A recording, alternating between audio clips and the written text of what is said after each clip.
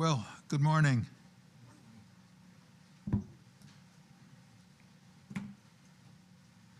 I've had a devil of a time writing out notes on a greetings, introduction to the conference. But I had to write something, and so I will share it with you. And if it's not too good, not very good, I hope you'll forgive me.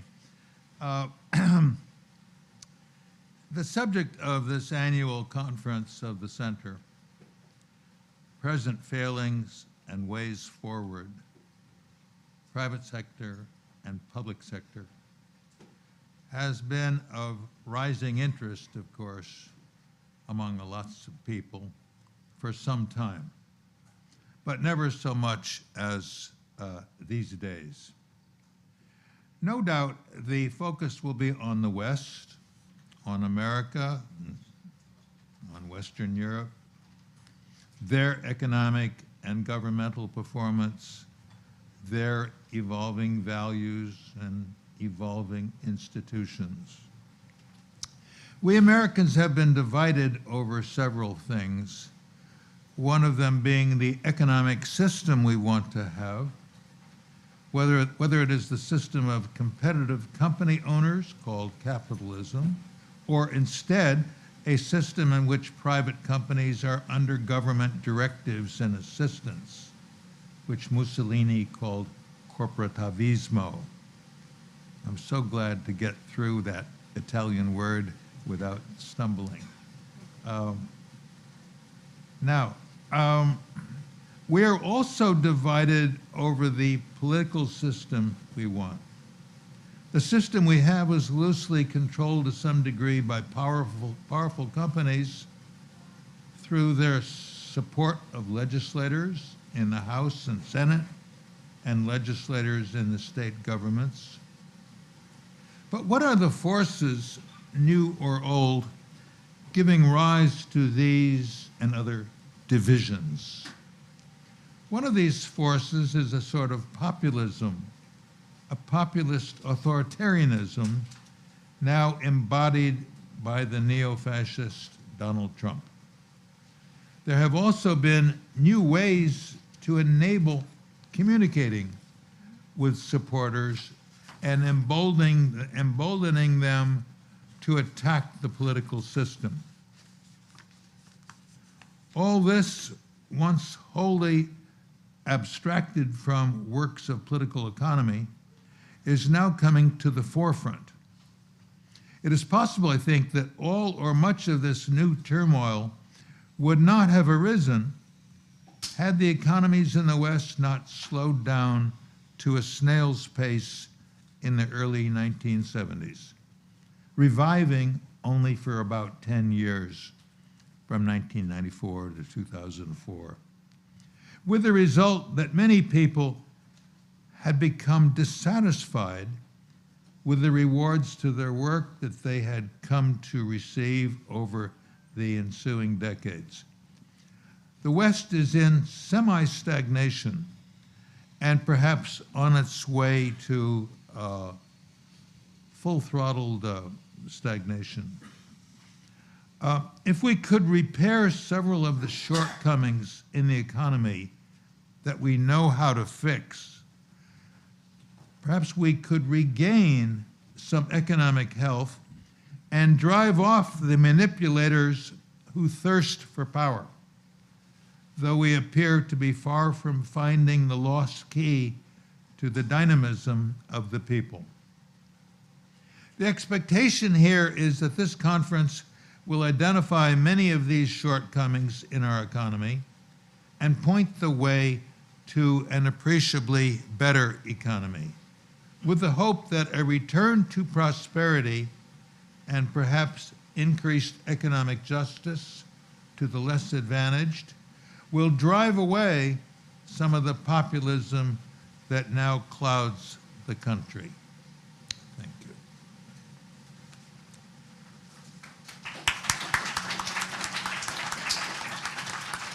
Thank you.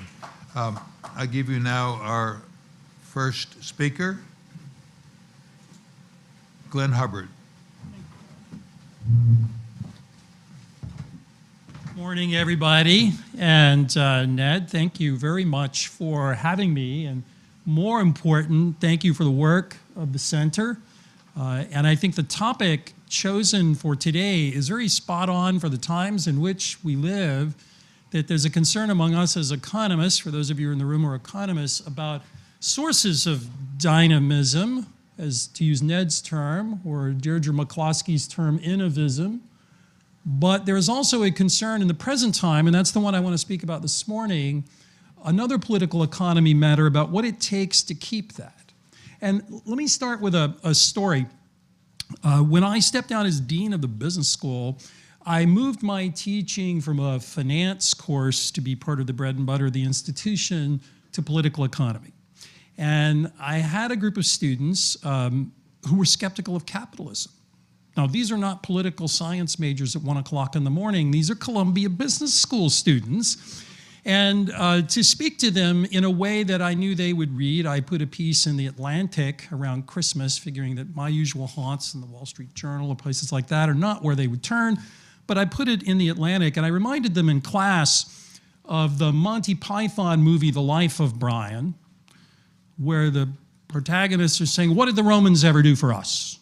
And then they list all the many things the Romans ever did for them, and said, hey, you know, maybe it's not so bad. And so I said, that's capitalism. Of course, the problem for me was only half of the students in the room had ever even heard of Monty Python. There was a generational moment at that time. But I raised this story with you because my student skepticism is not what the media thinks, nor is it what politicians think. This is not a serious debate about capitalism versus socialism, which is what you commonly hear about, but rather, to the point of Ned's conference today, things that capitalism isn't doing to bring everyone along for the ride. I was so taken by this conversation with the students, I wrote a book that came out earlier this year from Yale Press called The Wall and the Bridge. And for those of you who are looking for Christmas presents, I highly recommend it. Thousands of copies are available for you. The Wall and the Bridge is a love letter, a paean to Adam Smith, in a way I'll make clear the idea that economists really do know what to do here if we move beyond our neoliberal fashioning that we often take on with students. Now, to begin, here's the challenge. The whole dynamism agenda of Ned and this center, in fact, relates to growth, as Ned said in his opening remarks. And it's not a surprise that many economists, including me and some of my work, have focused a lot on growth. You know, Bob Lucas, like Ned, a Nobel Prize winner in economics, once famously said that, you know, even small changes in growth matter the world. It's why economists spend the time there. The stakes are even larger. One of my teachers, Ben Friedman, made the point in a book called The Moral Consequences of Economic Growth that growing societies aren't just more prosperous. They are more moral, they are more stable, they are less racist, they are less anti-Semitic. We all have a dog in this fight. Here's the problem. It's not just my students' skepticism for capitalism. Even on voices that would call themselves the contemporary right, I take, for example, recent work by Oren Cass, have said that the way to get back to economic normalcy is to repudiate Adam Smith and I guess every economist's sense with the idea toward taking consumption out of the center of the story and saying we should be protecting certain jobs and certain industries. Now, the way in which I think economists must re-enter this debate is to remind the general public what we know, which is think about a coin. Coins have two sides. And so when we talk about growth, that's a great thing. It's the heads of a coin. But no serious theory of economic growth is linear and incremental. It's very disruptive. The tails side of the coin is always disruption and change. And that's where the politics starts. For many Americans, for many people in industrial economies around the world, they have been experiencing the changes in recent decades from two tectonic shifts that we as economists celebrate. The most important, although not always the most covered in the media, is technological advance, and the second is globalization. The challenge for elites, I would put everyone in this room in that category, business people, politicians, is noticing. Remember the Queen of England, the late Queen of England, I should say, I asked the following question in the financial crisis of economists at the London School of Economics: why did nobody see it coming? And I think what the Queen meant was, how can there be very important low-frequency changes that you all who are experts simply miss? The current wave of populism is just that. My concern as an economist isn't over science or economics. You know, when economists talk about growth, in the contemporary world, we talk about what it takes to develop general purpose technologies. Think about, over time, things from the internal combustion engine to electrification, mainframe computing, internet today, robotics, artificial intelligence. Those are the kinds of industries that generate growth not only in and of themselves, but bring everything along with them. I'm not terribly worried, although some economists are, that we're going to see a lack of progress there. Nor am I terribly worried that we don't know what to do in terms of public policies to sustain growth. We talk about this in Q&A if you like, but John Taylor and I have had some work over time, another economist at Stanford, on policies for long-term growth. My concern is the political process. And here I'll tell the second of the two stories I wanted to tell you this morning. When I was George Bush's economic advisor in the White House, I was the only person in a room that lobbied against steel tariffs. And I did so because I look like an economist from central casting, and I am, and I was sure bad. In the morning of the meeting where I was granted one-on-one time with him before we had our general meeting, my wife reminded me that the world is divided in only two groups of people: economists and real people. And she said, "You are an economist. He is for sure a real person. Be careful." So I didn't go in with Econ 101. I can tell from all of you that Econ 101 was your favorite class. I didn't go in with the standard Econ 101 stuff. I went in with two charts. One chart was a declining share of labor over time. And he said, yes, I'm trying to stop the decline in manufacturing jobs. I said, I didn't label the axis, sir. That was actually agriculture, 1900 to 1940. Would it have been your aspiration to put them back on the farm? Now, I could see by the look on his face, score one for econ. Then I showed him a second chart. It was a national map at the county level of projected job losses. And he said, but I don't understand. I'm doing this to protect jobs.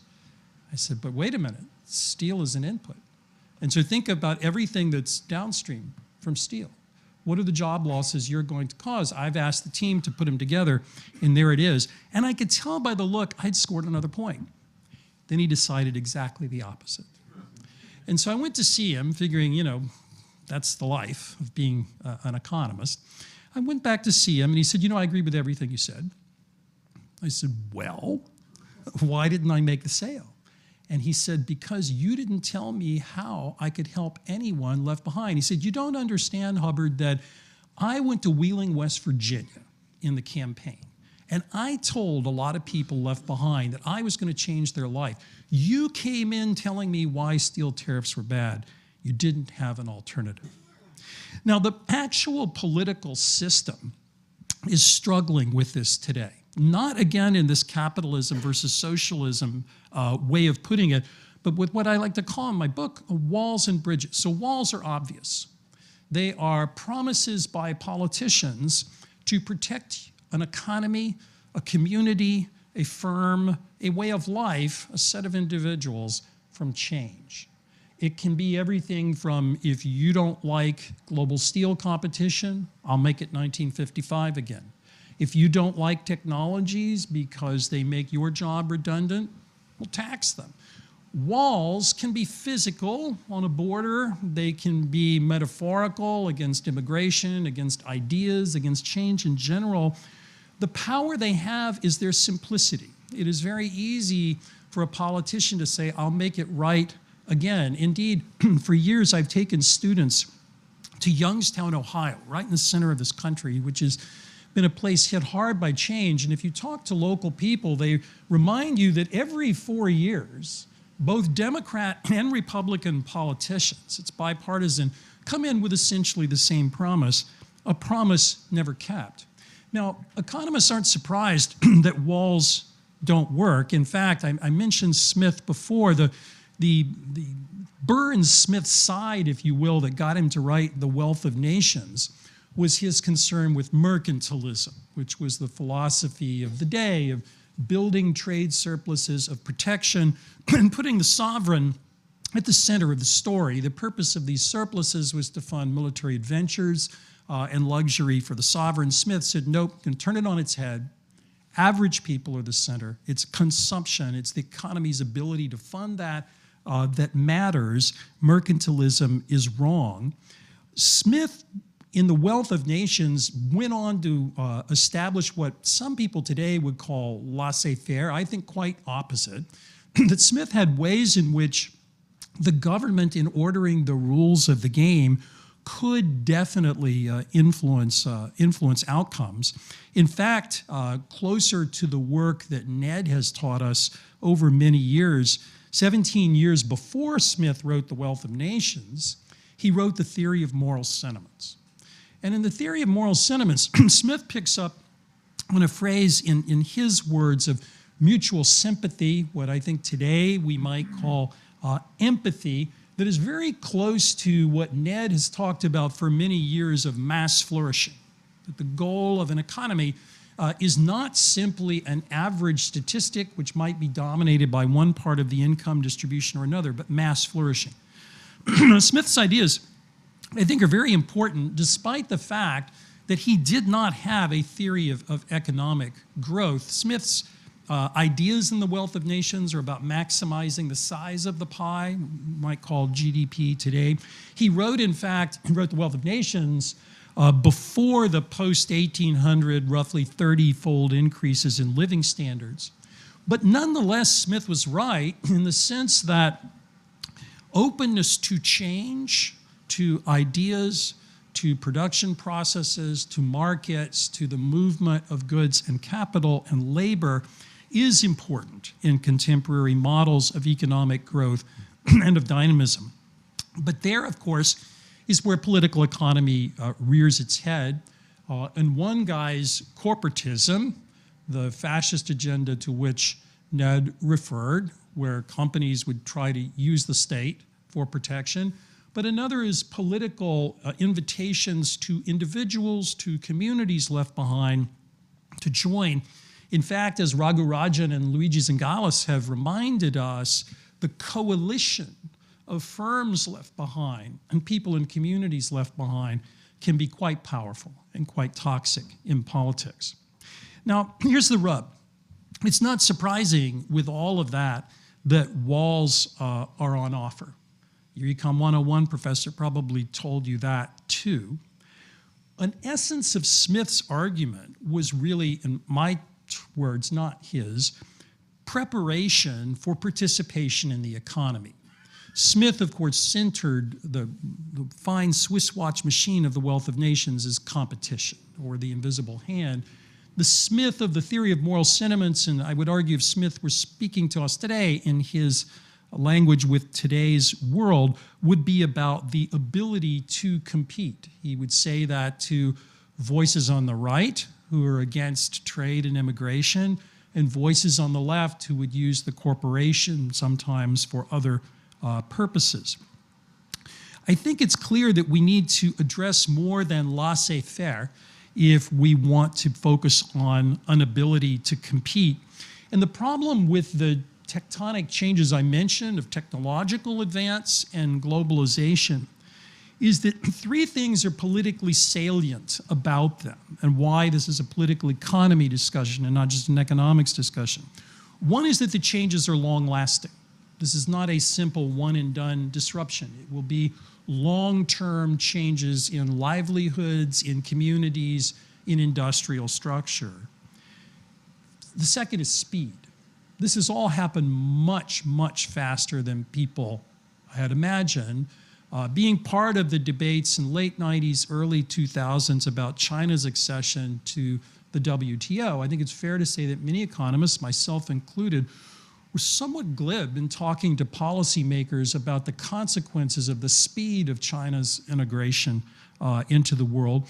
And the third is geographical concentration of effects. If you look at a map of the United States, just like I looked at job losses for Bush 20 years ago, if you looked at job losses from what we're going through now, they too are geographically concentrated. That matters especially in an economy like the United States, where our political system is very tied to geography. And so geographical concentration matters. The key here from an economic perspective is to change the channel from walls to something else. Now, the something else can't be what economists typically do, which is to revert to neoliberalism. How many times have we heard a center-right or center-left economist come up and say, well, the solution would be to reform the tax code, or to change regulation, or maybe change the way the federal budget works in a particular way. As wonderful as some of those ideas might be, they are not the answer to the problem. Rather, the answer to a wall must be a bridge. Now, a bridge is by definition something that takes you to something or takes you back. And it's a problem when they're not there. Look at the pictures this morning from Sanibel Island in Florida. It matters. A bridge that takes you to something in Smithian terms would be preparation, the ability to compete. A bridge that takes you back would be reconnection. In modern econ language, something like social insurance. Now, how not to do this and why we failed. There's a program little known beyond Washington called Trade Adjustment Assistance. Trade adjustment assistance was an idea President Kennedy had in opening up the economy, that we would help people left behind by trade. Now, quick sidebar, it shouldn't matter to you whether your job loss is caused by a domestic competitor, a foreign competitor, from technology, which was the far bigger factor. But be that as it may, the real issue was that trade adjustment assistance was only brought up by politicians when they wanted to get more trade agreements, and maybe 4 people and a chicken over time were helped by it. It's simply not very useful. But we did once know how to do this. I'll give you 2 examples. One is an old one. In the middle of the Civil War, Abraham Lincoln, in addition to prosecuting an existential campaign for the nation, introduced a series of radical bridge policies. Emancipation is probably the most familiar, but for what I wanted to speak about this morning, I think of others. I think of land-grant colleges. I think of the Homestead Act. I think of the Transcontinental Railroad. Go back and read the recent book called Ways and Means about Lincoln's finance ideas in his cabinet, and it's quite clear that Lincoln believed the purpose of the state was really, in addition to defense and pure public goods, to generate opportunity. So we do know how to do this. The land-grant colleges, which are a metaphor in my book, are truly a lasting innovation. A second example I would just mention is Franklin Roosevelt's GI Bill, which took as a goal reconnection. Millions of service people were returning to an economy that had changed a lot. And since they left, how do you cope with change?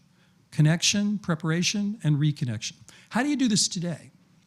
In today's world, the foot soldiers to protect capitalism as a bridge are less the land-grant colleges, although they remain important, but today's community colleges. The 2-year institutions all over the country that both prepare many men and women for entry into work and are the places where skills can be retaught for people left behind. A problem is how woefully underfunded community colleges are, not only absolutely, but relative to their 4-year peers in states. Austin Goolsbee, a fellow economist, and I put out a proposal some years ago for a federal block grant for community colleges built on the Morrill Act, the land-grant college movement. We were told at the time that its 10-year budget cost of $300 billion was too much money for the nation. Of course, President Biden just spent $400 billion at a stroke of a pen for giving some student loans. So maybe we should come back to that conversation. But community colleges are important. The second is to reform what's in this country is a subsidy for labor called the Earned Income Tax Credit that started life as a work support program, but to be brief, is principally a family support program at the moment. We need much larger supports for work. Much of skill acquisition over one's lifetime is on the job, not from a book. For reconnection, I think two things that we could do in the modern world. One would be to reconnect long-term unemployed people with the job market. The book I talk about a proposal for so-called personal reemployment accounts, devolving the money we spend on training and reskilling more to an individual level. The second is more controversial among economists at least, which is place-based aid. Like many economists, I used to be very skeptical of place-based aid. Why not move people to opportunities? Isn't that the right answer? In fact, mobility, geographical mobility, has declined a lot in the country. It has always been less of an issue in Europe as well than it is in the United States. We need to think about smart place-based aid, and there are a number of economists who have ideas there. I would also mention that business has a role to play here. When I speak to business people, business leaders about problems like this, their idea is if government is dysfunctional, why are you talking to me? I can only get in trouble by weighing in this debate. I disagree. The reason I disagree is I think many business people take support for the system as given. Go back to where I started with my MBA students. They take it as a bedrock that people support the market capitalist system. We're just disagreeing around the edges about the marginal tax rate. I think we're in a debate much more fundamental, and business people have a dog in this fight. And the second is the government itself has to get serious about this. While we do have agencies in the government that coordinate on national security and on defense, we don't have that coordination really for problems like this in the domestic economy, and I think it is important to do so. To go back to where I began, I think that the people like my MBA students who doubt the benefits of capitalism actually do in many ways see that government policy has helped the system's survival. Limits on monopoly power have preserved competition. Government spending during crisis has forestalled greater catastrophe. We've seen that in recent years. But what they see missing, because likely it is missing, is evidence that the system can generate Ned's mass flourishing. I think they're looking for, and we should be looking for, proof that it can work without leaving people and communities to their neoliberal fate. Businesses, I hope, keep pushing for the positive forces for change. Without that, go back to my coin, without that growth won't happen. Business definitely has to support technological advance and globalization. But if business people, and even center-right politicians who may go along with them, want even my MBA students to go along with them, they'll need to embrace a much bolder agenda. So political implications, I think what's facing us isn't a science or an economics problem. On the one hand, that makes it sound easy. We don't have to invent a new general purpose technology. We'll wait for one. But on the other hand, it's hard. Political economy problems, culture problems, are hard at their core relative to science and relative to economics. What we mustn't do is abandon pro-growth policy, because if we throw away the disruption, we'll throw away growth, nor should we focus only on limited government neoliberal answers. What we should do is think hard about preparation for and reconnection to work, a theme that the center, and Ned in particular, has stressed for many years. We need to think hard about places that are left behind by disruption, returning to my point about geographic concentration, and we need to think hard about mass flourishing. If we don't do this, what follows is either an agenda from the left we may not like, or a corporatist agenda from the right we may not like. So I would leave you with this: MAGA with an asterisk, A asterisk, G-A, and the asterisk is Adam Smith. Make Adam Smith great again. So thank you.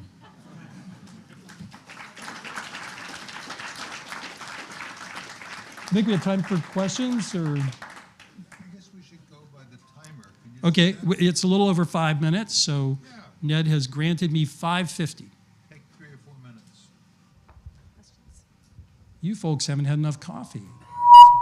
Yes, sir. Over there.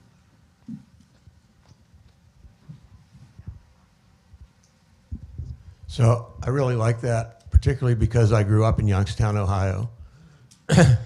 And you endorsed a number of things of Ned's that I also endorse, and his good friend who brought me to Ned, John Rawls, the philosopher, endorsed. And one thing that Rawls particularly endorsed only at the end of his life was the idea of government being the employer of last resort.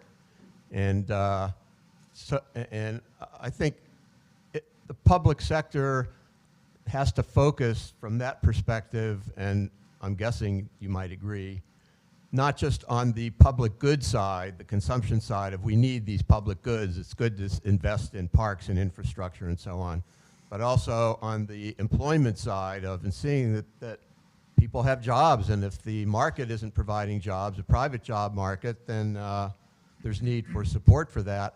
And so to take it back to that, I'm sorry I'm taking so long to ask this, but you didn't say specifically Ned's proposal of wage subsidies as a solution to this, and I wonder what you think about that idea. To the great set of questions. So the first part, I may disappoint, but I don't think the government should be the employer of last resort. Going back to the Lincoln example, the role of government is to both prepare people and reconnect people to the economy that is.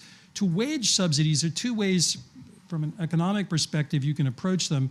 You could subsidize labor demand, which Ned has talked about mainly in the European context. In the US, we have a support where we're topping off incomes of individuals. I think we need to work harder at both of those and think about what makes sense, but we should be willing to spend what it takes as a society to keep people attached to meaningful work.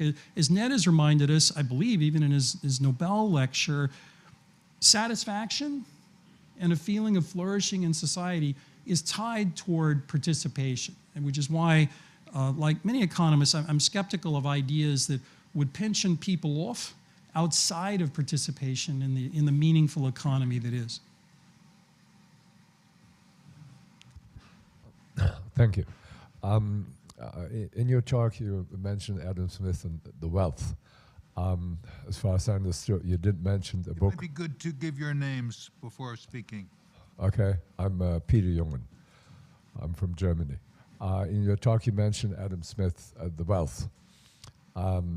As far as I understood, you didn't mention a book which Adam Smith thought is his most important book on sentiment, on moral sentiment. Oh, I not only mentioned it, I highlighted it. I do think it's the more important book. It's the theme of my book. Yeah, exactly.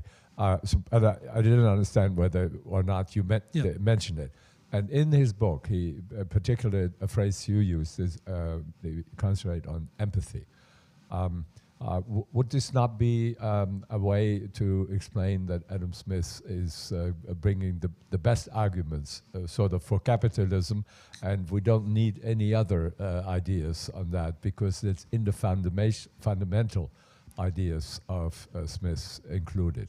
Well, you had me up to the very last part. I don't think of Smith's two books as the Bible or the Ten Commandments or something like that, but I do think that the theory of moral sentiments, with its emphasis on what we today would call empathy, what Smith called mutual sympathy, is incredibly important and is the true Smith. And that's why I say if he were here, I don't think he would just use the word competition. He would think it hollow to say competition if not everybody was able to compete. In some sense, the self-taught Lincoln, who I don't know if he'd ever read the theory of moral sentiments or not, got that idea about opportunity. And that's what's missing in a lot of our political debate today, and why I worry if we, as economists, default into talking about capitalism versus socialism, we're missing the real debate, which is about bridges. Yeah. Christine Helmer, Humanities Professor at Northwestern University. I'd love to hear your thoughts on the role of social media and the news in shaping bridges and walls, because I think your model is going to be complicated by the sort of algorithms that are being produced in order to divide the country. It's an incredibly good question. Every politician that I talk to about these ideas starts there and says, I really like it, but you don't have a bumper sticker. You don't have a soundbite. When Donald Trump, who I guess isn't a friend of Ned's, I gather from the opening remarks, when Donald Trump says build the wall, we kind of know what that means, right? It's not just an expression of 3 words. It is a view, a way of thinking. Bridges have to be explained. So I think that's where the rubber will meet the road. Now, the good news is there are places in the country that have gotten this right. So in the book, I talk about a series of case studies. Youngstown, sadly, isn't one of the places that's gotten it right, but Pittsburgh has. Much of the state of Massachusetts has. And we can learn from how those leaders and business people are communicating, what channels they're using to get at this. So I agree, it's a huge question. Part of what has whipped up our current frenzy in politics is the ability of social media to allow people to exist in very small groups, unlike the world in which I grew up, where there were a handful of television stations, handful of major newspapers, and people were closer together. Thank you very much. Okay, looks like I'm being given, at least numerically, the boot, so I'll take that from Ned. Thank you for having me.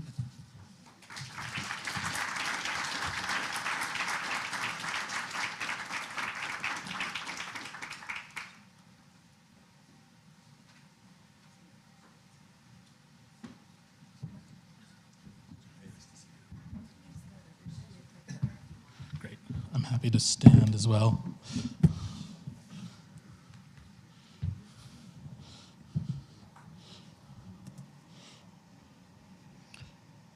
Can someone help me? Oh, well, maybe I don't need to sign in.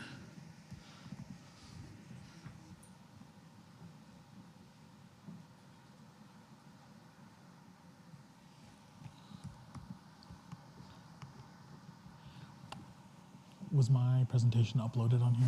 Yeah. Oh, I see. I don't need this. Oh, yeah. My apologies. There's Oh, a wonderful. monitor right there. Okay.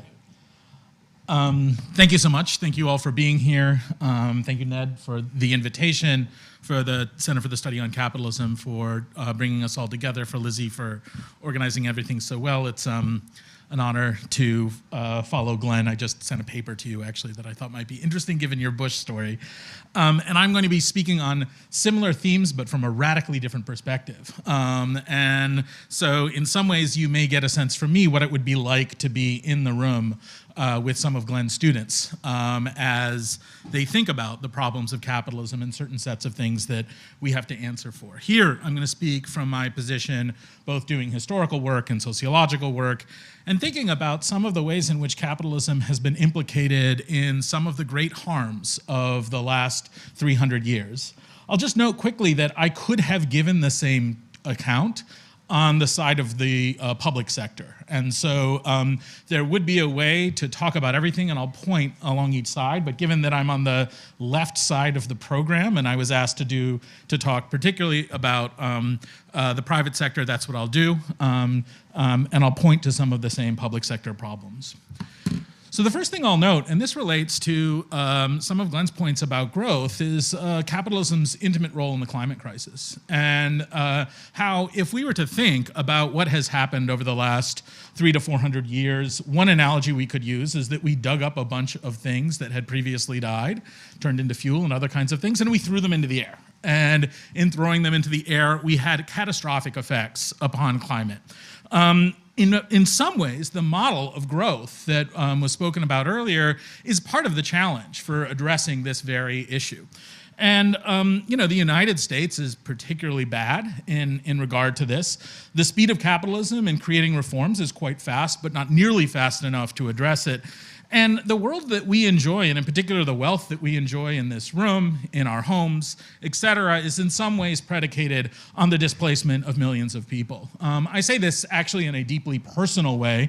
My father is from Pakistan. He's from a village in Pakistan. 30 million people lost their homes recently. They lost them in part because of a failure of government infrastructure in Pakistan, but they primarily lost them because in our constant search for growth, what we effectively did was massively destabilize the environment, create conditions that were likely to lead to considerable flooding.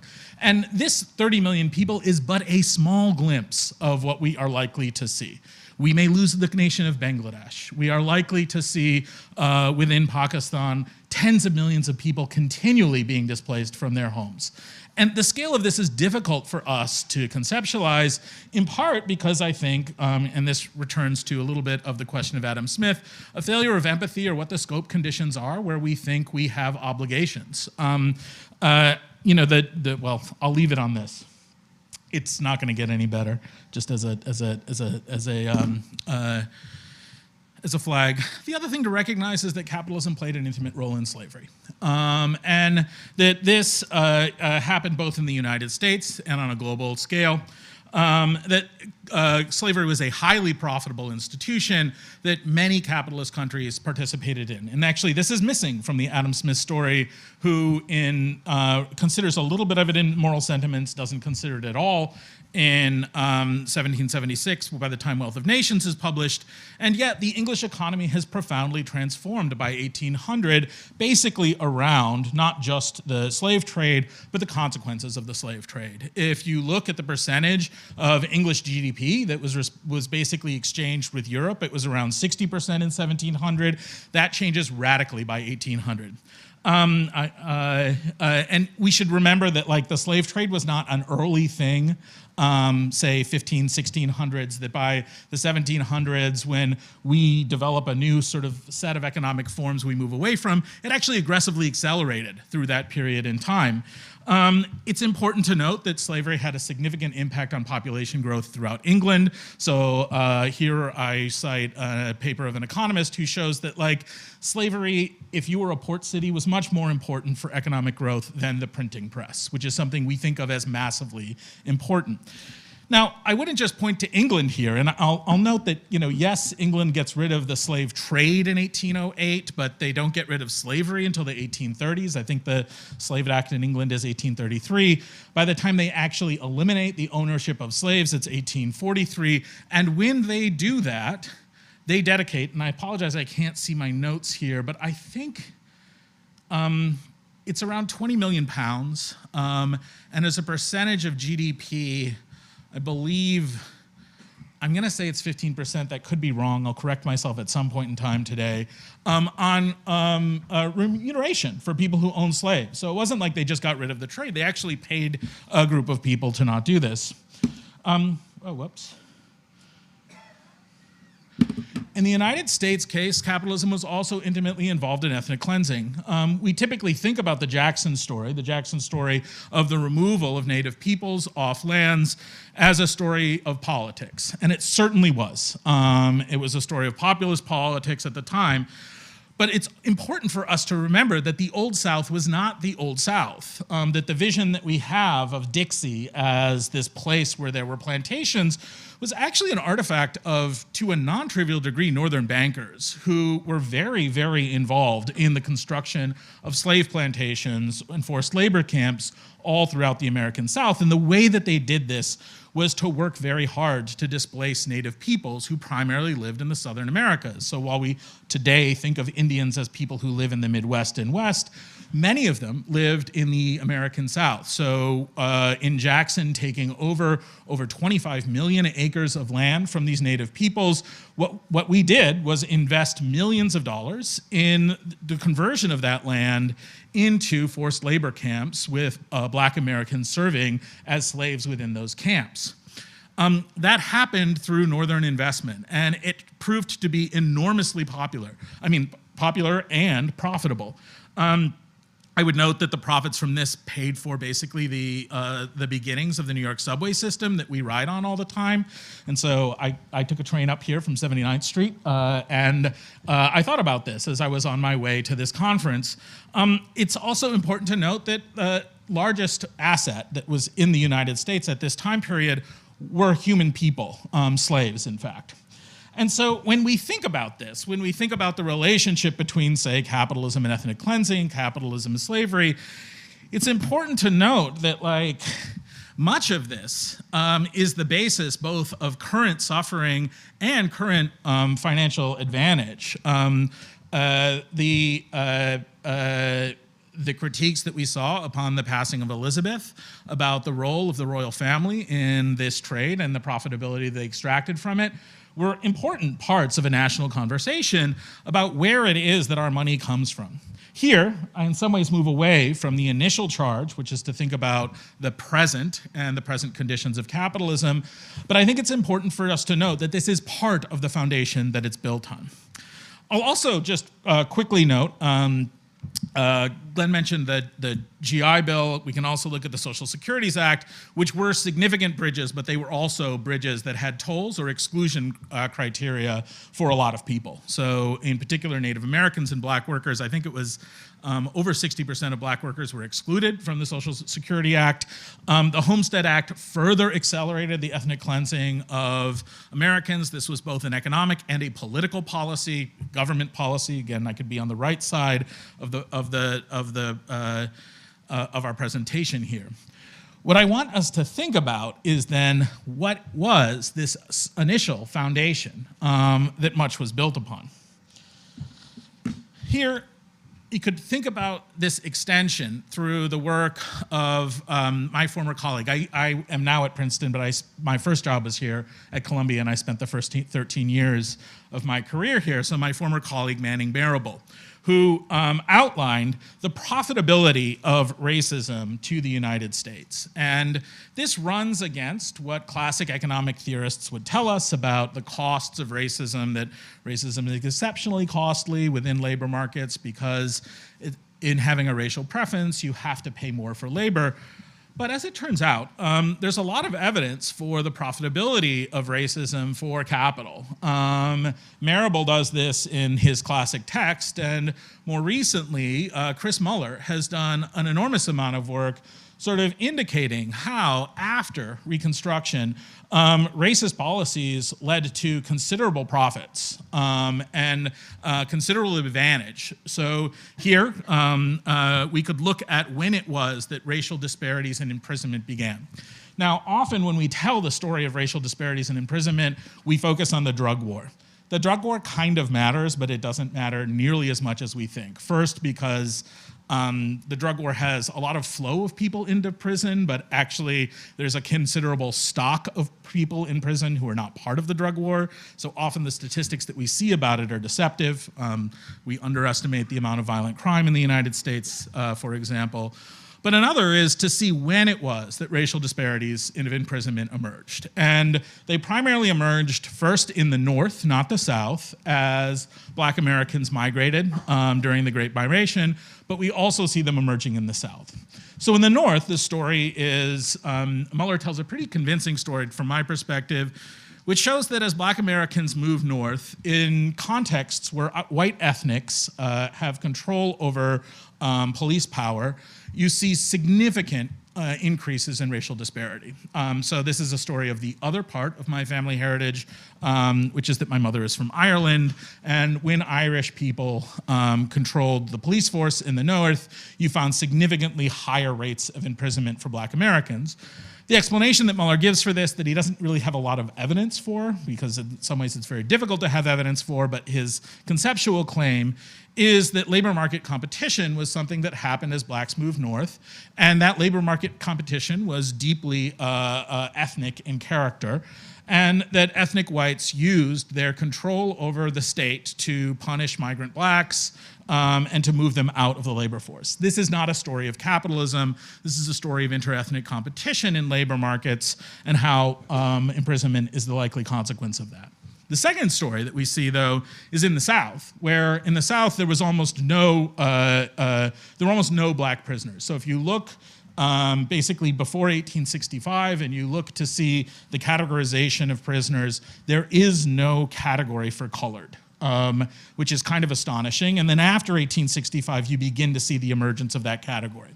Now, this shouldn't be too surprising to us because of the other forms of state violence and corporate violence against people if they caused harm, that it may not have actually been mediated through the state. But one of the things that we see is that after the war, you get an increase of imprisonment rate of 12-fold for Black Americans throughout the South, and that in the areas where that happens are in areas where Black Americans begin to have greater labor market power and greater economic power. And a coalition between actors begins to mobilize against Black Americans, in effect, to imprison them. Now, this is a labor market story that involves working class ethnic whites, elite Northerners, elite Southerners, the role of the state, but also an interest in cheap labor, which these racial stories are an important part of. I'll note that capitalism is still predatory, and that when we think about this account that I've just given you, you could be like, it's very easy for us to be like, yes, we engage in ethnic cleansing. Like there used to be 5 million Native Americans. We got that number down to 250,000. We killed a lot of them. We moved them mostly off their lands, but like, that's not the case anymore. Or yes, there were all of these racial disparities, but like, that is not what capitalists do today. And I would suggest that that's not true.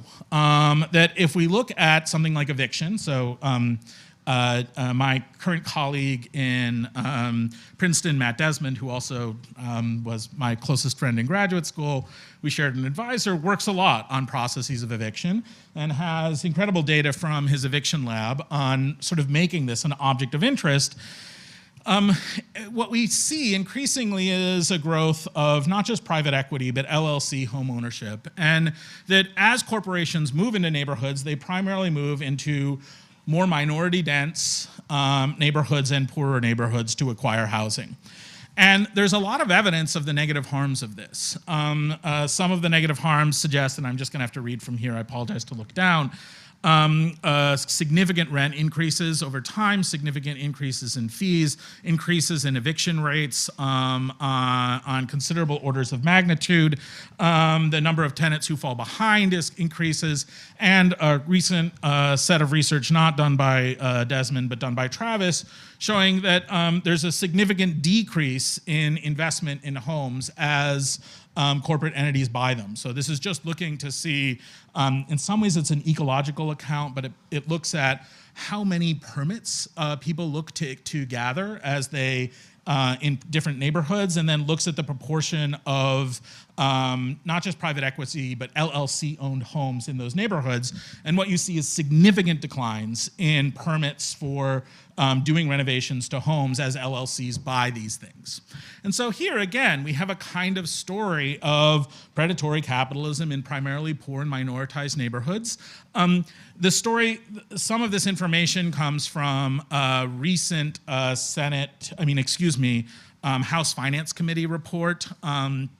That report focuses primarily on illegal evictions during the eviction moratorium during COVID.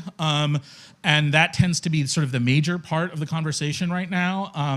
And, yes, it's terrible, 77,000 to 125,000 people who were evicted in this time period when they shouldn't have been. That's obviously a problem. But actually there are some larger problems with the way in which this institution tends to be considerably predatory.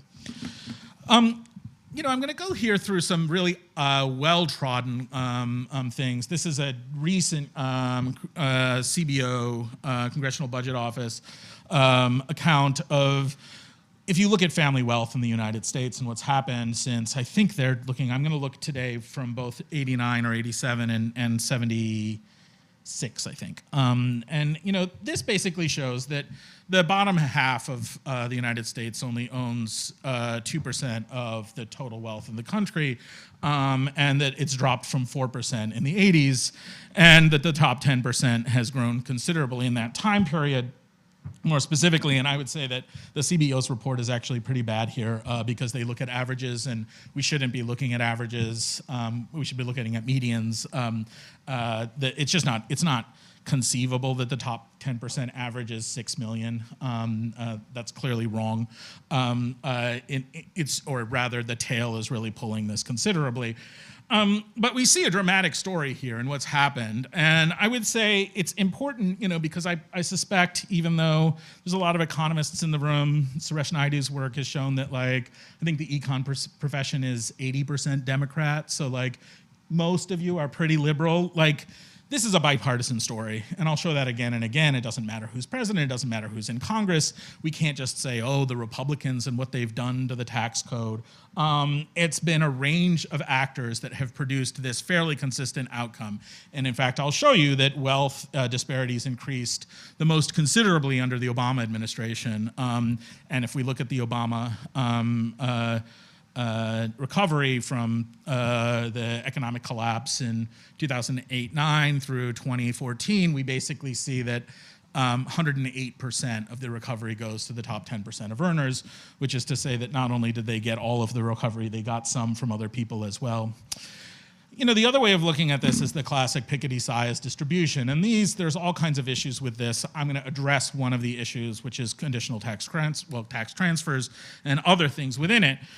But if we just look at the top, you know, the median, the middle 40%, the average person, the bottom 50, the top 1, the top 0.1, the story is really dramatic. I'd note here that recessions tend to be equality-building events, and if we think of recessions as equality-building events, we might then wonder a little bit about like equality as a measure all the time. But nonetheless, it's important to recognize that that economic growth since the 70s, really since 1974, has been disproportionate in income growth.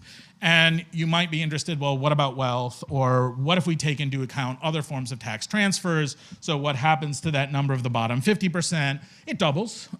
So you can look to see a different kind of thing for income growth, taking into account taxes. I'll just note that, like, actually the income of the top 0.01% increases from 528% to 533%. That's because if anybody here owns your own home, and you have a mortgage, in all likelihood, you get more housing support from the government than anybody who's poor.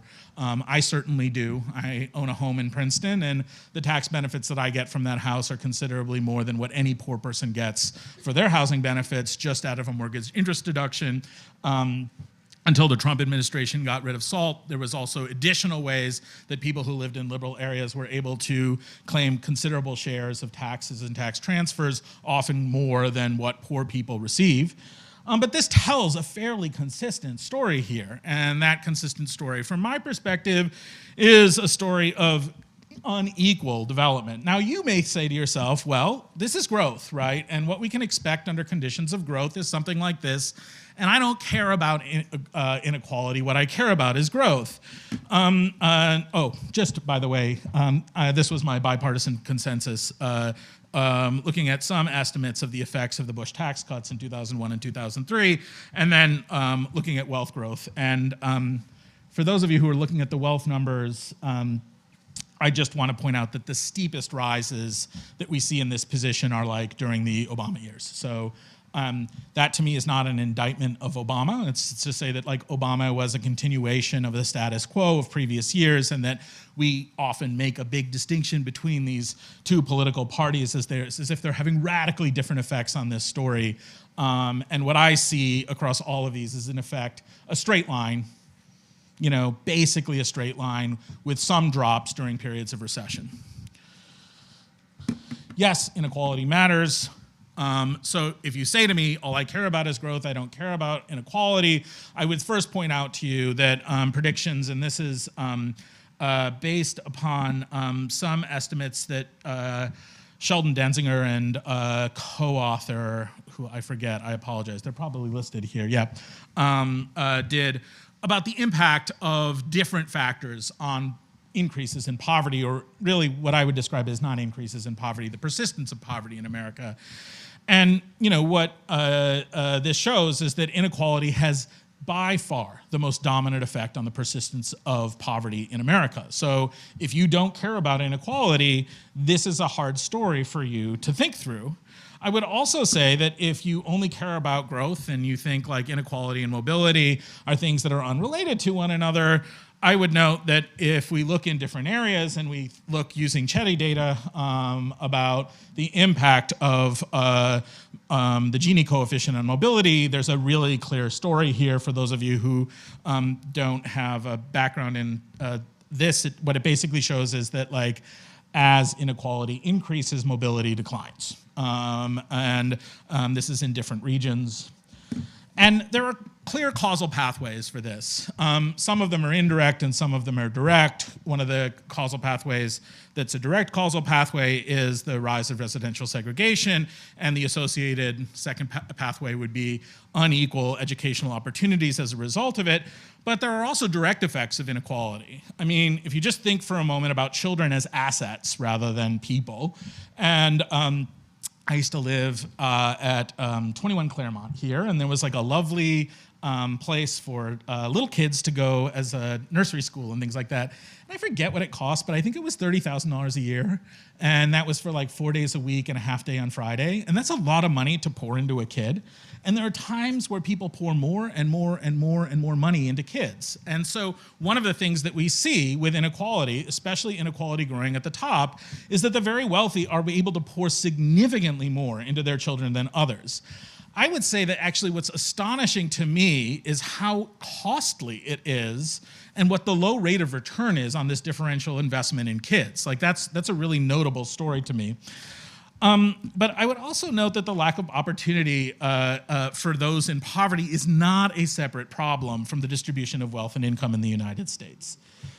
So in this case, what I've said is, what do we have to answer for? And I actually put myself in this story, is what we have to answer for is the ethnic cleansing and slavery that capital was a part of, and its continued legacy today, the legacy of climate change and a question of who we owe and what we owe to them, increasing economic disparities and limited mobility, and continued financial predation on poor and minoritized communities. I am not a policy person, so you're going to be very disappointed with me about like what should we do about it. My answer would not be, oh, well, what we need is socialism, because I suspect some people will say to me, but this isn't really capitalism, right? Real capitalism is something different. And I would say to you, like, I respect that claim about as much as I respect the claims where people say to me, you know, Stalin and Pol Pot, they weren't really communism. You can't indict communism because of how it's actually been lived in a place. Ideally, it's much better. And I would say I'm not really super respectful of either of those positions. We have to think about our economic system, not as we want it to be, but as it's lived. Thank you very much.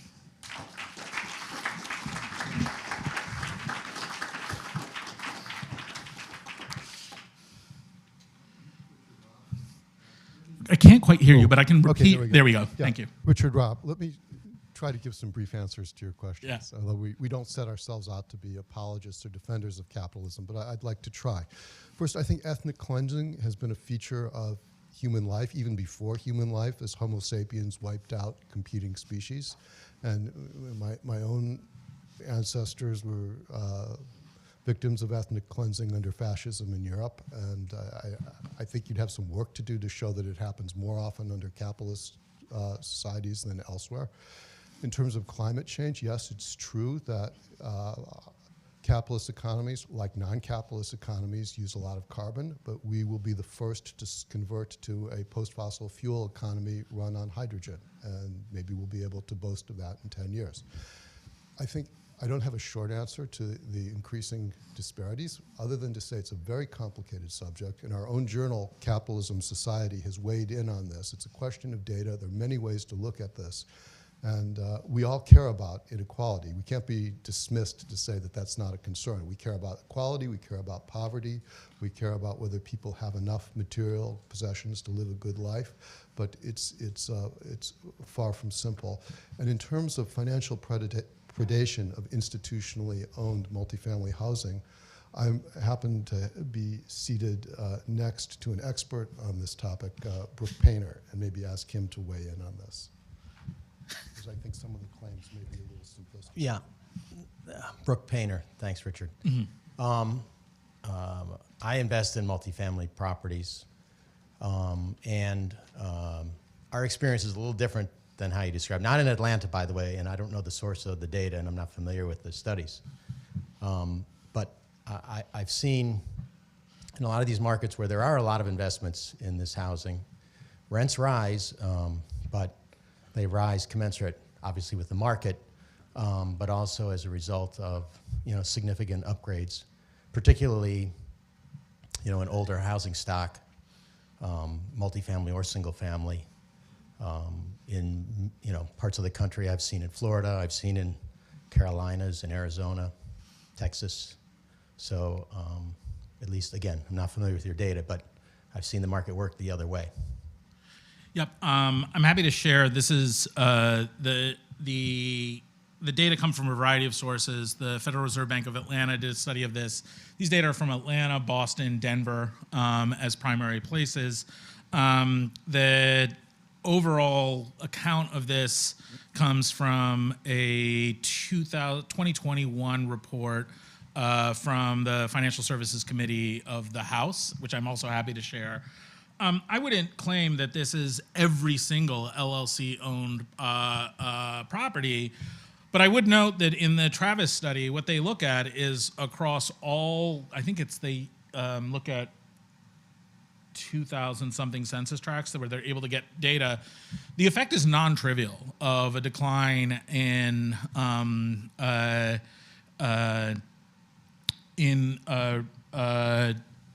applications for permits to do changes. I would also say that not all LLC ownership is the same, that much of this story has been focused on, in particular, private equity acquisitions and 5 large firms that are doing it. I don't know that I want to reply to the sort of, because I think it's just a difference of opinion, right? Or a different of perspective. I would just say, none of my arguments would be that there's something unique under capitalism about slavery or ethnic cleansing. It's just that they've actively participated in the processes. They may have even done so at a lower rate than other communities. That to me is sort of beside the point, in part because I think we still deal with the long-term impacts of this, and that our 2 poorest groups in the United States have been deeply impacted by this. And it was both a state-level policy and not a Southern story, but actually deeply a Northern story as well, with banks and capitalists funding this thing. And so, yeah, sure, we could talk about different rates, but I would say this is the reality of what happened in the United States. Thank you.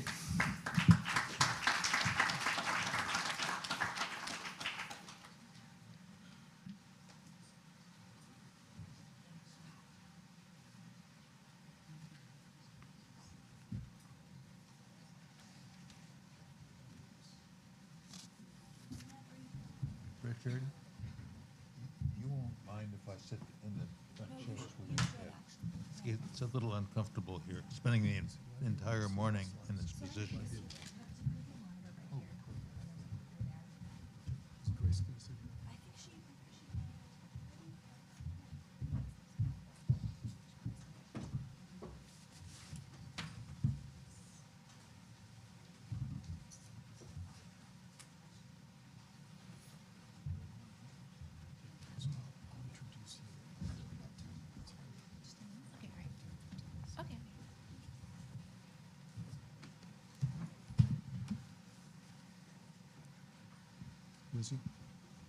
Lizzie, how do I get my slides on? Oh, okay.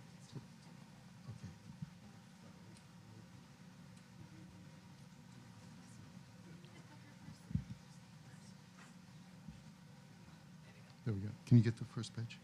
Oh, there we go. And I click. Okay. Shall I start?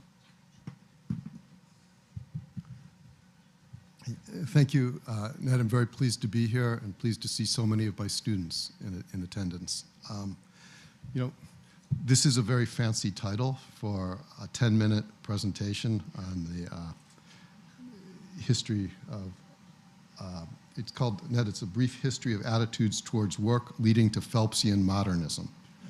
So I should be careful to talk about ideas of this scope in such a learned audience. However, it's a subject I've wanted to explore and present to this group for a very long time, and there's no time like the present. So let's begin at the beginning with Aristotle, who, as we know, observed that humans are unique and engaged in rational thought. That was our specific purpose. It distinguishes us from the animals. And he said citizens must not lead the life of mechanics and tradesmen, because such a life is ignoble and inimical to virtue. It was the life of the animal, dealing with base needs. The second stream in the ancient anti-work movement was from Christianity. In paradise, you didn't work. As punishment for original sin, you had to work. And I believe that that is not a feature of the Judaism or Jewish theology, which would see work as an opportunity to fulfill God's purpose in the world. It's unique to the Christian tradition. Now, that was carried forward into Western civilization, not because people read Aristotle's Politics or studied the book of Genesis, but through the vehicles of the church and of the aristocracy that looked down on work. And then fast forward to the influence of Kantian freedom. Anything that you do because you're responding to an outside force, it means that you're, to that extent, not free. And maybe that anti-work hit rock bottom with Rousseau in arguing that any engagement in commerce was a corruption of our natural innocence. Okay, now it's time to turn to Adam Smith. I think it was a partial turning point when Smith observed that, no, it's not, work is not something we do that we have in common with the animals, but in fact, we differ from the animals. He famously said the propensity to truck, barter, and exchange one thing for another is common to men, and not to be found in any other race of animals. Nobody ever saw a dog make a fair and deliberate exchange of one bone for another with another dog. So it's part of our nature, but it was non-judgmental. It was just something that we did. And, you know, as economists, we carry forward the neoclassical view, many of us do, who are not under the influence of Ned and his ideas, that consumers maximize household production. They work in order to gain resources that they combine with leisure and consumption, and therefore increase their welfare. Now, the turning point was the early Marx.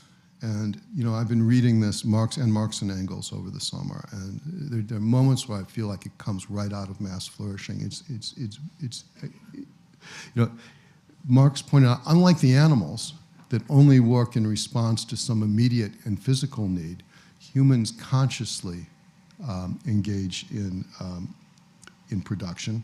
And and he said, Smith had no inkling, and this is in the Grundrisse, whatever, that overcoming of obstacles is itself a liberating activity, and hence is self-realization, hence real freedom, whose action precisely is labor, freely chosen.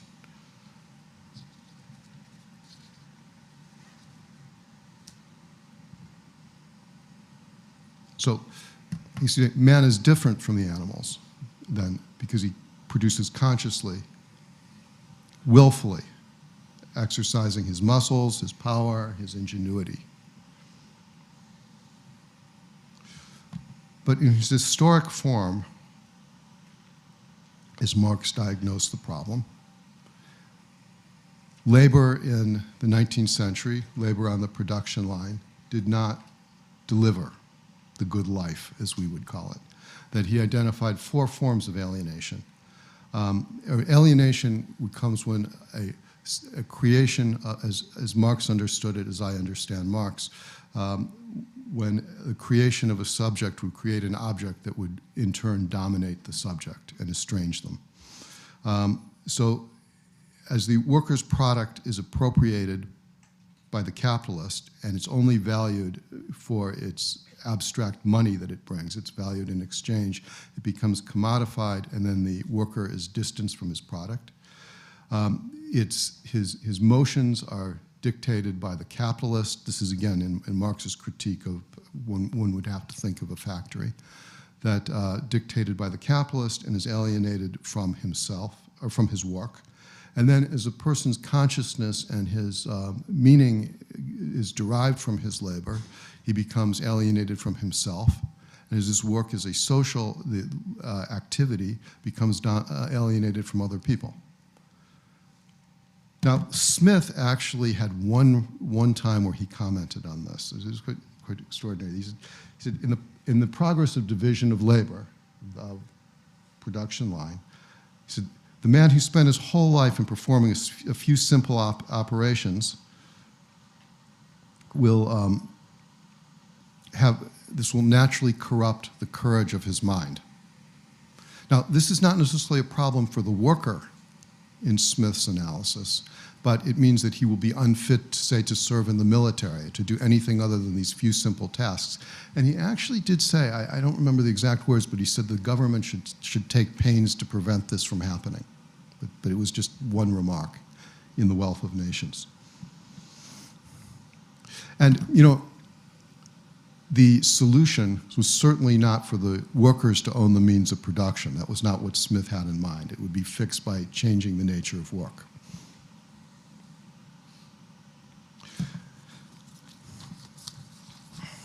Now, in the Philipsian Critique, the role of an economy is more than delivering goods and services in abundance. It offers a playing field for workers and entrepreneurs for all ability and levels to flourish and realize in a social context. Now, no economy has delivered these satisfactions for everyone. You know, I happen to know what Ned's going to say in his talk, and I just think there's one really remarkable idea that I'd never heard before, and I've never heard it before from Ned. Even if we were able to create an economy where we ended discrimination and all different types of groups had relatively equal outcomes, there was equality broadly speaking in the economy, and there was abundance. We still, and rewarding work broadly for workers where they could derive meaning in the workplace. It still wouldn't be, there's still one group that would be left out, those who are less able. And whatever their demographic situation might be. And the less able have an equal claim on a right to a job where they can flourish. Sorry, Ned, that was just too good to keep it in. You know, part of Ned's contribution is to analyze what are the conditions that lead to a dynamic economy that creates these opportunities for meaningful and rewarding work. And there's also plenty of evidence that this also leads to innovation and greater abundance, but that's really besides the point. Even if it didn't, it would still be desirable for its own sake. So I would to make the point that I want to make is the Philipsian Critique ought to occupy its place if we get right to the early Marx and then recognize that we can that we can provide work that will be valued in and of itself, but it doesn't require the Marxian solution of workers overthrowing the capitalists, that there's another way to do it, and that it can be done through the propagation of modern values and all of the other policy recommendations that we discuss here. You know, I think some of the evidence is not bad. Right now, here's the use of the term inclusive work environment. So some of this is catching on. I think people understand now that work ought to be more than just sacrifice of leisure in exchange for wages. But neither is the evidence all good. There's a modern anti-work movement which is blossoming. And, you know, I think it's a dead end. In contrast to the hopeful vision of Phelpsian dynamism, It instills values that will serve its adherents poorly. And it doesn't even hold out the promise of a communist revolution but everyone knows by now is not going to work. So instead, it just degenerates into kind of nihilism. So, returning to a hopeful stance, I'd like to introduce Grace Nguyen. Grace is completing her PhD in sociology at University of Wisconsin. Her fascinating dissertation covers a lot of ground, but one aspect that's relevant to us is an up-to-date, on-the-spot characterization of how service businesses today can provide a rewarding work in which workers can flourish and find meaning on the job.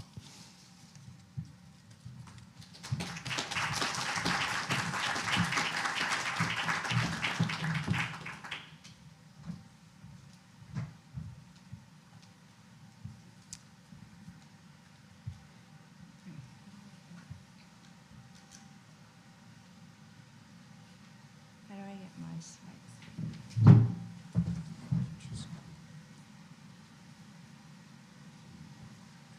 Now what we do is call Lizzie. Oh, Oh, there we go. oh, here we go. I'll go back. Is that your first slide? No, well, this one. Okay. All right. Hi, everybody.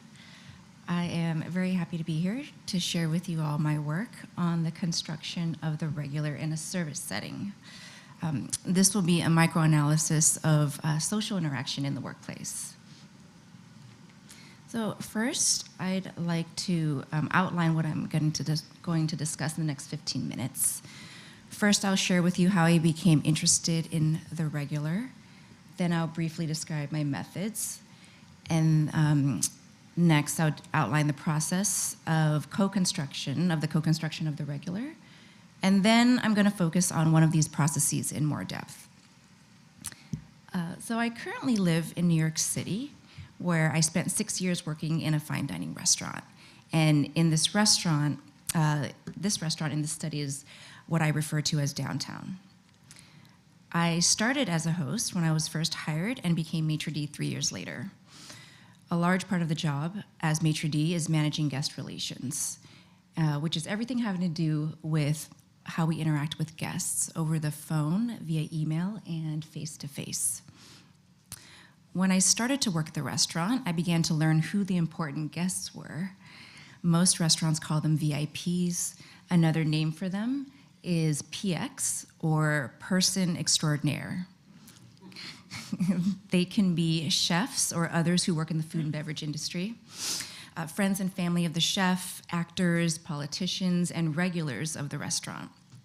And every restaurant has their VIPs. So I became interested in one particular group of VIPs, the regulars, because I noticed how much energy the staff devoted to them every time they returned to the restaurant. They're economically important because they're a consistent revenue for the restaurant.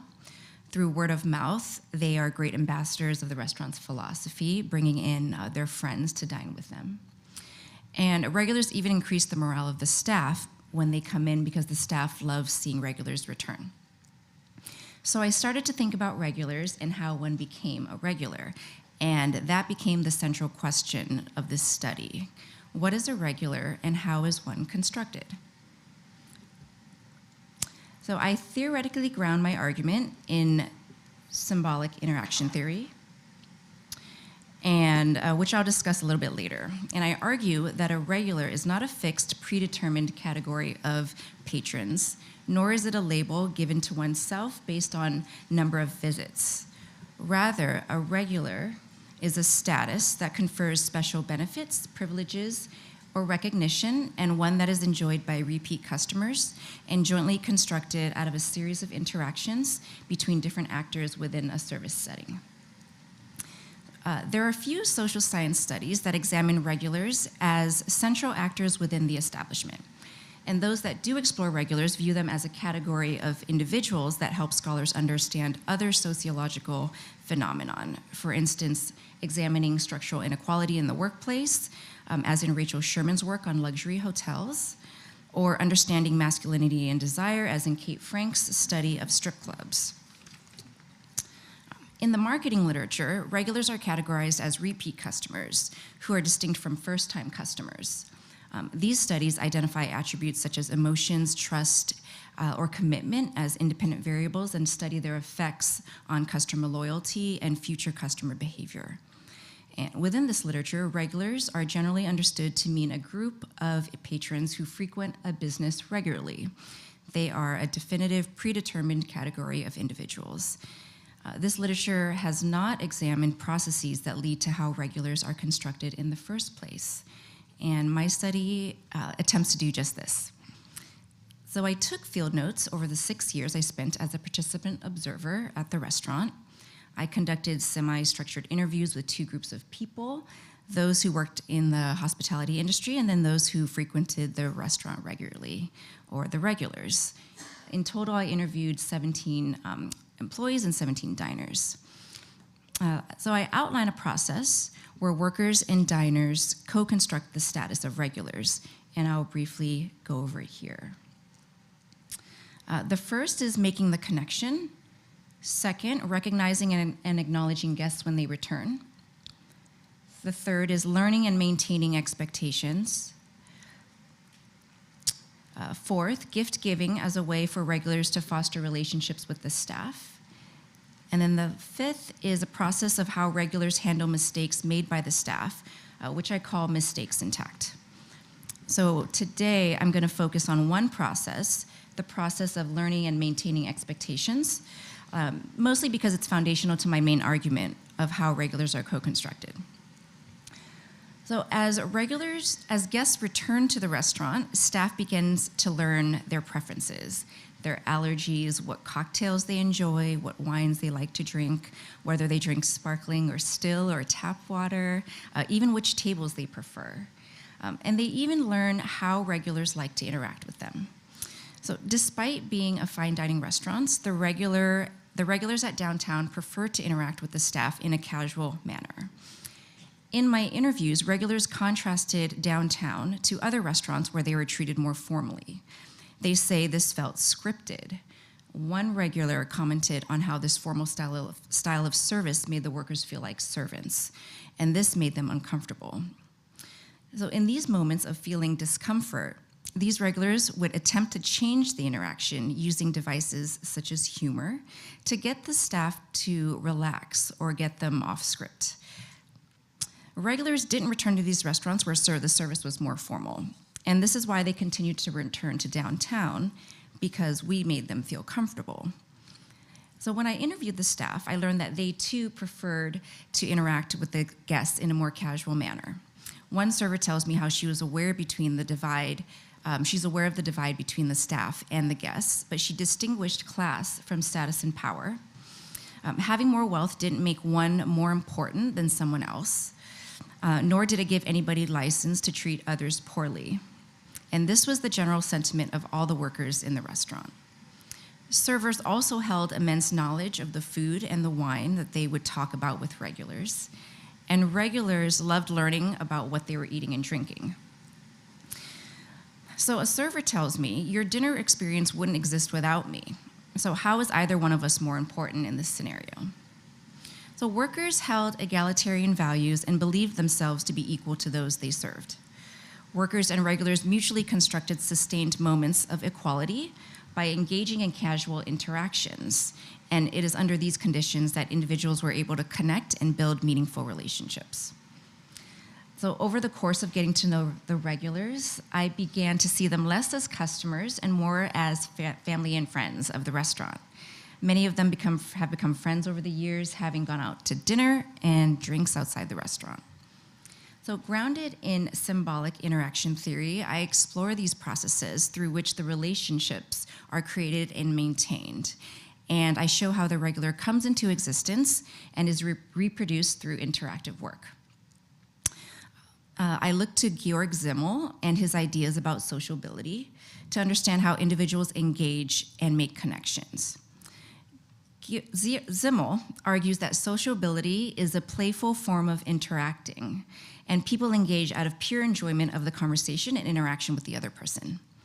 Without knowing anything of the other, servers and guests interact in a routinized manner in the context of their roles. Discussions are usually about the food, its ingredients and preparation, or the wine, the grapes, producers, and taste. And this sociability can only be maintained when individuals see each other as equals, a bubble of equality in which participants leave social status, education, and background aside. So as regulars and servers, as much as regulars and servers interact in ways that make everyone feel equal, it is workers who understand that things are far from equal. And I'll give you an example from my own data. There have been times when I approach a regular at their table to say hello, and they may offer me a glass of wine and ask me to have a drink with them. They'll even ask me to sit down. And in these moments, the staff knows that we cannot accept these offers because we are working and we are there to make them as guests feel comfortable. So there's a hierarchy embedded within these relationships that workers have with regulars. And it is through these egalitarian interactions, like acting casually with one another, that gives the appearance of bridging the social distance between workers and diners. And it is under these conditions that this bubble of equality, that workers and diners are able to build meaningful relationships. So the important part of the study is that making connections are more likely under conditions in which those involved in the interaction feel equal. Regulars and workers jointly construct these conditions through interactions, creating an environment that obscures class boundaries and allowing workers and guests to pretend that hierarchies don't exist when in fact they do. So this is only one of the processes by which workers and diners co-construct the status of a regular. I also want to add that these interactions are embedded in and driven by feelings of comfort and joy, enthusiasm, and a sense of belonging. Interacting in this way makes everyone feel good. Guests, particularly regulars, feel like they're a part of a community. And for workers, casual and friendly interactions make workers feel good about service work. Mostly, because at the end of the day, this is all work. I also draw on other interaction theorists to offer insights into the process of how regulars are co-constructed. So I mentioned Zimmel and sociability. I looked to Randall Collins and his concept of emotional energy to understand how emotions help create feelings of solidarity among workers and diners. From Marcel Mauss, I incorporate his ideas about gift giving and how the act of offering a gift signifies a relationship between individuals. Then I draw on Irving Goffman and his work on interaction rituals to understand how participants use face-saving strategies, such as showing tact, to help sustain the interaction and thereby maintain the relationship. Lastly, I'd like to point out that co-constructing regulars isn't just a transactional relationship in a service setting. It is a process through which individuals from different social standings and class standings come together and create a new set of relationships that transcends individual differences. Thank you. That's it.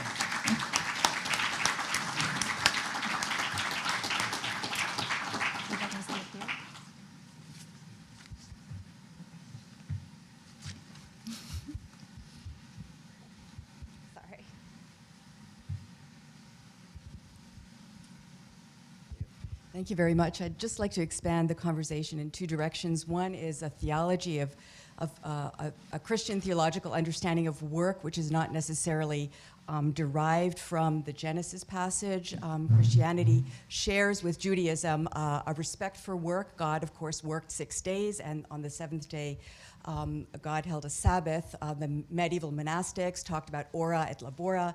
So we have to distinguish between a hamartiology, which is the original sin of work, and the actual valorization of work as we get in theories of vocation, where God gives people their individual ways in which they can express themselves in a reciprocal community. So that's my first point. And the second point is to address the notion of Geselligkeit, or sociability, which is a fascinating topic, particularly in the German intellectual tradition. It goes back to its roots in German Romanticism, and particularly Friedrich Schleiermacher at the turn of the 19th century theorized Geselligkeit as one cultural institution in which one would actually break down race, gender, and religious barriers in order to really participate in this playful discourse. So I loved your use of the Geselligkeit. Thank you. Thank you. May I just, I accept your, I had to pick my translation very carefully to rig it in my favor with the Wycliffe translation, because I know it's not really there in the original Hebrew. But I would still maintain my point that there has been a strain in Christianity, in the church, that does not elevate labor and work, that has filtered down to, well, we can argue about it later. All right, we'll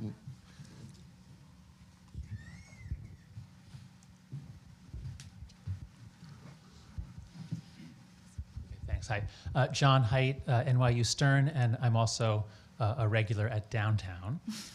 So a question for you, Grace. We've heard we've heard a scathing indictment of capitalism, well grounded in facts, and we hear lots of work on how dehumanizing labor is in America, especially as things get more efficient and wage pressures.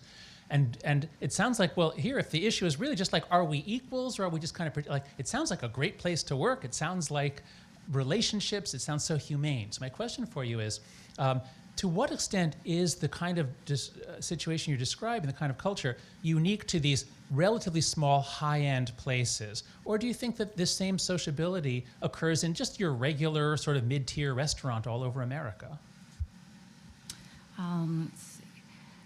I think that's a good question. Having gone out to eat in a number of different places of different caliber, I would say the process of just social interacting is similar.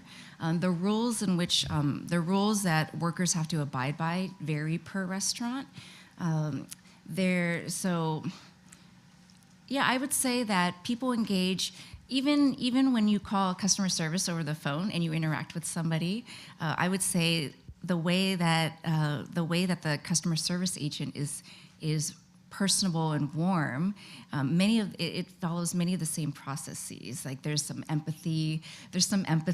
There's they ask you how you're doing. So I think it happens. This process happens in many different locations. At our restaurant, it's unique in that the managers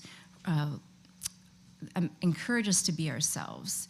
There are other fine dining restaurants, for instance, I know that the workers are not allowed to give hugs to their guests. And I mean, you've been to the restaurant. It's all about hugs and welcomes and things like that. And that's why we have a culture that fits that regulars are attracted to. And other restaurants with the no hugging policy, they have their own regulars. It's just a different style of service. But at this restaurant, the workers are encouraged to be themselves. They hire a particular group of employees who have diverse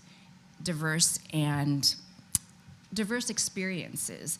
This other restaurant, this no hugging policy restaurant, I actually applied there and I wasn't hired. And it was because I mentioned that I was doing a PhD. And the CEO said, we don't hire /servers, which meant a dancer/server, a student/server. They wanted somebody who was committed to the industry. And so they saw other activities or other professional interests as maybe a distraction. When I went to this restaurant, the managers looked at that as an asset because he recognized the diversity of our guests and that they have, we have academics who come in, we have people coming in who come to see the ballet or the theater. So our staff has dancers and MFA students and PhD students, and this diversity with this diversity, we're able to talk with different guests about different things. And so it is the processes are the same, but then the background of the staff creates that particular culture. Mm-hmm.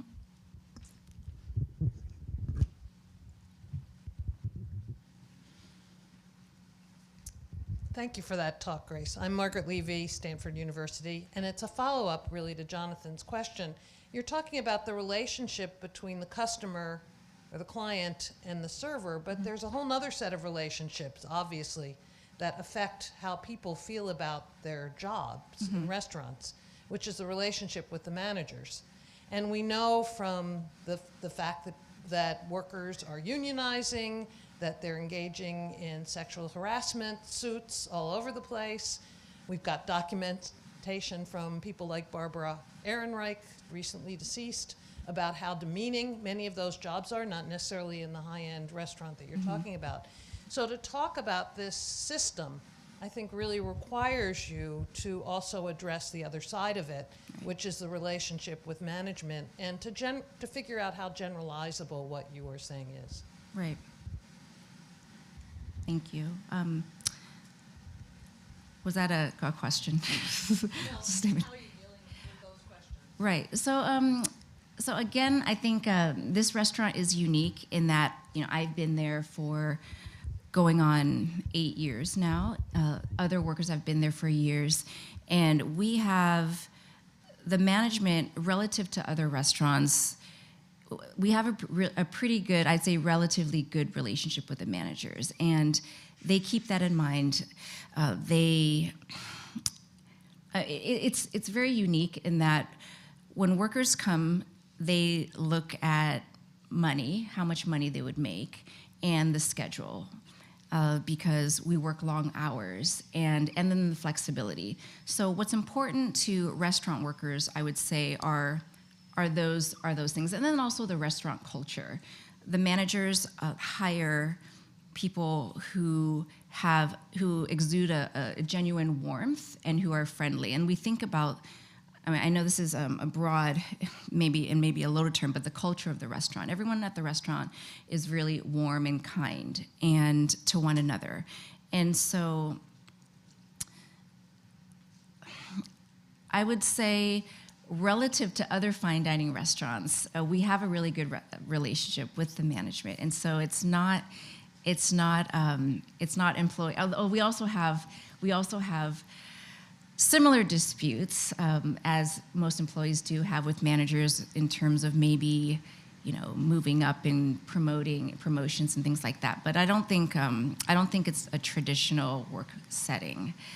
My other point was that I think what's different in fine dining historically is that there has been, perhaps in the past 10, 15 years, the professionalization of the hospitality industry has shifted such that now workers want to work in hospitality.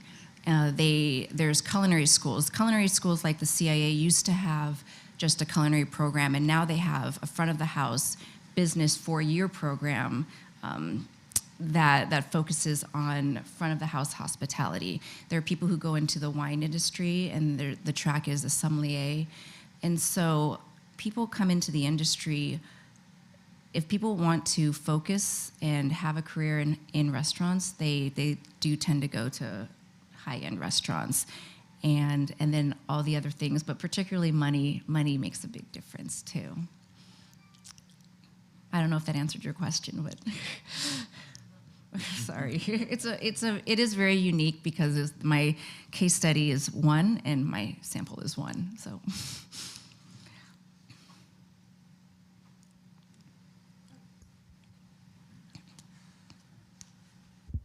You didn't mention tipping, so I wonder to what degree sort of that enters into the relationship. Is there any instrumentality among the staff in terms of the warmth that they show to the patrons? And then also, are tips divided with the backroom staff, the dishwashers, and the others? And so what are the relations? Is there a hierarchy among workers in that sense?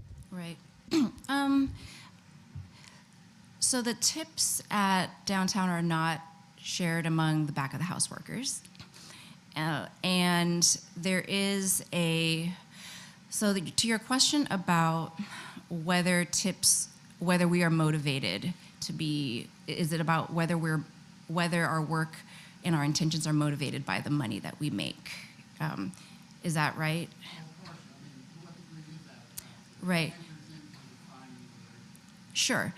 What I found in my interviews is that it's really hard to predict who is going to tip well and who isn't. There are times when you spend a lot of time with guests and you have a great interaction, and then inevitably, you look at the bill, the servers look at the bill, and they tipped, very little, 5% or so.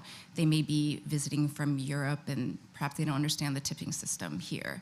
And then there are others where you have a very informal interaction. Maybe the guests were somewhat cold, and they end up leaving 30 or 40%. So what I find is that, at least in my interviews, the staff they can't be motivated by tips, mostly because it would just be, they wouldn't enjoy their work. So the workers at downtown genuinely like hospitality and service work. And it is also one of the main reasons why they are hired. It's whether you want to give people a great experience. And so I find, at least in my interviews, is that tipping is not a motivation. I'm not at this caliber, and mostly because the workers want to be in fine dining, or many of them want to have a future in fine dining and hospitality. So this is career driven.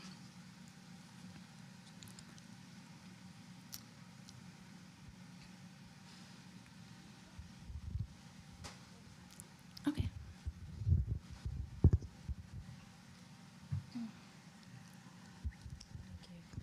You mentioned the aspect of workers meeting customers outside of the establishment, and the idea of a greater opportunity for equality in terms of being outside of the work environment.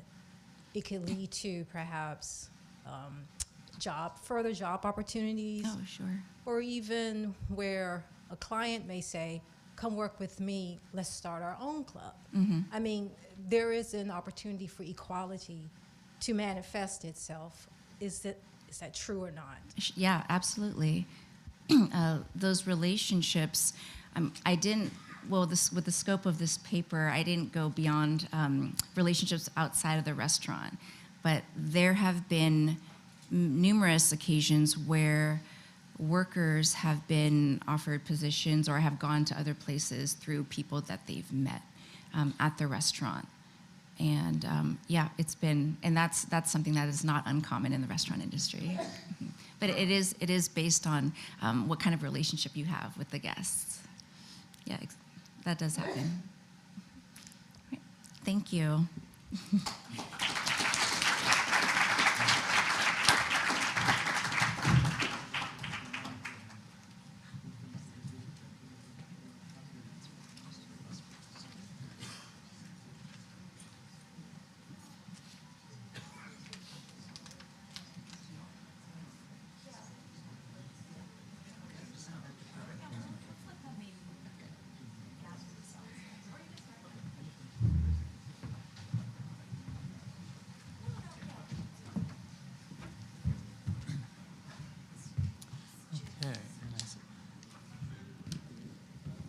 Oh, I don't use that. Oh, very good. All right. Oh, yeah, we're right on time. All right. Hi, I'm John Haidt, as I said, from NYU and Downtown Restaurant. So I've been coming to this conference since about 2015. I love it. I love the variety of perspectives that we get here. Always learn something new, and just to be refreshed on the vision of a good capitalist society as one that creates abundance, mass flourishing, widely shared prosperity, new opportunities, more decency, less discrimination. So to have that vision refreshed every year is something I really enjoy. And my talk today is going to be on two major threats to that. I'm a social psychologist, and my takeoff point is this major technological change that happened basically in the 2010s. So what you see here is you can find these graphs all over the internet and certainly on Our World in Data, the spread of various technologies. I just picked a few. And so there's a certain point at which, say, everyone's getting radio. And over the course of 10 or 15 years, America, it just becomes the thing. Everyone's got radio. and same for color TV. But what I wanted to show here is that the online world that we now live in came in two waves, two very different waves with very different effects. So in the 1980s, people start buying microcomputers, but there's not a lot you can do with them until you connect them up. And once we get the internet, so you see those the blue and the gold bar there, microcomputer and internet, so that's the first wave. And by the end of the 1990s, Americans are very largely, they have a computer at home, they're online through some service. So this is a big, big change. Connecting everybody to everything is amazing. And what happens? Mental health is fine, it doesn't drop. Democracy is, if anything, getting better.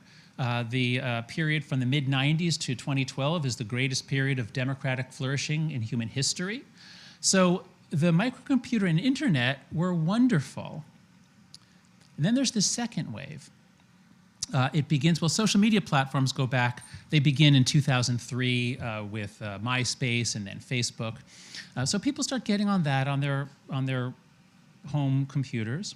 But it's not until we get the smartphone, of course, beginning in 2007, but it's not really until like 2009 to 12. That's the period where suddenly now people have given up their flip phones. So it really is in the early 2010s that everything changes, that now pretty much everyone, or most people that you know, have a smartphone with social media on it.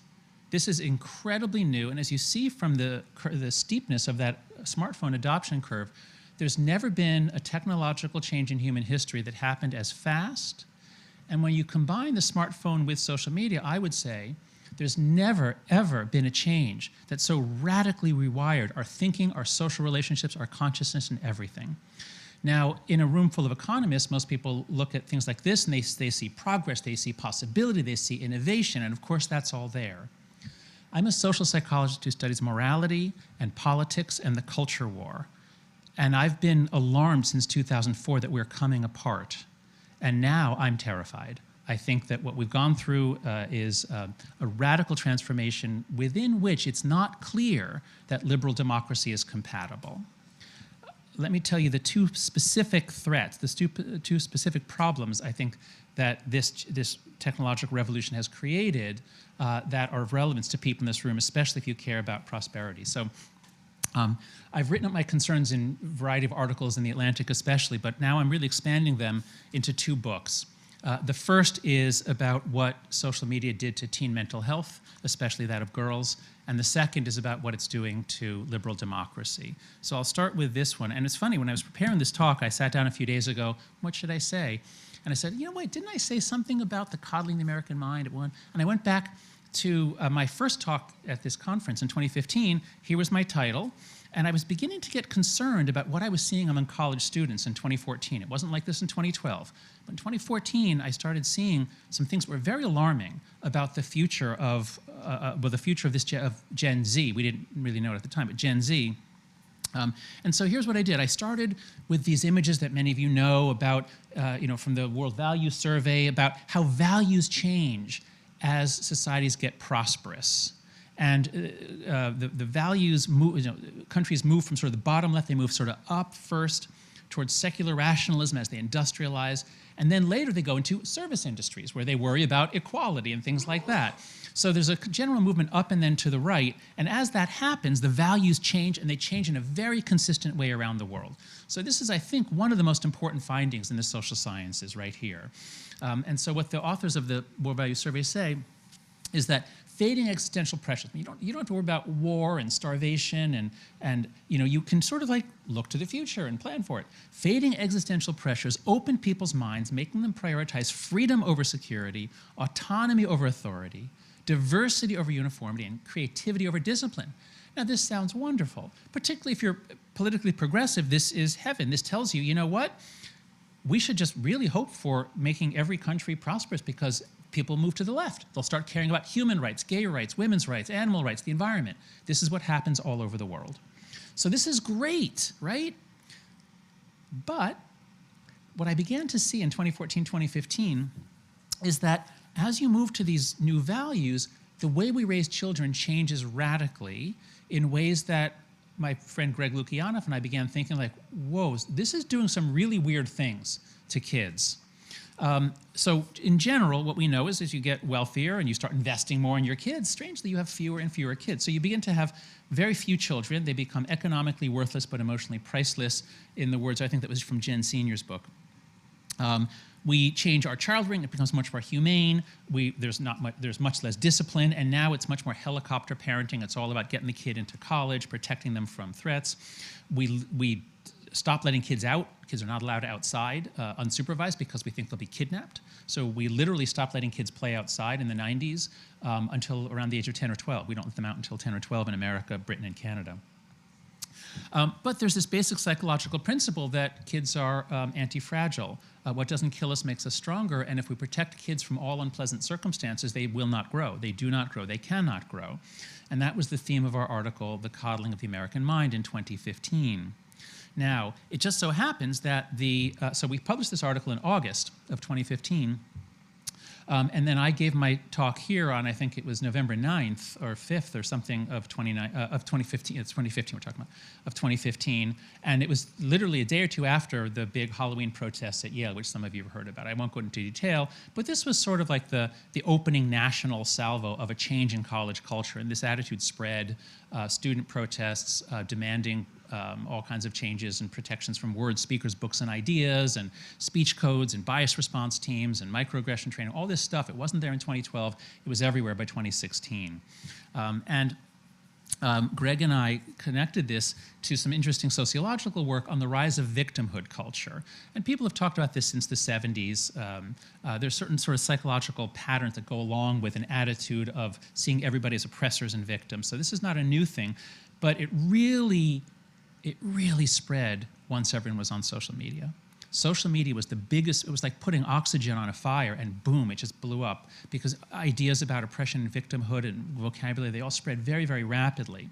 And the point I made when I spoke here in 2015 was that victimhood culture is incompatible with individual initiative and with the dynamism agenda that many people here in this room have. It gives you a group-based view of the world. You see it's us against them, it's group versus group. When people accept the status as being a victim or being marginalized, it tends to give them an external locus of control. It makes them more passive. Victims become moral dependents. There's a big decline in self-help, solving problems for yourself. At NYU, on the back of everybody's ID, of your student ID, it tells you, here's the police, the emergency, the bias response team. It's all there so that if someone says something that offends you, you call this number. Don't work it out for yourself. Call this number. We'll take care of it. We'll investigate what the professor said. So there was this big change in academic culture between 2012 and 2016 or so. You get reduced freedom of speech. People say they're walking on eggshells. And you get, because of social media, extraordinary increases in fear of saying anything that contradicts the majority view, because you will be crucified. A lot of surveys now show students are much more afraid to speak up in class because you don't know what the other students will do to you. The students are not afraid of their professors, they're afraid of each other. So Greg and I wrote all this up. We learned so much more after the article came out. We wrote this all up in a book that came out in 2018, and I've learned so much since then. These are graphs as I'm working on this new book on kids' mental health. So what we didn't fully realize when we were writing the article and even the book is that there was a gigantic generational change in mental illness that began in 2012. It wasn't there in 2010. But beginning in 2012, members of Gen Z become much more anxious. You can see that the baby boomers and Gen X don't increase at all during the 2010s in their anxiety. But the millennials go up somewhat, the red line, but it's really Gen Z that suddenly becomes very, very anxious. It's only anxiety and depression. And it's mostly hitting the girls, especially the young girls. So as you see here, while depression is up for both sexes, but boys are at a much lower level, so the absolute increase is much larger for the girls. For some things like self-harm, it's only the girls that are up, and the girls are up between 100% and 200%, depending on the age. Huge increase in hospitalizations for self-harm. There was no sign of this in 2011, but by 2015, you have a 100% increase in hospitalizations for self-harm for girls. Now we know, and I didn't know this when we wrote the book, we speculated maybe social media has something to do with this, we didn't know. But now 4 years later, it's really clear. Social media is a major cause of this. I laid out the argument in an Atlantic article. I don't want to go through it now. It's not just the studies that Facebook did. There's a huge amount of correlational evidence that shows small correlations if you look at screen time for all kids, but when you zoom in on social media for girls, the correlations get quite large, larger than most other public health effects. There are many true experiments as well. So my point is, social media drove, especially young women, to anxiety, depression, and a very defensive, a threat-sensitive attitude. It wasn't there in 2012, but this is the new normal in 2015. There's never been as rapid a transformation of mental health in human history as this. It shows up in the business world now, even in 2018, as soon as Gen Z began to graduate from college. Gen Z begins roughly birth year 1996. So as soon as Gen Z goes out to the work world, we start seeing in Society for Human Resource Management, that anxiety is a big issue companies have to deal with. We start reading about the generation war at work, the same conflicts over speech. And I note the conflicts on campus are rarely about ideas. It's not this person made this argument, it's this word. This person used this word, and then we fight about it for weeks, and then there's another fight. And now this has come to the work world, constant conflict, often intergenerational.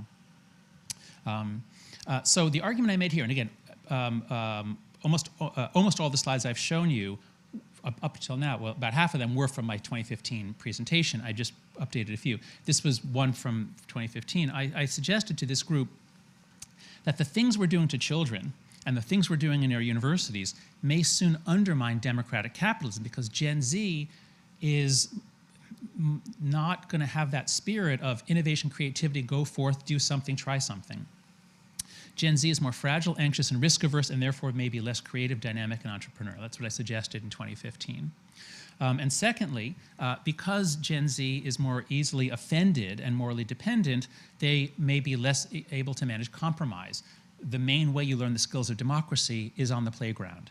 A group of kids has to work out, what are we going to do together? We don't all agree, but how are we going to figure out what to do? How are we going to enforce rules? What do we do when there are infractions? We stopped that in the 90s. We literally stopped kids from learning the skills of democracy. And Gen Z comes to college, they have a great deal of difficulty working out conflicts. We've taught them to go to administrators to solve the problems. So I am concerned about the future of democratic capitalism for that reason.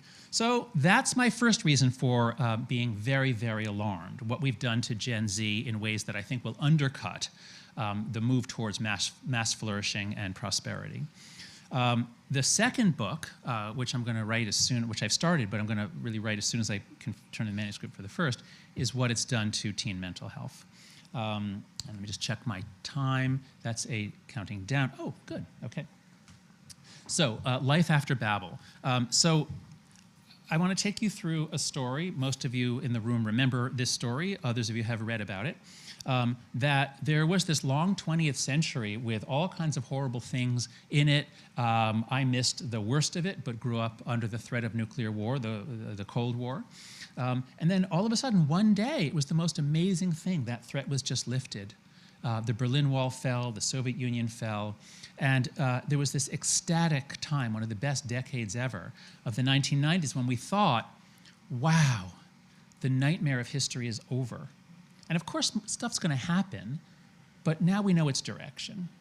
It's liberal democracy. If you just let people get some property and prosperity, they want rights. And so if we just wait for China and North Korea and Iran, just wait, let's invite them and give them a little bit of a middle class, they're going to become liberal democracies too. That's what we thought. And that was the early 90s. And then the internet really comes in, and we think like, wow, now everyone's connected, everyone has a voice. Good luck, China, keeping out the internet. Good luck, dictators, standing up to people who are connected and empowered. So we were even more confident. This was the era of techno-democratic optimism. We thought liberal democracy is the only way. Now, with social media, with technology, everyone's going to have it. Smooth sailing from here on in, we thought. And the peak year of this techno-democratic optimism was 2011, an extraordinary year that begins with the Arab Spring, and we think, wow, what happened in Eastern Europe is finally coming to the Arab world. It's going to be liberal democracy everywhere. It ends with Occupy Wall Street. Many people think, wow, this social media-enabled movement is going to finally bring down the plutocrats and push for legislation and change that's going to give us more equality. An incredible year for techno-democratic optimism. Mark Zuckerberg is Times Person of the Year in 2010, and in 2012 he takes Facebook public, and this is a very important passage from his letter to potential shareholders. He says, "Today our society has reached another tipping point." And he was right. This was the tipping point. He says everybody has access to phones. Facebook aspires to build services that give people the power to share and help them once again transform many of our core institutions and industries. Now, if you're progressive or libertarian, this was the promise of the future. Yes, let's rebuild things. But if you're a social conservative, if you've ever read Edmund Burke, if you are conservative by disposition, then you're probably not in this world, you're not in Silicon Valley, but you're saying, wait a second, let's just let 23-year-olds rebuild institutions that we've built gradually over centuries. This is a recipe for complete disaster. It is so easy to tear things down, it's really hard to build things. So what do? Social media comes in, spreads widely, and my argument is that everything is collapsing. Our institutions are collapsing and cannot be rebuilt in the present environment. So I laid this all out in an article in The Atlantic in April. The title I gave it was Life After Babel, but they gave it, they A/B test titles. Everybody's now focused on social media, so the A/B testing found this title was superior. Why the past 10 years of American life have been uniquely stupid. And I won't go into the whole argument. I just want to give you the central metaphor is the story of Babel, which is an extraordinary story, very short story. A few generations after Noah and the flood, the human population is expanding, the people are spreading out. They come to the plain in Shinar, and they build themselves a city with a tower, and they want to make the tower reach the heavens so that God can't flood them again. Now this is hubris. This is resisting God's authority. God is not pleased. He says, "Behold, the people is one, and they have all one language, and this they begin to do. And now nothing will be restrained from them." So he says, "Let us go down and there confound their language, that they may not understand one another's speech." And while in the story, God doesn't literally knock over the tower, he just makes them unable to understand. Everybody speaks a different language, and so it's chaos and they spread out. But in the common understanding, we've seen images of like God, a mighty wind comes and the tower gets knocked over and it's rubble. So what I want you to imagine what it would be like if you and all of your cousins who are descended from Noah, you built this incredible city with this gigantic tower. Imagine the pride and safety you would feel. And then imagine that one day, it all goes to hell and you can't even talk to each other. Everything is confusion. What would that be like? And my argument is we know what that would be like because that is America today. We cannot understand each other. We will never again understand each other in large quantities. We will never again have shared stories, is my argument, widely shared stories. So how did this happen? To get a bit more specific, the internet is great. I love the internet. There are some bad things that have happened, but overall, and when I ask this of audiences, everybody loves the internet. Social media comes in. It's just one of those internet things, a new kind of thing you can do enabled by the internet. Amazing. You can post pictures of your dog and your vacation and people can see it. It's easy to keep in touch with people. So early social media was not toxic at all, not harmful to democracy. Connecting people is generally a good thing, okay? So no problem, but everything changes beginning in 2009, because that's the year we get super viralized, hyper-viralized social media. First, Facebook introduces the like button, and now you have all this data on engagement, and now they've been playing with algorithms before. Now they can algorithmicize everything to maximize engagement. Even more importantly, Twitter introduces the retweet button. It used to be you'd see stuff, and you could, by effortful, you could put it in your own timeline, but now click and you send it out to all your followers. And as we all know from tracking coronavirus, we all understand the difference living in a world where something has an R0 of 1.0, an R0 of 1.0 versus 2.0. I mean, the extra virality from that increase is world-changing. So social media becomes super duper viral after 2009. It was not like this before 2009. And so the order of events goes like this. One of the engineers who created the retweet button at Twitter, and of course both platforms copied the other's innovations, and then everybody copies those two innovations. So one of the men who worked on the retweet button, he thought that this was going to give more voice to, everybody can get their word out. Yeah, everybody can get their word out, not just the people you want to get the word out. So before the retweet, he said, well, this is the author of the article. Before the retweet, Twitter was a largely convivial place. After all hell broke loose. And that was my experience of it too. But as this man, Chris Wetherill, said, when he saw the Twitter mobs forming, we just handed a loaded weapon to a 4-year-old. It wasn't like this in 2007 or 2008, but this is the 2010s. Everyone has a gun, a dart gun, whatever you want to call it, and everybody's shooting. A lot of us just try to keep our heads down. So in 2009, we get those innovations. In 2010, Facebook fully algorithmicizes its news feed and really commits to the business model that is breaking the world, which is the people using it are not the customers, they're the product, and the goal is to keep them on the platform. Upworthy masters headline repackaging, and then all the other major media outfits have to adapt to the fact that now everything goes through Facebook. You don't get your own customers anymore. A big innovation was Facebook introducing threaded comments, which says to everyone, even if you only have 7 followers, you can attack someone in the comment section. Whatever someone says in the comment section, you can attack them, and then millions of people will see your attack, and it's like, let's all fight with everybody in public. So this is, again, what makes social media not a place where we can have conversations, but it puts democratic discourse into the Roman Colosseum. Everybody's fighting in front of an audience. You cannot run a democracy if that's your public square. And my argument is that this did not, Mark Zuckerberg always says, how could it be wrong to give more people more voice? But he didn't. What he did was he ended up super empowering 4 groups: the far left, the far right, trolls, and Russian agents. James Madison in Federalist 10 our founding fathers knew the problems of democracy.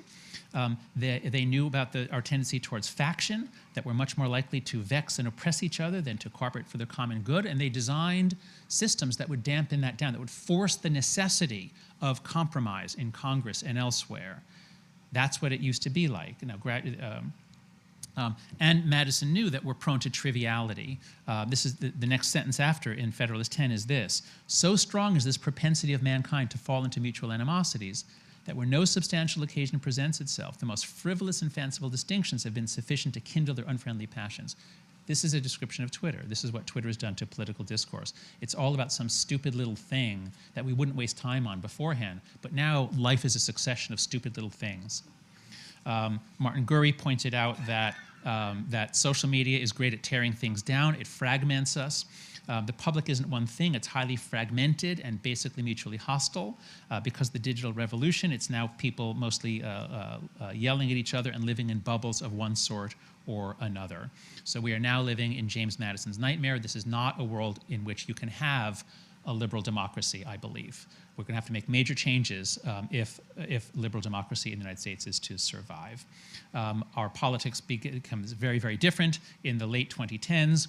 This is not just a few anecdotes. By all the measures I've seen of both the number of democracies and their quality, it's going down in the late 2010s. I'll skip this article except to say that countries that have really dropped in their democratic quality are precisely those countries that have most increased in political polarization, that is hatred of the other side. Because when you hate the other side, your activism, your violence even, is necessary.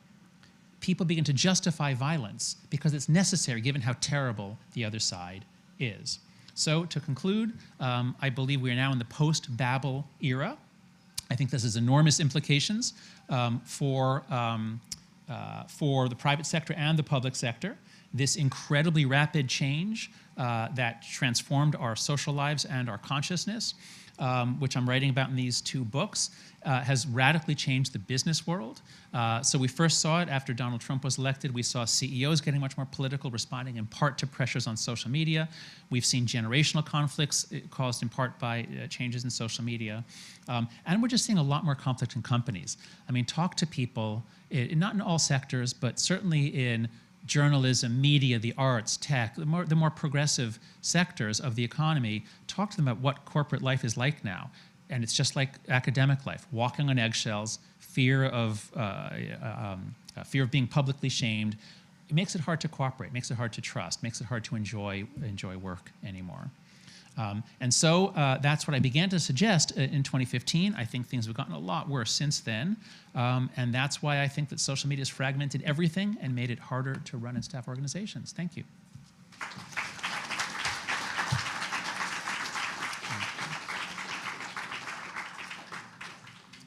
Okay, so we have some time for questions? Yeah. Okay. So thank you for that. Okay, yes, you choose. You go ahead. Sorry, James McIntosh at the Wall Street Journal.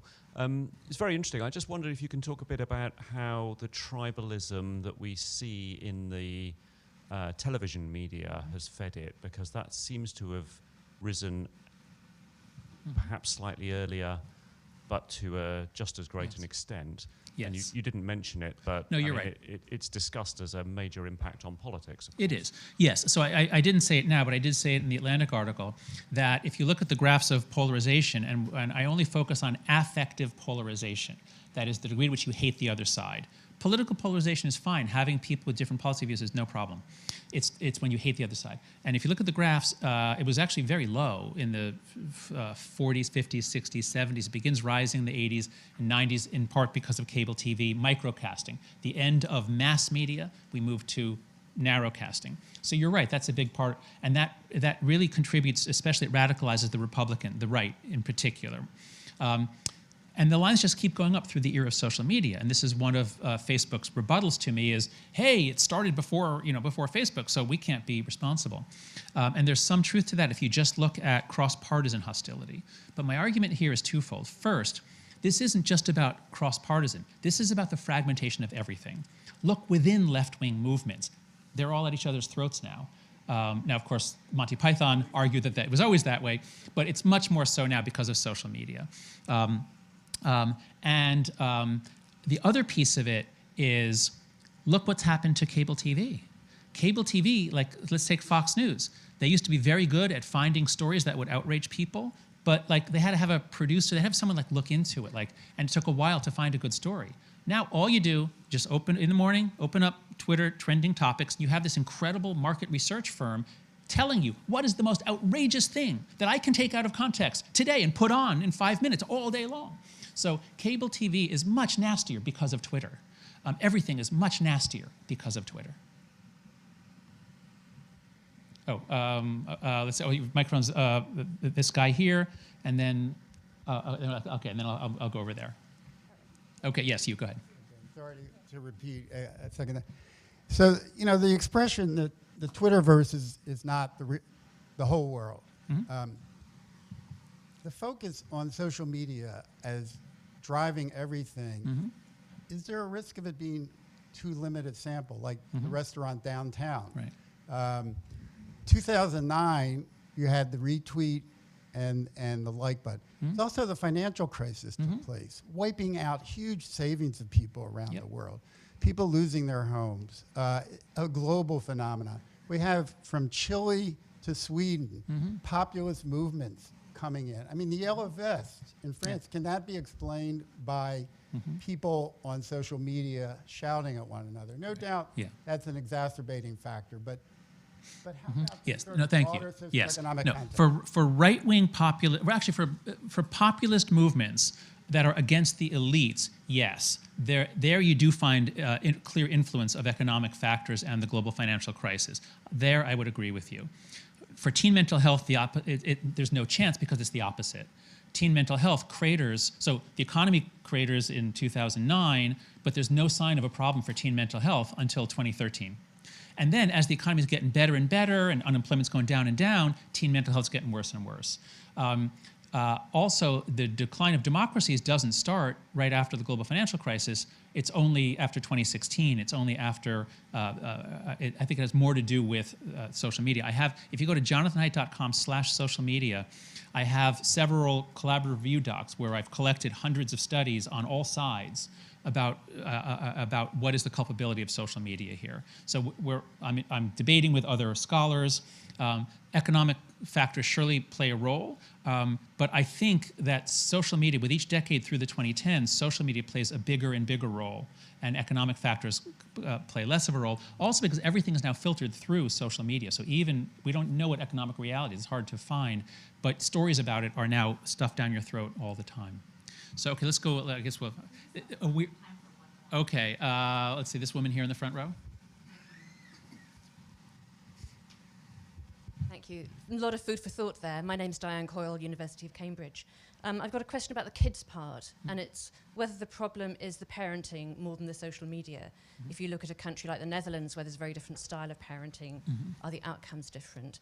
And secondly, isn't it a dynamic process, and won't whatever the generation that's post-Z, whatever we call it, A or AA, be itself different and much more sophisticated? So parenting matters a lot. It's not so much individual parenting. I believe it is the culture of parenthood such that kids, so in the Germanic countries, kids still are allowed out. Kids are taught how to make fire when they're 6 years old, I'm told. There are forest schools. So the Germanic countries have done a good job of not overprotecting their kids. All the Anglo countries did the exact same thing at the same time, except for Australia, New Zealand, they were a few years delayed. But US, Canada, Britain, doing exactly the same thing, overprotecting the kids. So culture matters for whether it gives childhood or not.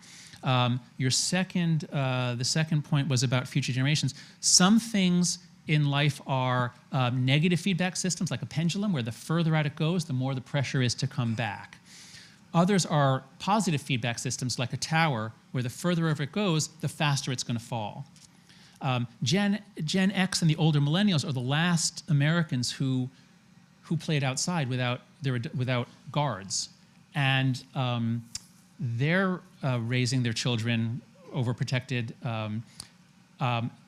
In about 10, 20 years, there'll be nobody left who remembers what it was like to let kids go outside and not think that they were going to get kidnapped. So I don't see, and plus, since Gen Z is so anxious, I don't see how they're ever going to let their kids out of their sight. So this is one of the reasons that I think we're in a positive feedback loop where rates of mental illness are going to just keep climbing until 120% of our kids are mentally ill. Okay, let's end on that note. I guess we're out of time. Thank you very much.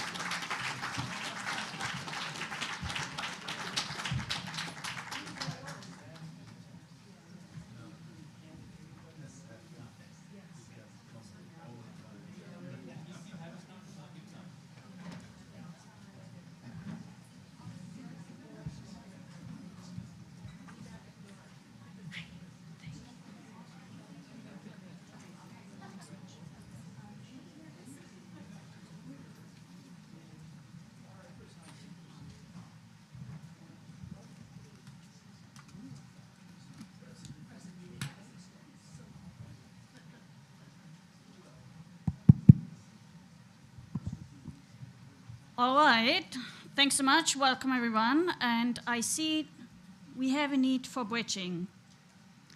And lucky you, it seems like I am the bridge, serving as a bridge here in multiple roles in terms of bridging the private and public sector. We also need to bridge micro and macro, and we need to bridge disciplines. We are even building a bridge between your restaurant in downtown and your lunch being served. So literally speaking, I'm the sandwich between the two. And so what we haven't talked about yet in that theme of capitalism and society is actually corporations and the role of academia. All right, so let me get started. Oops, okay. Excellent. So let me get started and take the view of the corporations at this moment, okay? From the company's perspective, from a big picture point of view, the key question is, do companies' social and environmental responsible practices help improve their competitiveness? The short answer to this question seems to be yes, they can. Not always. Of course, not always. But they can. And specifically, you can see this along several dimensions. First of all, companies' social and environmental responsible practices can help foster innovation and prevent knowledge leakage, to enhance employee governance, as we just heard also today in terms of the restaurants, the employees in the restaurants, correct? Surprise, surprise. If you actually treat your employees well, you're more likely to be able to attract talent, to motivate talent, and to retain talent. Companies' social and environmental responsible practice can also help companies differentiate themselves from their competitors on the product market, as well as on the market for government procurement contracts.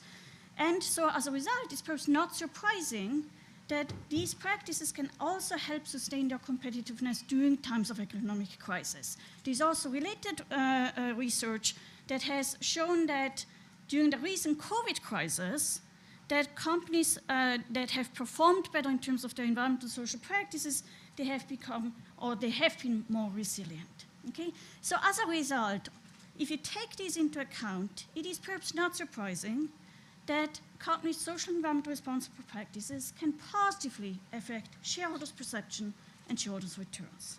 So the bottom line is, companies' E and S practices can be beneficial to companies. Again, not always, but on average, they can. This begs then the question why then do these practices, why are they not core to company strategy and companies' governance, okay? Why?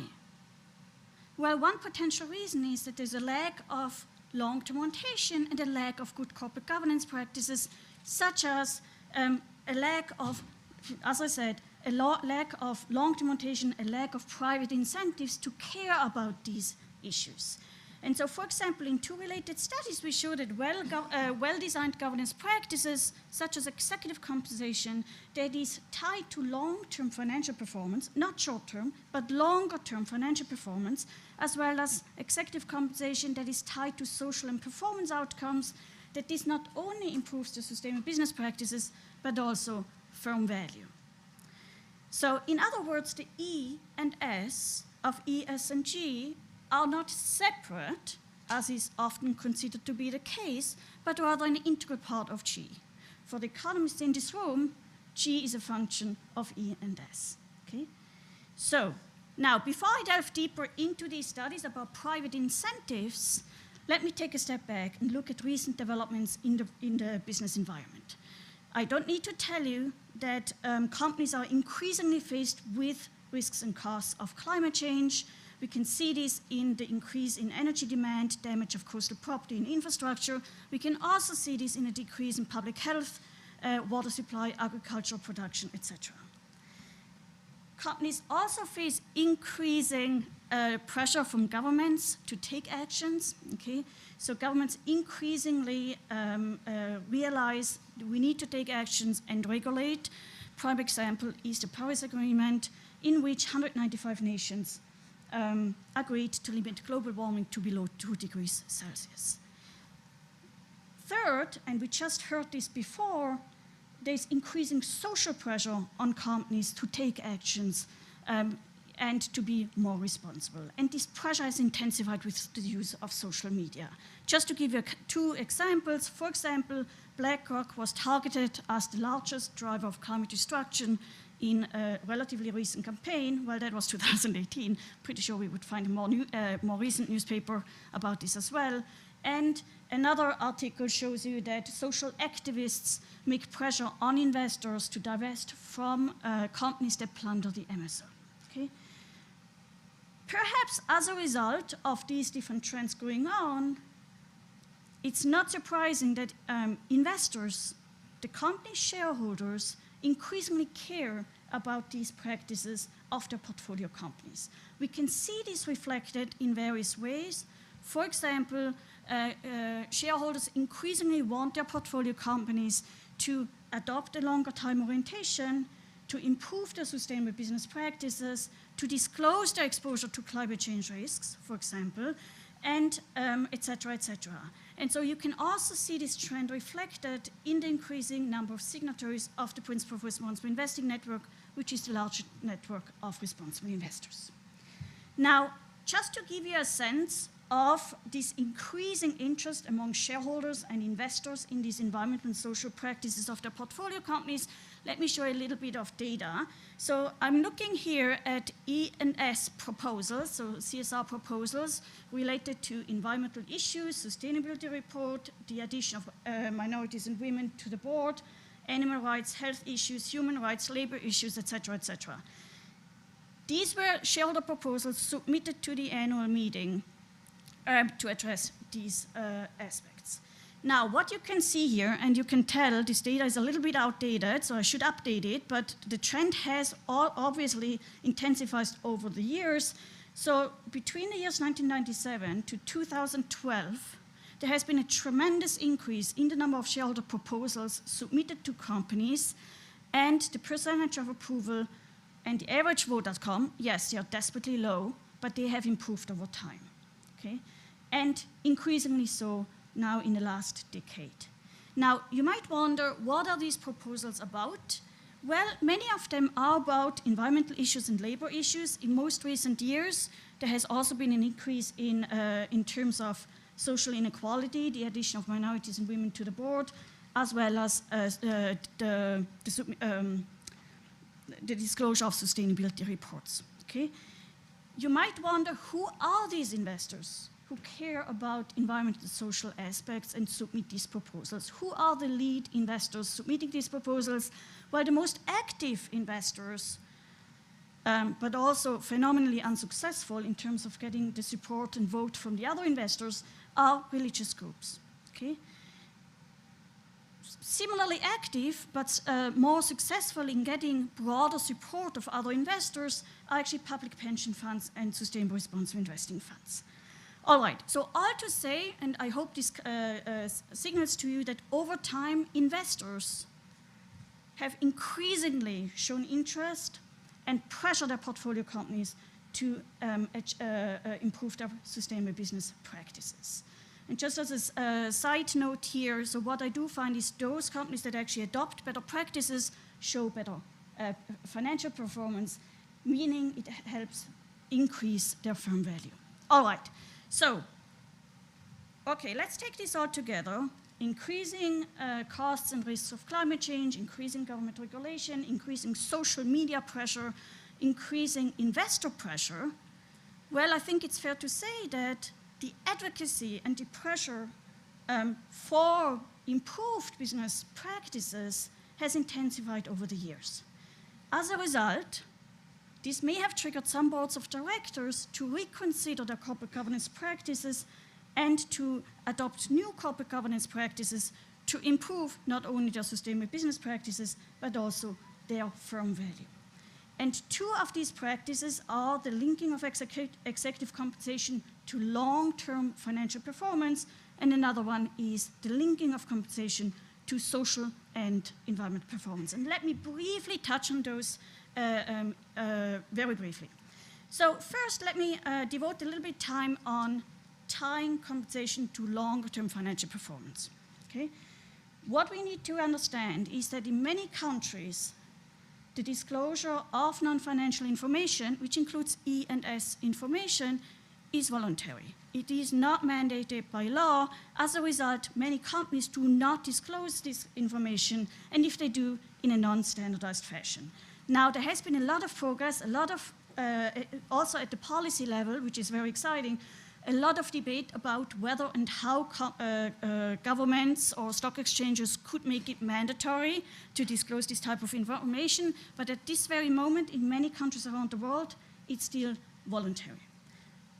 Second of all, we also know from a very large literature in economics and psychology that individuals, so not just managers, but individuals more generally, are so-called hyperbolic discounters, meaning on average, individuals have a preference for the short term over the long term, and so they would choose to invest in a shorter-term project that pays off in the short term as opposed to in a longer-term strategy, even if that longer-term investment strategy would be beneficial for the company. Okay? We term this as a time-based agency conflict, where especially now for managers, so I just talked about individuals in general, but for managers, this myopic behavior is further enforced through, for example, short-term compensation, quarterly earnings expectations, career concerns, etc. Think about it in the US, you can be fired anytime, correct? So, of course, it puts your attention to the focus, to the short term, trying to meet your quarterly earnings expectations. So, again, as I mentioned, we call this the time-based agency conflict, where managers are even shorter term oriented than their investors, and hence might not act in the best interest of their companies, unless they are incentivized otherwise, for example, by providing compensation that is tied to longer-term financial performance. All right, let me move to the other somewhat newer corporate governance practice, and this is the tying of compensation to social and environmental performance criteria.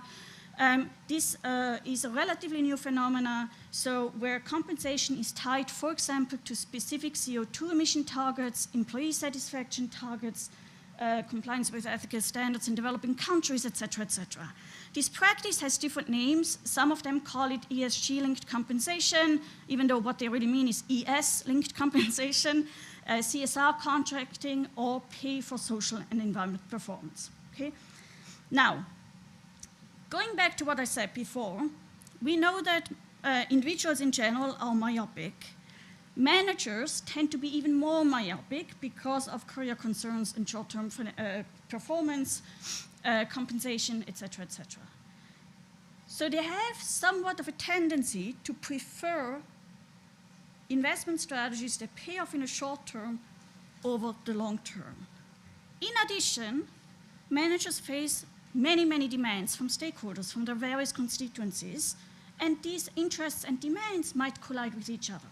So you might have, for example, employees who care about their wage and how well they are being treated, while consumers care about the price, correct? And so who do you listen to in a world where you have limited resources, financing constraints? Who do you listen to? Whose needs and interests are you catering to?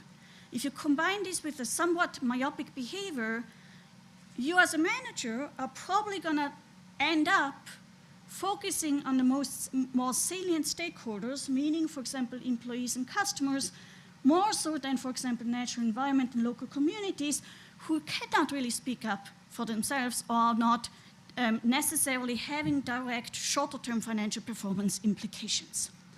So to address this, to direct the attention of managers to these stakeholders who might very much be valuable and material to the companies, to firm value, but in the long term, not necessarily in the short term, what board of directors can do is tie the compensation to these social and environmental performance goals. Obviously, it doesn't come without caveats. It's very tricky to understand which metrics should you tie it to and how to assess, et cetera, but this is one potential tool.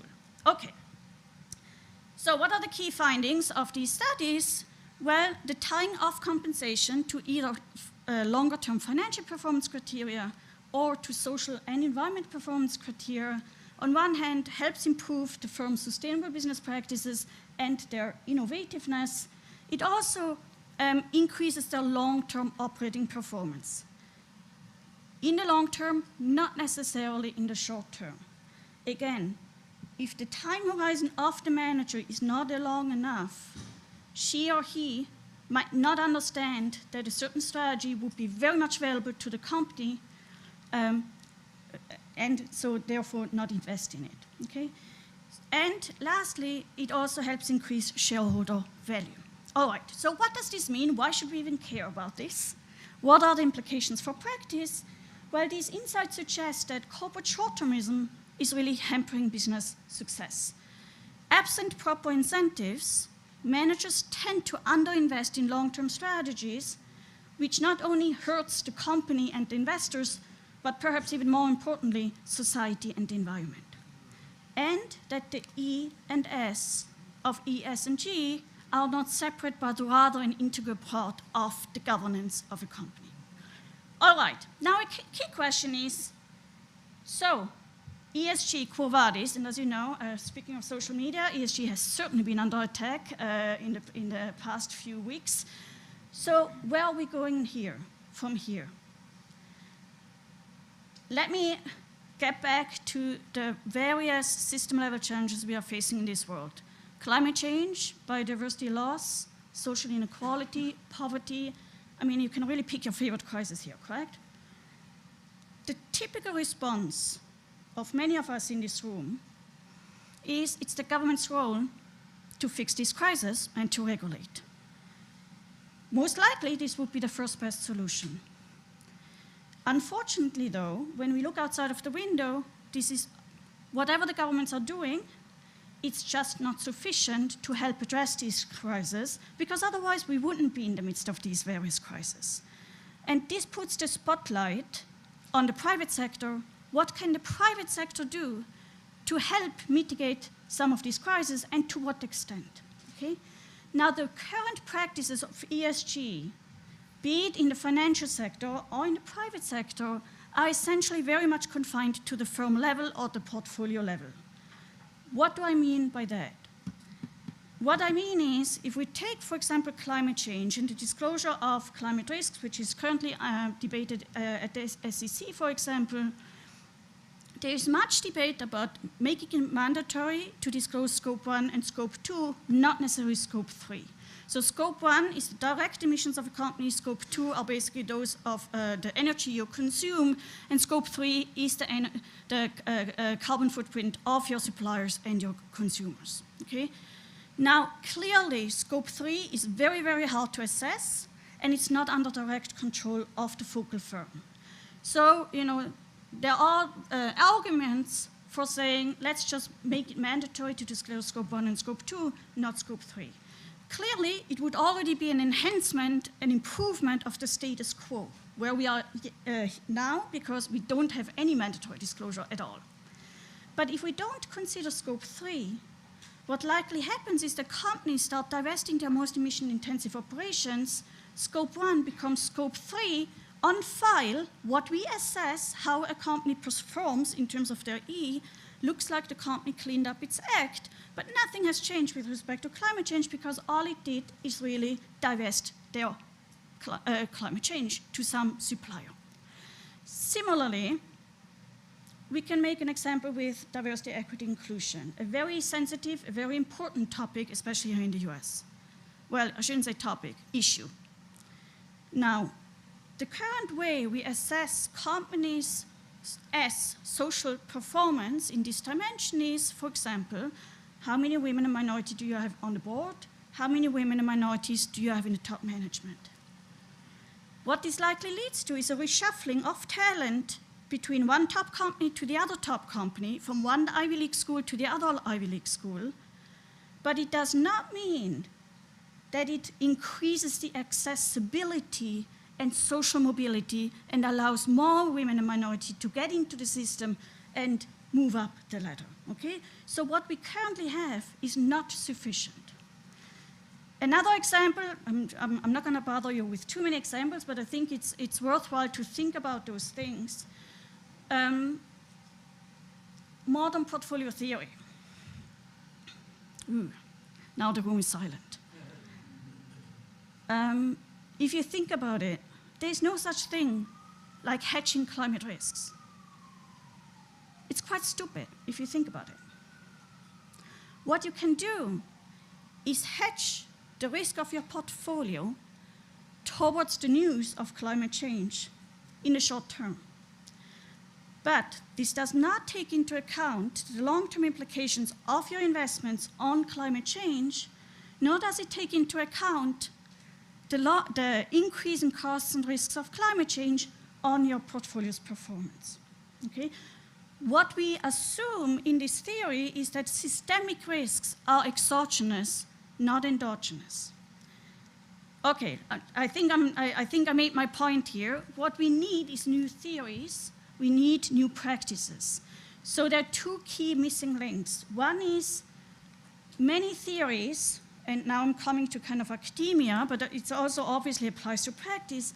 Our thinking is very much stuck at the portfolio level or at the firm level. We don't consider the system, that bridge between system-level challenges and the firm level or the portfolio level. So what we really need is to account for what is the risk exposure of companies and investors to these system-level challenges, but vice versa also, what are the potential opportunities and returns of the system, and what are the implications for the business, okay? What is also very often missing, is the bridging between the public and the private sector. If you look at finance, that would be blended finance. In order to address many of these system-level challenges, the typical way of having funded climate change, biodiversity loss, social inequality, etc., has been through public funding. Yet we know to, for example, transition to a low-carbon economy, there's an enormous financing gap.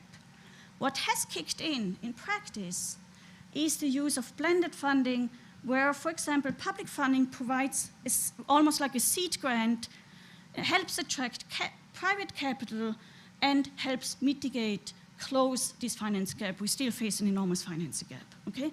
When you look at academia, there's very little work about this blending approach. Also, typically what we assume is, assuming a set of regulations and rules, what is the ideal strategy for companies? What is the ideal investment strategy given a set of policies? What we don't often ask is how can companies and investors positively engage with policymakers, legislators, standard setters, and help shape the rules and trigger systemic change, okay? So going back to my example about, for example, metrics, what we assess is, for example, how companies treat their own employees, which is important. What we don't really assess is how do companies lobby the government for labor laws. Thinking about the US, the latest LGBTQ policies that were put in place, correct? So at the company level, very often these are two different divisions that don't necessarily speak to each other. The corporate sustainability officer in their department, and then the lobbying is done in a different department, okay? So again, there is work in non-market strategy in research, so-called non-market strategy, but the focus is very much on how can companies, to what extent can companies engage in campaign contributions, lobbying efforts, etc., for the benefit of the company. We are not asking the question, how does that benefit society and the environment? So for all the PhD students in the room, I hope this gives you food for thought and lots of research ideas. Okay, so what do we need? We need to adopt a systems-focused approach where we take into account this interrelationship between the system-level challenges and the firm level / the portfolio level. We also need to develop better metrics that allow us to assess and track progress towards mitigation of these system-level challenges. And we need to create public-private partnerships. So the exciting thing is, what I'm particularly excited, so the last speech ended on a fairly negative, low, pessimistic note. Let me end on a positive note here. What I'm very excited about is here at Columbia we launched a new initiative with the mission to foster scholarship education and dialogue on system-level investing,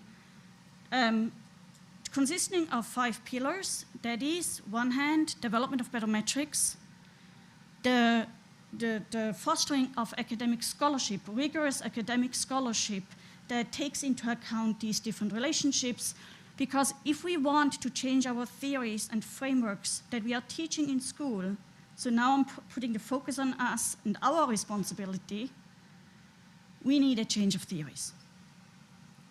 And to do this, we need rigorous academic work that gets published in top-tier journals and eventually becomes knowledge, academic knowledge, that hopefully eventually gets translated into our textbooks that we teach in school. Then the organization of conferences, bringing together key players from policy, industry, policy investors, and academics to discuss these issues and inform each other. And the last part is education. The education of future leaders in business and investing and policy, as well as the education of the current leaders. I'm gonna stop here. Thank you very much.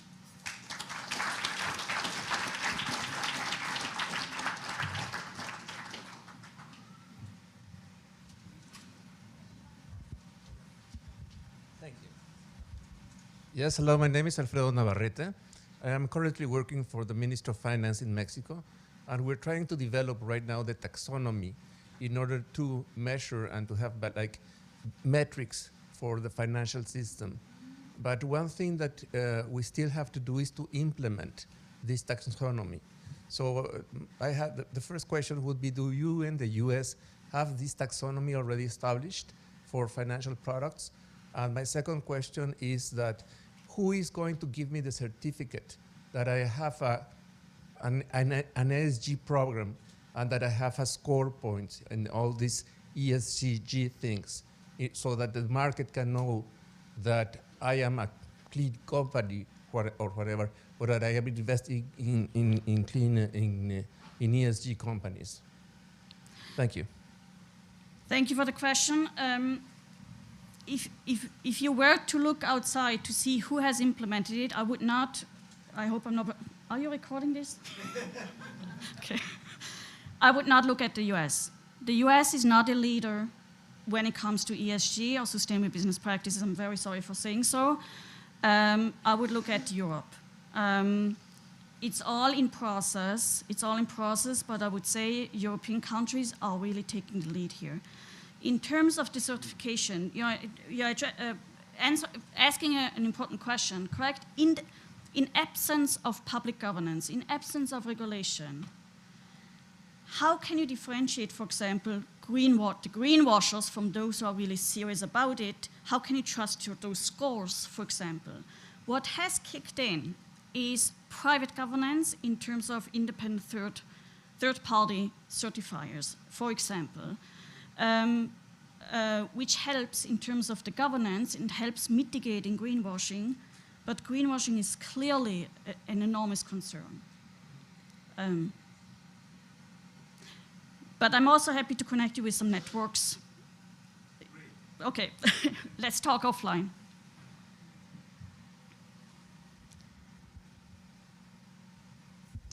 Hi, thank you very much. That was great.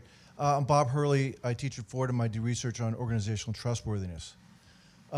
If you were to look at Wells Fargo, Boeing, Goldman Sachs, all these major, massive trust violations, what you'd find is that it was generally the root cause was exogenous pressure, stock price, right?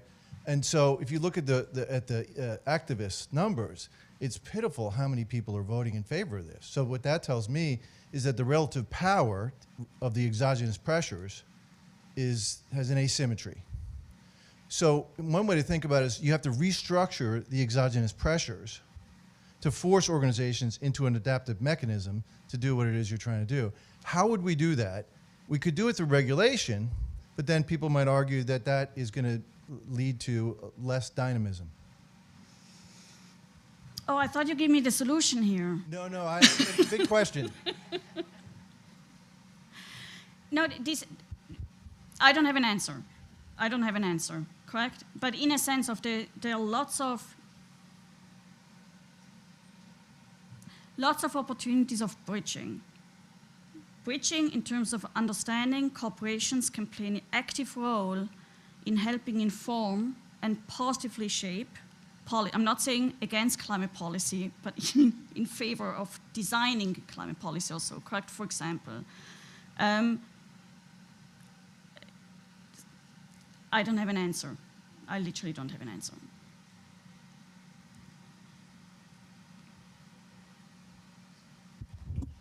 Thank you. You just mentioned at the end that Europe is taking the lead in terms of ESG investing. I'm from Europe. At present, I think they're very busy in trying to get as much energy from wherever, from whichever source, increasing the capacity of coal-fired power stations, bringing them back, and gas-fired, and so on. So I'm not sure whether that is going to be true in the next few years. So which countries are you referring to when you say they're taking the lead? It's certainly not the largest economy, the Germans, because they are fighting to get energy wherever from. Well, energy is one aspect, correct? So if we are thinking about, so I don't necessarily want to only focus on climate, because obviously climate also interrelates with social inequality, poverty, etc., and biodiversity loss. But if we look at now, for example, climate, energy is only one aspect, one contributor to climate. I would say leading corporations that have been active in sustainable investing, I would say UK, France, Germany, Netherlands. But obviously, facing so many challenges in this world, including the war in the Ukraine, Russia, it's tricky, correct? It's very complex. And how to transition to a low carbon economy without worsening social inequality, but still ensuring access to energy. Should I say again? I don't have the answer. I only have questions.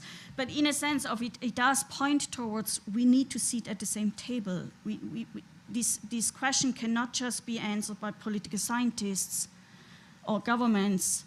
Companies need to come to the table. Sociologists need to come to the table and hopefully develop a solution. I know that's not a satisfactory answer here. All right, we'll just do a few more. Here's one more. We'll do two. Hi, can I just ask you, as an economist, so carbon emissions are an externality. How can it be that you're finding that companies make more money if they voluntarily internalize the costs of that externality rather than free riding on it? Or is it just that you're saying they should act ahead of government action, which you appear to regard as inevitable? There are different ways.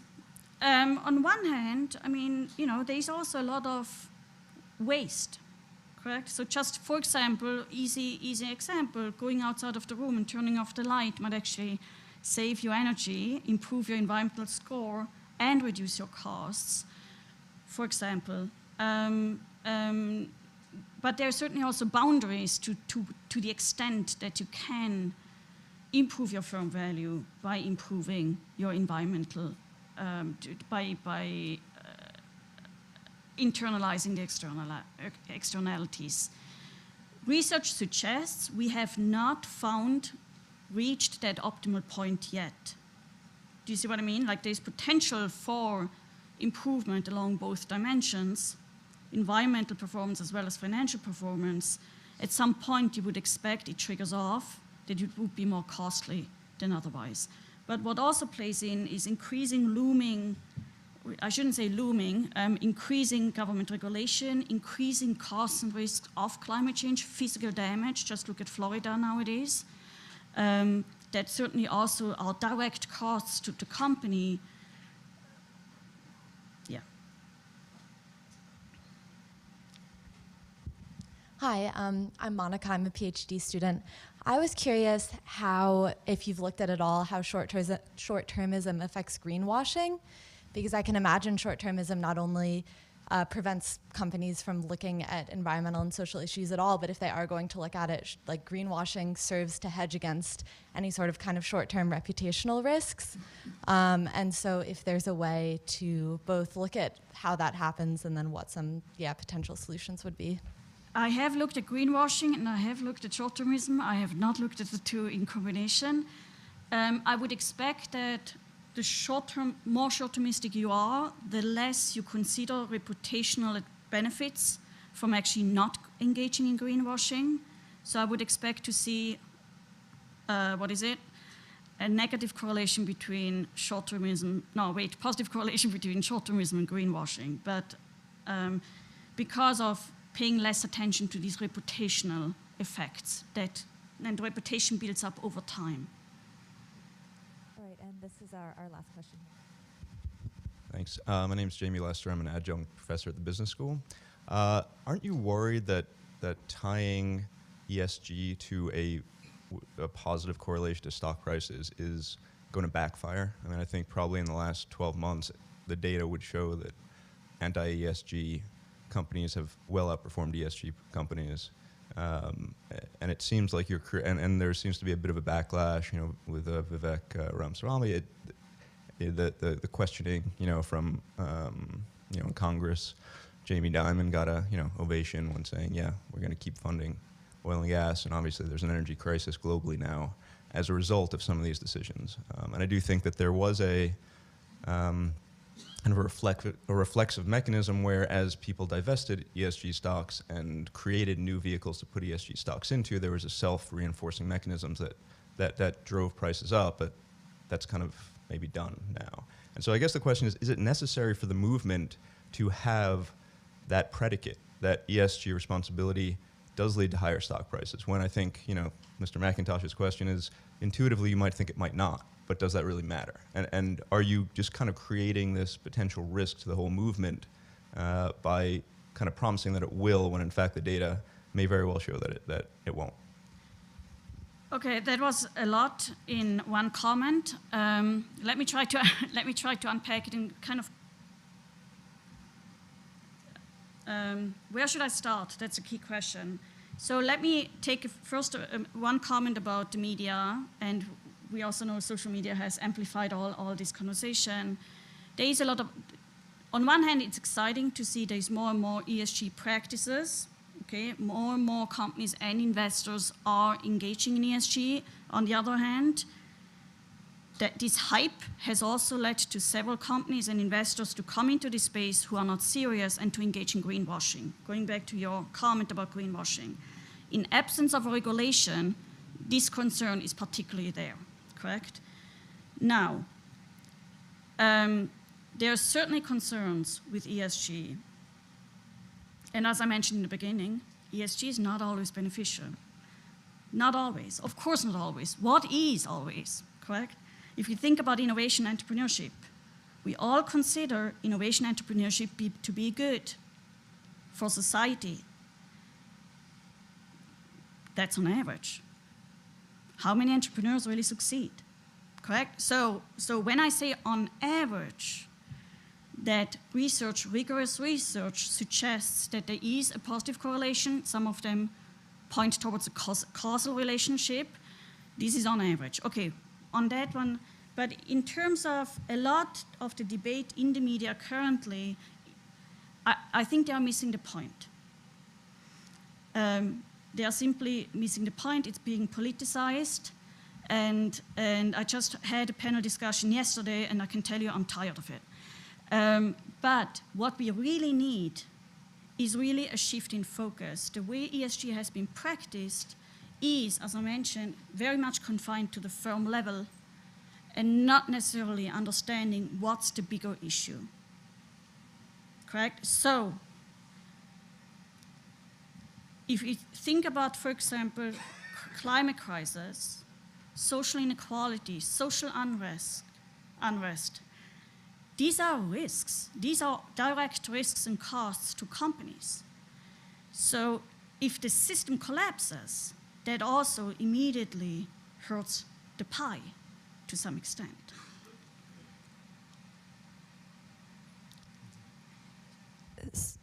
So I think we actually have just one more question here. Hi. I'm curious if you have any comment on the role of private equity. I saw it mentioned briefly on a slide on sort of like this focus on short-term returns over long-term gain. And I'm wondering if you have any comment on kind of how do you regulate private equity and these firms that like rapidly acquire companies and like slash employee benefits, et cetera, and have massive lobbying capabilities. Like, what is there to be done about that, do you think? We know relatively little, correct? Much of the research is on public markets, public capital markets. We know relatively little about the private equity market, so to speak, and private businesses in general.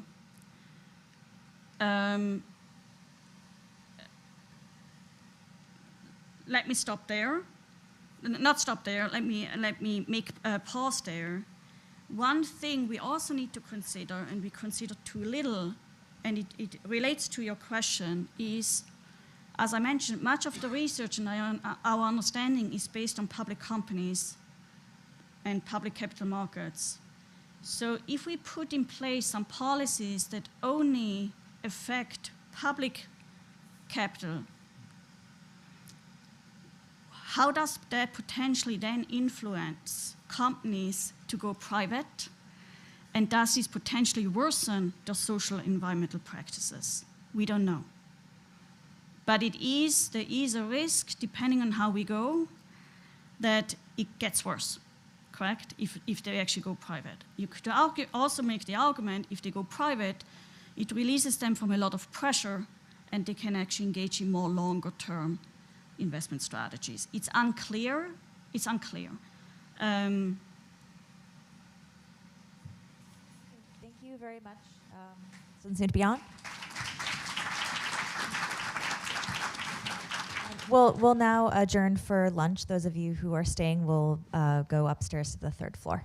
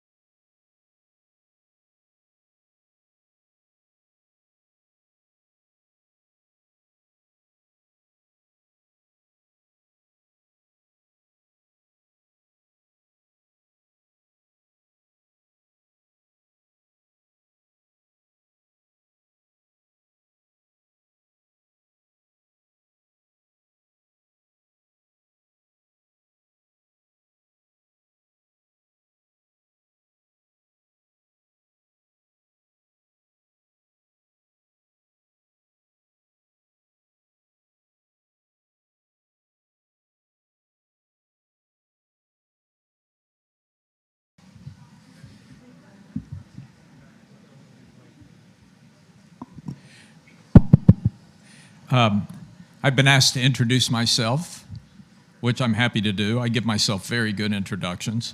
I'm Alan Murray. I'm the CEO of Fortune Media. I'm not an academic, and I don't do PowerPoint. I apologize for that. You'll have to look at me through this conversation, but I do hope we can make it a conversation. I'm here before you today really as a lifelong journalist who has spent my career watching the intersection of business and society, now for more than 4 decades. So my comments to you will be based on my observations and reporting of how that relationship has changed over the course of those 4 decades. And in the last 20 years or so, I particularly had the opportunity, both in my job running the Washington Bureau of the Wall Street Journal, Washington Bureau for CNBC, but also in building up the conference business and the video operations of both the Wall Street Journal and Fortune. I particularly had kind of a unique opportunity to sit down and talk to the people who run large corporations. And probably over the course of the last 20 years, I've done hundreds and hundreds of those interviews.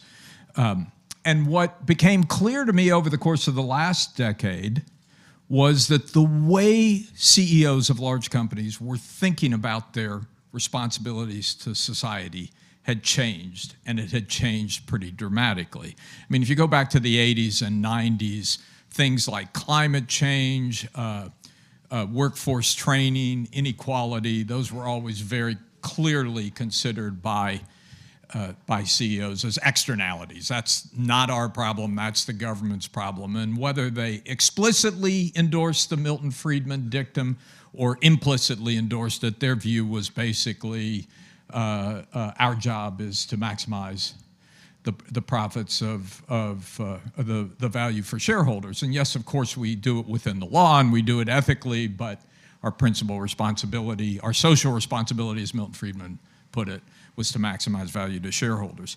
And I started to hear the change. You know, there were always outliers. I mean, you had Ben and Jerry out there. You had people who were like more focused on the social contribution of their businesses. But it wasn't a predominant view really until the last decade. It probably started particularly in the US around the time of the Great Recession, which called into question a lot of people's views of the efficacy of market economy, caused a lot of people to begin to question whether capitalism was working as well as it could.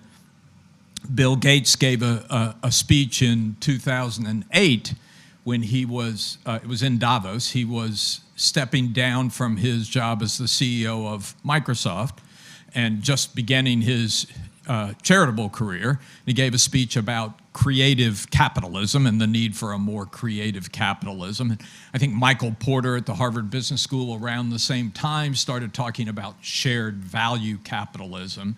You had John Mackey, the CEO of Whole Foods, talking about conscious capitalism, Mark Benioff talking about compassionate capitalism. All of a sudden, everybody felt this enormous need to put an adjective, to put a modifier in front of capitalism. So clearly something different was going on than had gone on in the past. And then that was followed by an increased urge on the part of CEOs to speak out on controversial social and public issues. I mean, as a journalist, I can tell you that for most of the last 40 years, if you talked about an issue like transgender access to public bathrooms, every CEO in the world would be under their desk and say, I'm not going to talk about that. Are you kidding?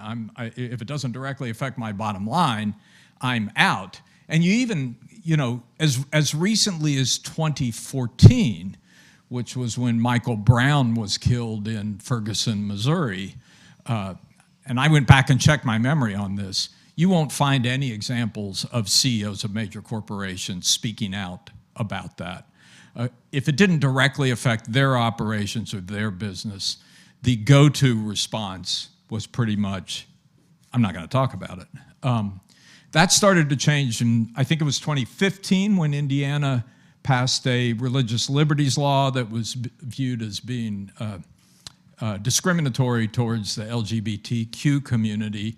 And Mark Benioff was one of the first to say, if you do this, I'm pulling my operations out of the state of Indiana. There was a similar incident in North Carolina, a public law restricting transgender access to public bathrooms, and Bank of America, which was, the largest employer in the state of North Carolina, felt compelled to do the same thing. Then you had a number of other incidents. Ed Bastian, the CEO of Delta Airlines, spoke out after the Parkland shootings and took away a discount program he had for members of the National Rifle Association. And then it really exploded in the early days of the Trump administration to the president's equivocal response to the events in Charlottesville, where Ken Frazier, the CEO of Merck, led a whole group of CEOs who decided to withdraw from the president's advisory council. So you really saw this growing strongly over the course of the decade, both the way that CEOs thought about their responsibilities and what they said publicly about their responsibilities. I think 2016 was a critical year in terms of my own experience and what I was hearing. If you think about what happened that year, you had the Brexit vote early in the year in the UK, and a lot of business leaders were saying, whoa, what just happened there? We all said this was a bad idea, and no one paid any attention to us and went ahead and did it anyway. And then in the US, you had this election where, on the one hand, Donald Trump was winning on the Republican side with a campaign that went against free trade, against globalization, against the things that had made all those companies large and successful. And on the other side, you very nearly had a self-declared democratic socialist win the nomination. And that was when I heard a lot of CEOs, much of this in off-the-record conversations, say, whoa, wait, what's going on here? We got to figure out how to do this better, or at least get our message across better, because if we don't, we're going to lose our operating license.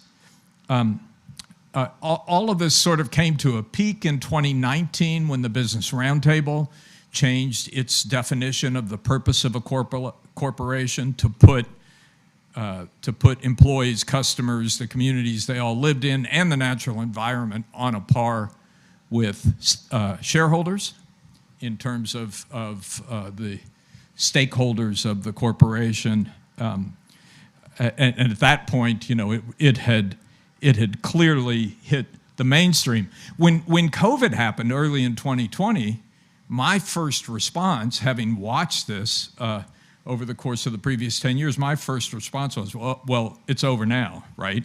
Because we knew the economy was going to go into a serious recession. We knew the bottom lines of all these companies were going to seriously deteriorate.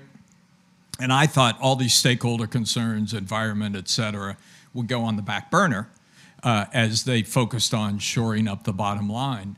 And it surprised me in the conversations I had in the month after that the exact opposite happened, in part because of the nature of the crisis. It was a stakeholder crisis. Your employees' lives were in danger. Your customers' lives were in danger.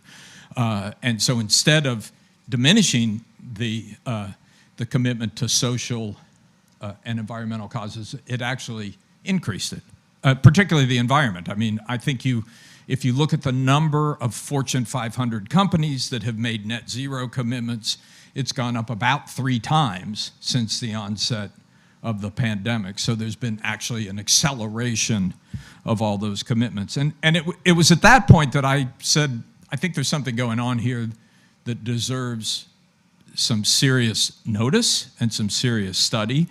That's what led me to write my book, Tomorrow's Capitalist, which I'll say that again just to make sure and it's okay actually if you want to look down in your phone right now and order it, I'll allow you to do that.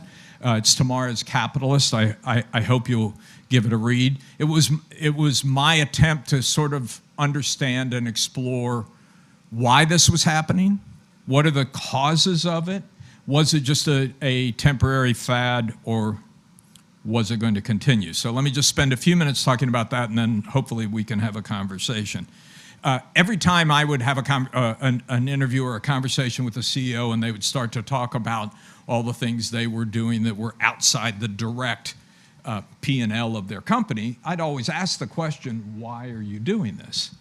And invariably, the first answer I always got was my employees. My employees want me to. My employees are pushing me to. My employees are telling me to. Almost without exception, the first answer was my employees. And you know, if you dig into that a little deeper, I think there has been a real generational change here. I spent, between the time I was at the Wall Street Journal and the time I came to Fortune, I spent 2 years running the Pew Research Center. It's 2012 to 2014. That's about as close as I got to academia. But we did a lot of research on the millennial generation at that time. And one of the things that became clear as you looked at the data was this is a generation that was much slower to get married than previous generations, much less likely to belong to an organized religion than previous generations. Really not big joiners in general, you know, Rotary Club, Moose Club, all the things that earlier generations had been a part of. And the more you looked at the data, the more it became clear that the employer was really their most important, and in many cases, their only formal connection to non-virtual connection to society. And so you begin to understand why that generation is putting so much of their expectations and hopes and desire for social purpose on the corporation. I mean, I look at my own family, leave me out of it since I can't objectively view that, but I know my father, who was a child of the Depression, I know why he went to work. He went to work to make money. There was no ambiguity about that ever at all. If he wanted to do good in the world, he was much more likely to do something at the church or do something through the Rotary Club or one of the other organizations he belonged to. But that wasn't the way he looked at work. When I talk to my daughters, who are both, they're 30 and 32, they want the money for sure. But the additional expectations they have of their employer to give them a sense that they are doing something good in the world is greatly increased. So I do think there's a generational change, but it's also because employees just matter more to the corporation than they did. And Diana Coyle, this has been at the core of a lot of the work you've done over the last couple of decades, the change in the way value is created in corporations. My favorite statistic, which came from a study done a couple years ago, if you look at the Fortune 500, or if you looked at the Fortune 500 in the 1970s, and you said, where's the value coming from at these corporations? What you would find is more than 80% of the value is coming from physical stuff.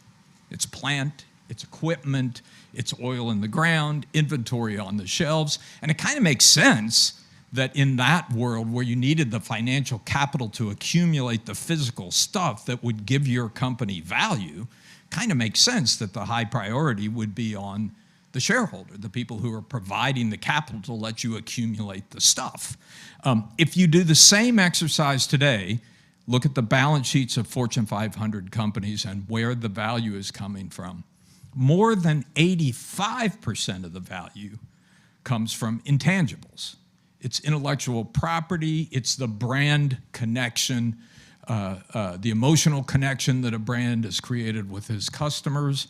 And all of those things are much more closely tied to people, less closely tied to stuff. And so humans, people, employees in particular, have become the key source of value for the corporation. And so it really makes sense that companies are paying much more attention to their employers and what their employers think and what their employees want. So I do think employees are the most important part of the equation. They're not the only part of the equation. I mean, in my conversations with CEOs, the breakdown of the political system is certainly a big part of it. I mean, in some cases, people would say, well, it's not that we really want to be in the lead on the environment or in the lead on inequality, but these are existential problems, and the government isn't dealing with them. And over the long term, we can't possibly thrive as a company in a society that's on fire or in a society that's at war with itself. And so I do think there was a sense that if we don't do this, who will? Somebody has to step up, somebody has to do it. And then social media has also been a big driver. I told Jonathan Haidt, I'm sorry I have to wait 3 years for his book, because I think it's really at the core of a lot of what's going on now. It's put a spotlight on CEOs and corporate leaders. I mean, all of them will tell you they feel like they live in a fishbowl today. Things happen so very quickly. I mean, one of the most famous stories was when that doctor, Dr. David Dow, was pulled off a United airplane in Chicago. He was actually pulled off by a couple of airport security workers, not by anybody who worked for the airline. But within 24 hours after that video was shot and put on the internet, you literally had millions of people in China canceling their flights on United Airlines. I mean, it became an instant spread. And the CEO at the time, Oscar Munoz, was very much focused on labor negotiations with the pilots, and so was really focused first on protecting his employees. And the first statement he put out was, hey, our people didn't have anything to do with that, which was not the right thing to say at the moment, right? It was the right thing to say for his employees, but it inflamed public opinion even more. So it was just a sort of a wake-up call for leaders of large corporations of how much social media has increased the transparency and the spotlight that's in all of them. So I think all of those have come together to change the way people in those jobs think about their responsibilities. It also is connected to the pace of change. So again, if you go back 50 years ago, in a lot of ways, corporations were kind of information hierarchies. You had people out in the field who were collecting information. They'd send it all up the chain. There'd be in the C-suite, they'd bring all the information together, come up with a strategy, and then the orders would go back down the chain. Well, no company operates that way today. You can't operate that way today. Things move way too fast. First of all, information doesn't flow just vertically, it flows omnidirectionally. Everybody has all the information all the time. But second, if as a corporation you wait for the folks in the C-suite to figure out what's going on and come up with a set of orders to tell you what to do, you're going to be way behind the curve. Somebody will have already gotten to the ball long before you did. And so the job of leading these large organizations has become much less about telling people what to do and much more about inspiring them, engaging them, motivating them, attracting talent. And so that's also changed the nature of the way they think about their jobs. And it requires them to have a degree of moral authority, because that's what their employees and the various stakeholders who they have to motivate want of them. So all of those things, I think, have come together to create a movement that is real and not reversible. Now, one question, of course, that often gets asked is, okay, but at the end of the day, is it real, or is this just a change in rhetoric and public relations? Lucian Bebchuk has done some really good work on this, and many people will note that the basic fiduciary responsibilities of the company haven't changed, that they're still maximizing shareholder value. And I think there's a lot of truth to that, but I think what that ignores is that, and I say this as somebody who did my own training in economics some time ago, there's not a single path solution to maximizing shareholder value.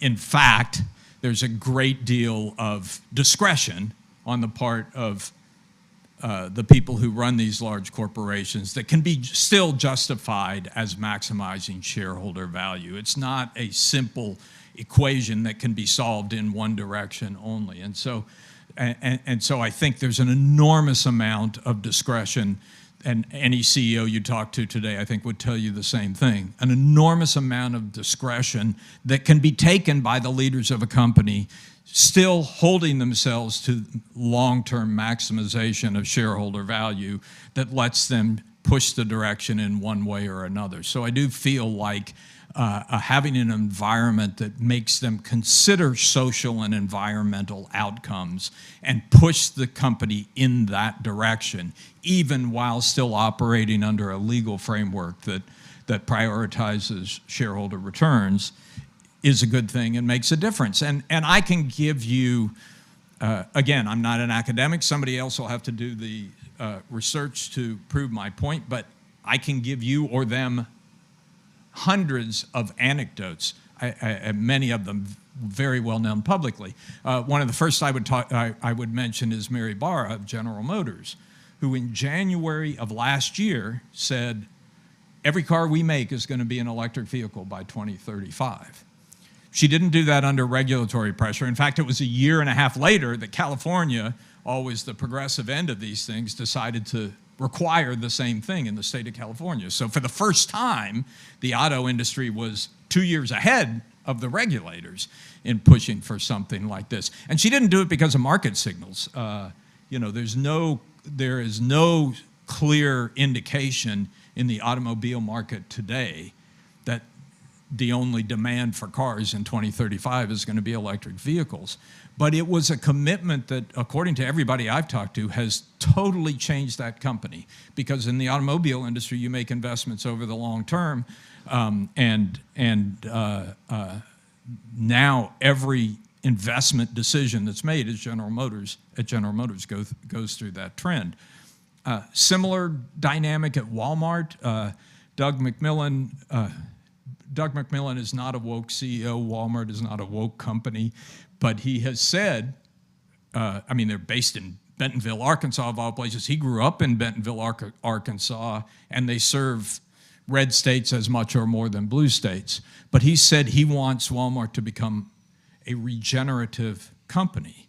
And he's actually gone out to his suppliers with this Project Gigaton. I think anybody who's done business with Walmart knows how serious they are about the pressures they put on their suppliers. He's made it very clear to his suppliers, we want you to be part of this effort to reduce your carbon footprint on society. So it's an enormously powerful thing. Again, I could go on and on with examples. Had a conversation with Soren Skou, S-K-O-U. Someone else will have to tell me how to correctly pronounce it, but he's the CEO of Moller-Maersk, the big shipping company, which made a massive investment in the North Sea with a Danish power company to create wind turbines that will produce hydrogen fuel to power his ships. And we are nowhere near the point at which hydrogen fuel will be price competitive with fossil fuel. Nowhere near. But he did this anyway. And so I said, well, why did you do it?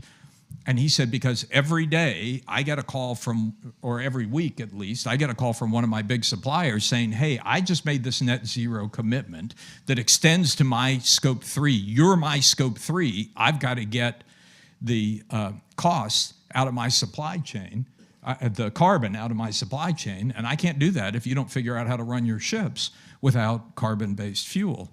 Similar conversation with the CEO of Rolls-Royce, which makes fossil fuel-fired engines for planes, trains, boats, and he's put an enormous amount of time and investment in electric and carbon, even though neither of those things is anywhere near being commercial, because he thinks it's the right thing to do. So, I mean, bottom line is something is going on. It is dramatically different from what I experienced for the first 3 decades of my career. I wouldn't begin to say that it's the answer to all our problems. It's certainly not the end of greed and corruption in corporations. I would agree with those who say, you know, ultimately the government has to be involved in fixing some of these problems. But there is different behavior going on in business today than there was 10, 20, 30 years ago. And I think it's worth at least noting and talking about, and I appreciate the fact that you're doing this at this conference today. And I'm happy to answer questions, hear disagreement, pushback. One here, one here, one there.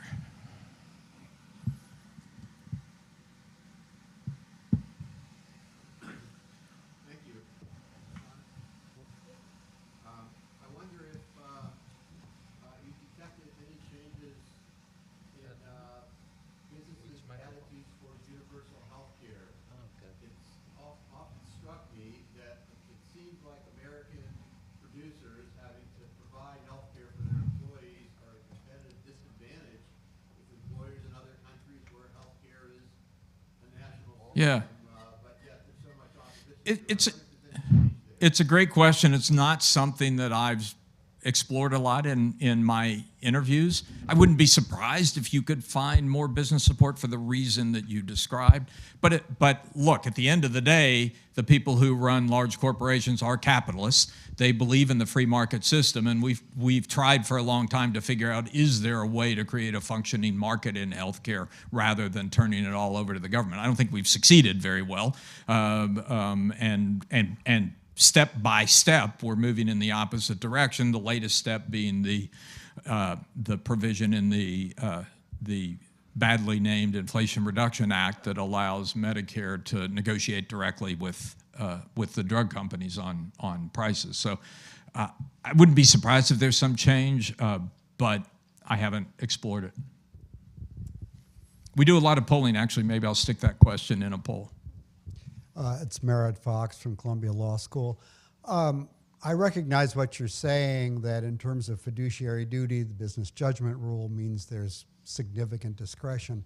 But I'm wondering whether you think that these CEOs think they're making decisions that are not share value maximizing, or rather that they recognize that the expectation from a share value maximizing point of view, in terms of the long-term cash flow of the company, to keep an employee team together, to have satisfied consumers and so on, they're really making. They will always. Yeah, it's a great question. They will always say they're maximizing long-term shareholder value. Always, always, always. And Caroline Flammer, are you still here? I thought her point about how much of this goes away in the long term is a really compelling one. You know, I had written about this and had focused on this when the Business Roundtable made its decision in 2019. So they called me up early and they said, we want to see your research. We want to know what you know. We're thinking of making a change. And ultimately, they gave me a lot of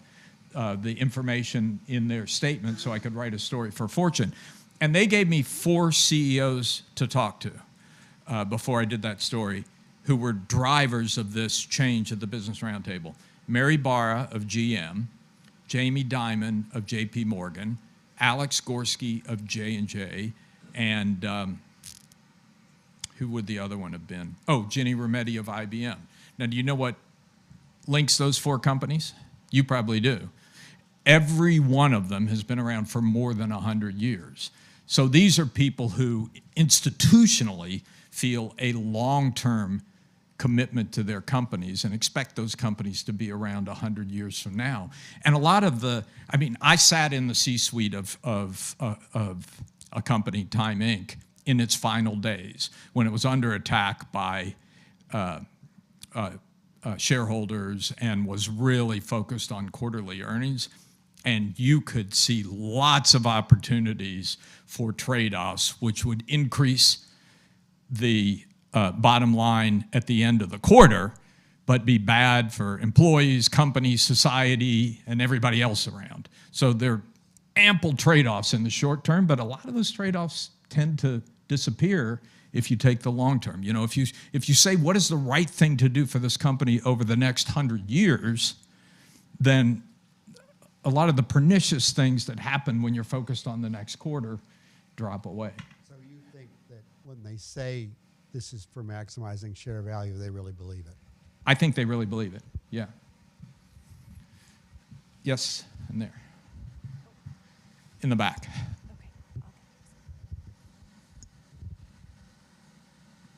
And then. Thank you so much. I was wondering, most of the changes you've talked about have been towards the progressive direction. Have you seen any reaction against that? For example, CNN's change in leadership leading to firings of reporters who speak out against the former president. Are there any other reactions you see as part of this general picture, or is it mostly towards the progressive direction? Yeah, I mean, it's definitional, right? What's the progressive direction? I think before 2020, there were a lot of CEOs signing on to this notion that we should improve, we should do everything we can as companies to get people out to vote, because that's like apple pie. That's a good thing. If more people are voting, that's a good thing. And then the CEO of Coke, James Quinlan, and the CEO of Delta, Ed Bastian, found themselves in Georgia after the election when the state legislature passed a law tweaking the voting rules. Many people thought it was intended to suppress the vote, but most of the things they did were sort of within the range of reasonable policies. They both spoke out. They both got huge pushback from Republicans. And my guess is, I can't say this for certain, my guess is both of them regret the fact that they spoke out. But the fundamental pieces of this, so speaking out, yes, a lot of companies are backing off because their speaking out has been perceived as as aligning themselves with progressive politics. And so they're saying, well, wait a minute, let's be careful here. We don't want to do this unless we have to. So I think there's less speaking out. But the fundamental things, let me give you a very concrete example. The Dobbs decision on Roe v. Wade is a great example. Most of the CEOs I've talked to in the aftermath of that decision, most of them, the first thing they did was to check their own benefit policies to make sure that they were providing choice to their employees, that basically if you were in a state where you couldn't get a procedure that you felt was critical to your reproductive health, they would allow you and pay for you to go out of state to get that procedure. So I can give you a large number of companies that did that, but they were very careful not to talk about it, with the exception of a few tech companies, because they knew even their own employees were on opposite sides of that issue, and they didn't want to get caught in the political crossfire. So they kept very quiet about it, but they adjusted their policies. And why did they do that? They did that because their employees wanted them to, and because they're in a battle for talent. And the one example where the CEO did speak out was at Eli Lilly, which is not a woke company, and you're not talking about a woke CEO. It's generally been aligned more with Republican politics than Democratic politics. But when the state of Indiana passed a almost complete ban on abortion, they felt compelled to come out and say, by doing this, you were going to make it harder for us to attract the high-quality research talent that we need to run our research facilities in this state, and we will have to consider moving those facilities out of the state. So you're in that. We're actually out of time for questions. Oh. We're going to move on to the next speaker. Okay. I'm so sorry. I'm happy to meet you back here if I can. So.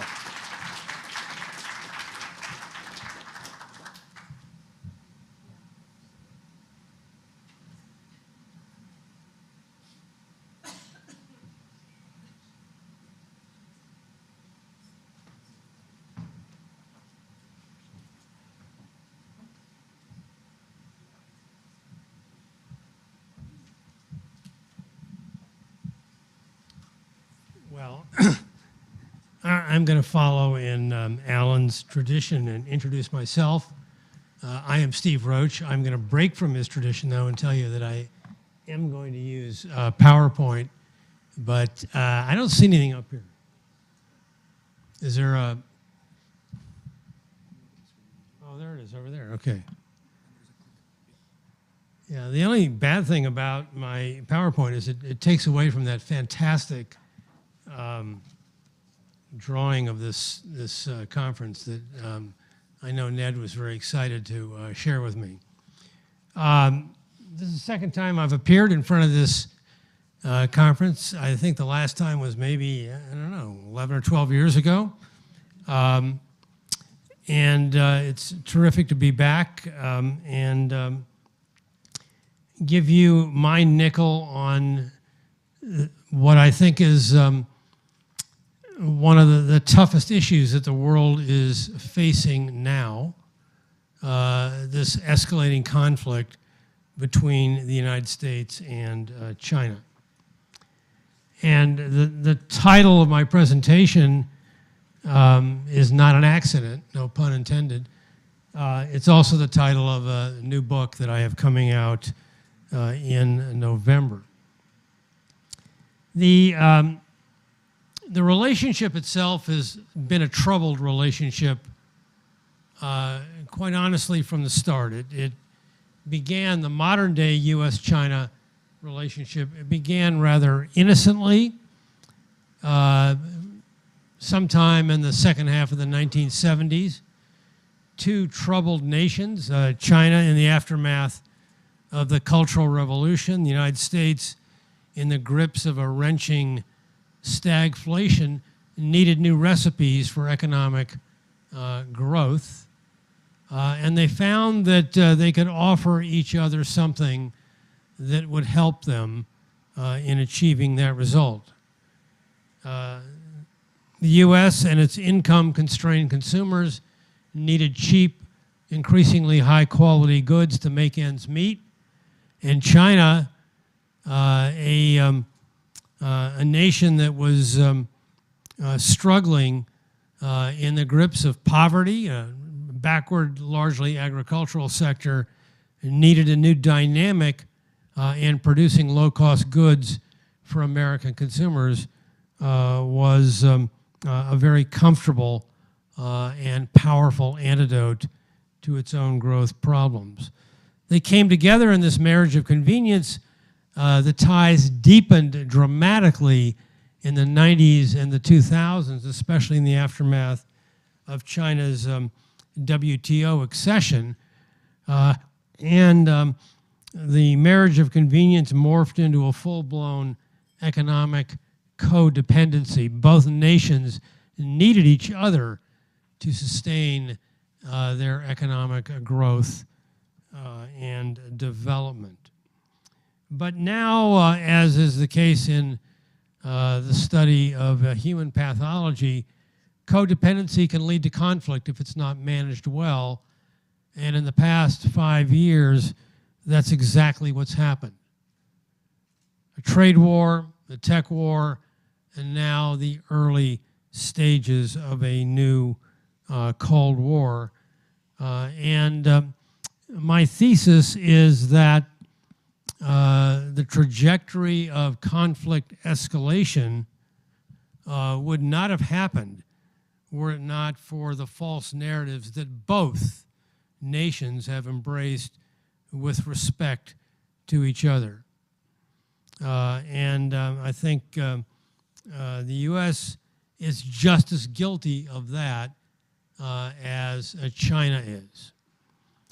So it is the conflict that didn't have to happen. I highlight on this page here a few of my favorite false narratives on both sides that I go into in great detail in my new forthcoming book.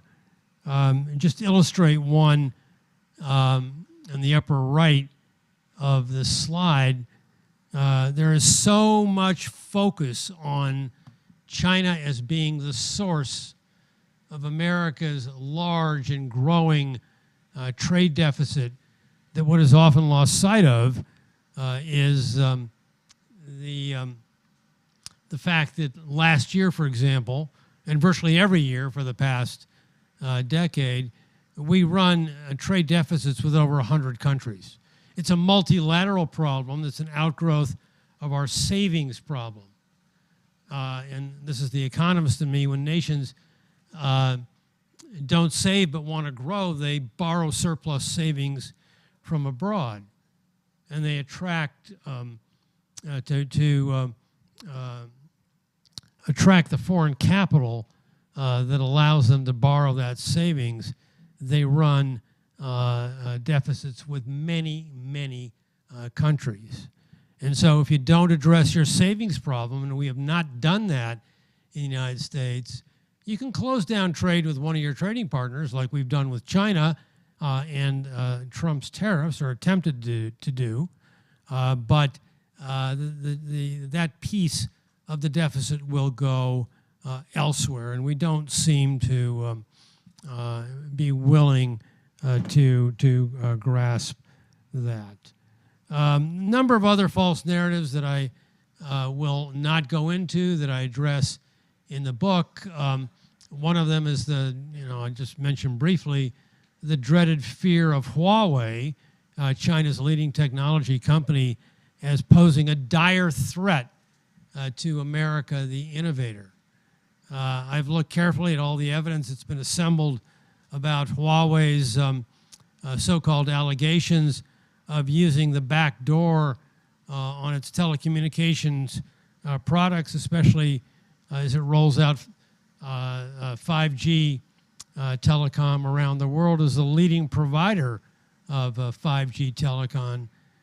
There are one, maybe two instances when Huawei has broken the rules there, but they're not with respect to 5G, and they all took place a long, long time ago. I worry in particular that we're fixating on Huawei as the Trojan horse in our innovations challenges that we face in the United States, but losing sight of the heavy lifting that we have stopped doing with respect to focusing on innovation through research and development, investing in higher education. China is guilty of its own set of false narratives. There's no question about it. Any nation that supports a state-sponsored system of censorship, as China does, of course, is a breeding ground for false narratives, and government censors, of course, control and curate the debate on literally everything. And so truth is elusive in China. I make the provocative point that I'm certain most of you will disagree with, that while we don't have state-sponsored censorship in the United States, we do have rampant information distortion amplified by social media. I wish I could have been around to hear Jonathan Haidt talk about that, but I think the polarized information distortion that continues to exist today in the United States, with 70% of one political party still believing in the lie of a rigged and stolen election, speaks for itself. The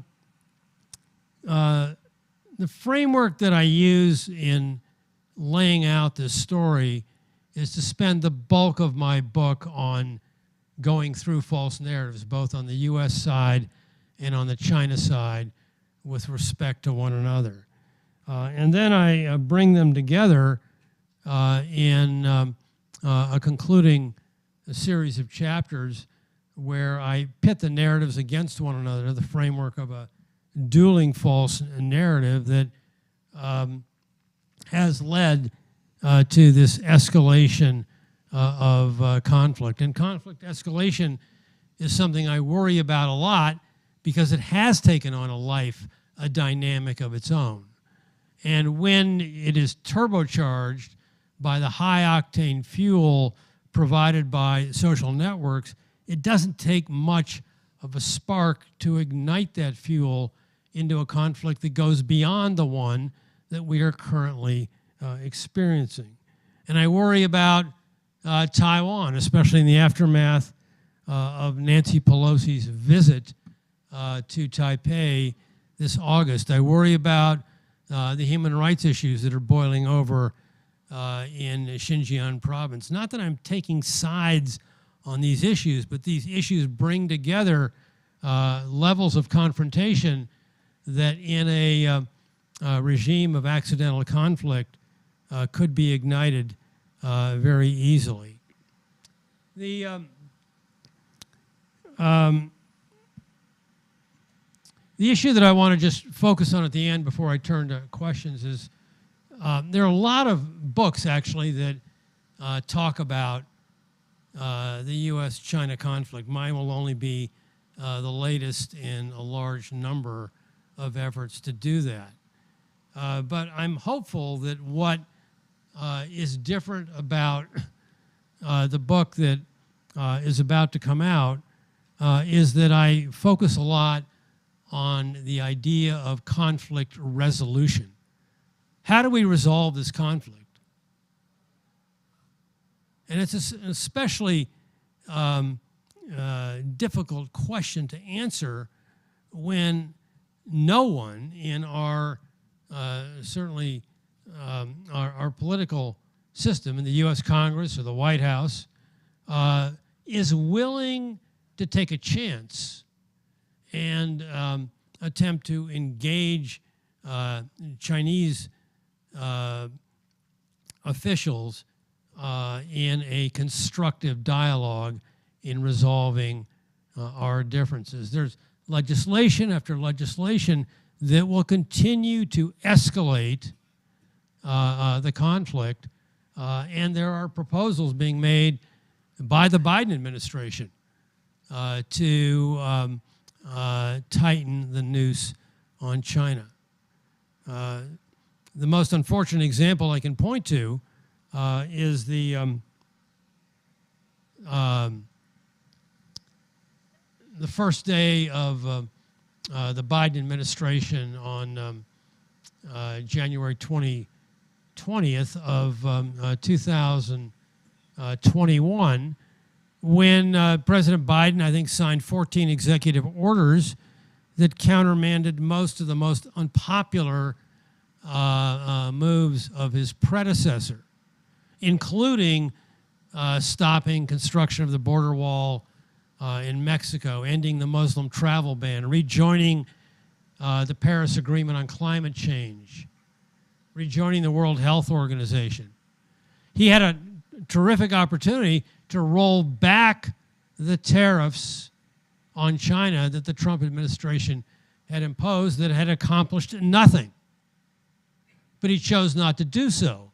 And now, of course, the window is slammed shut because any conciliatory efforts that the administration might address toward China would be hugely criticized by his own party, let alone the loyal opposition.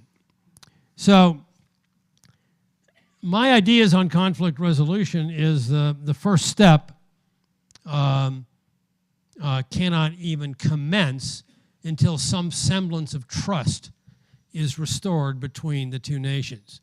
And the best place to start building or hopefully rebuilding trust is through focusing on global issues of mutual importance for both nations. And I tick off three that I highlight in the book. Climate change, where there's been a slight amount of joint progress. Global health, where there's been no progress, just a lot of finger pointing on who's to blame for COVID-19, and cybersecurity.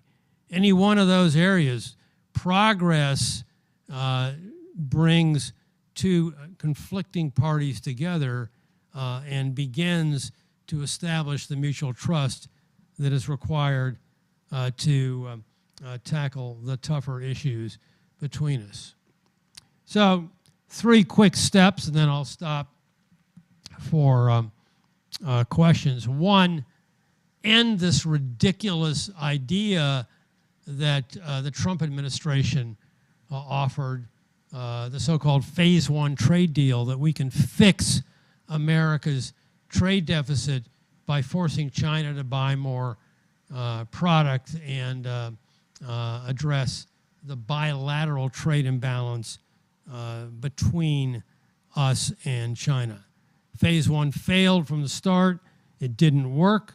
You can see the graph on the upper right. The U.S. overall trade deficit with over 100 countries got wider as a share of GDP. The Chinese piece, the red line on the bottom, went down, but the blue line, the the trade deficits with other nations got larger. That's what economics would tell you. When you don't solve your savings problem and you squeeze one partner, that piece goes to others. And in the last few years, it's gone to Vietnam, Taiwan, India, Korea, even Canada. So the idea of phase one is, of course, it would set the stage for the next phases to come. And unfortunately, the new U.S. Trade Representative, Catherine Tai, continues to believe that China should be held accountable for what it did not deliver in phase one. Phase one thinking is a recipe for continued conflict and little progress, if at all, in resolving the trade issues between us. Step two is to recognize that as opposed to the zero-sum thinking of a bilateral trade deal, we should attempt to address the structural differences between us on issues such as innovation, technology transfer, subsidies to state-owned enterprises, labor practices, environmental issues, and the like. The best way to address structural issues for me is to focus on growth opportunities that can be gained from opening up both markets through a bilateral investment treaty. In the Obama administration, toward the end, we were about 95% of the way done in completing a market-opening bilateral investment treaty that would expand growth opportunities between the two countries. Trump came into office, as you know, and anything that Obama had done, he said no, and so suspended the bilateral investment treaty. Negotiations have gotten nowhere since then. It would be wise and prudent, but politically difficult for Joe Biden to reopen those negotiations. But I would urge him or his successor to do so. And then third and finally,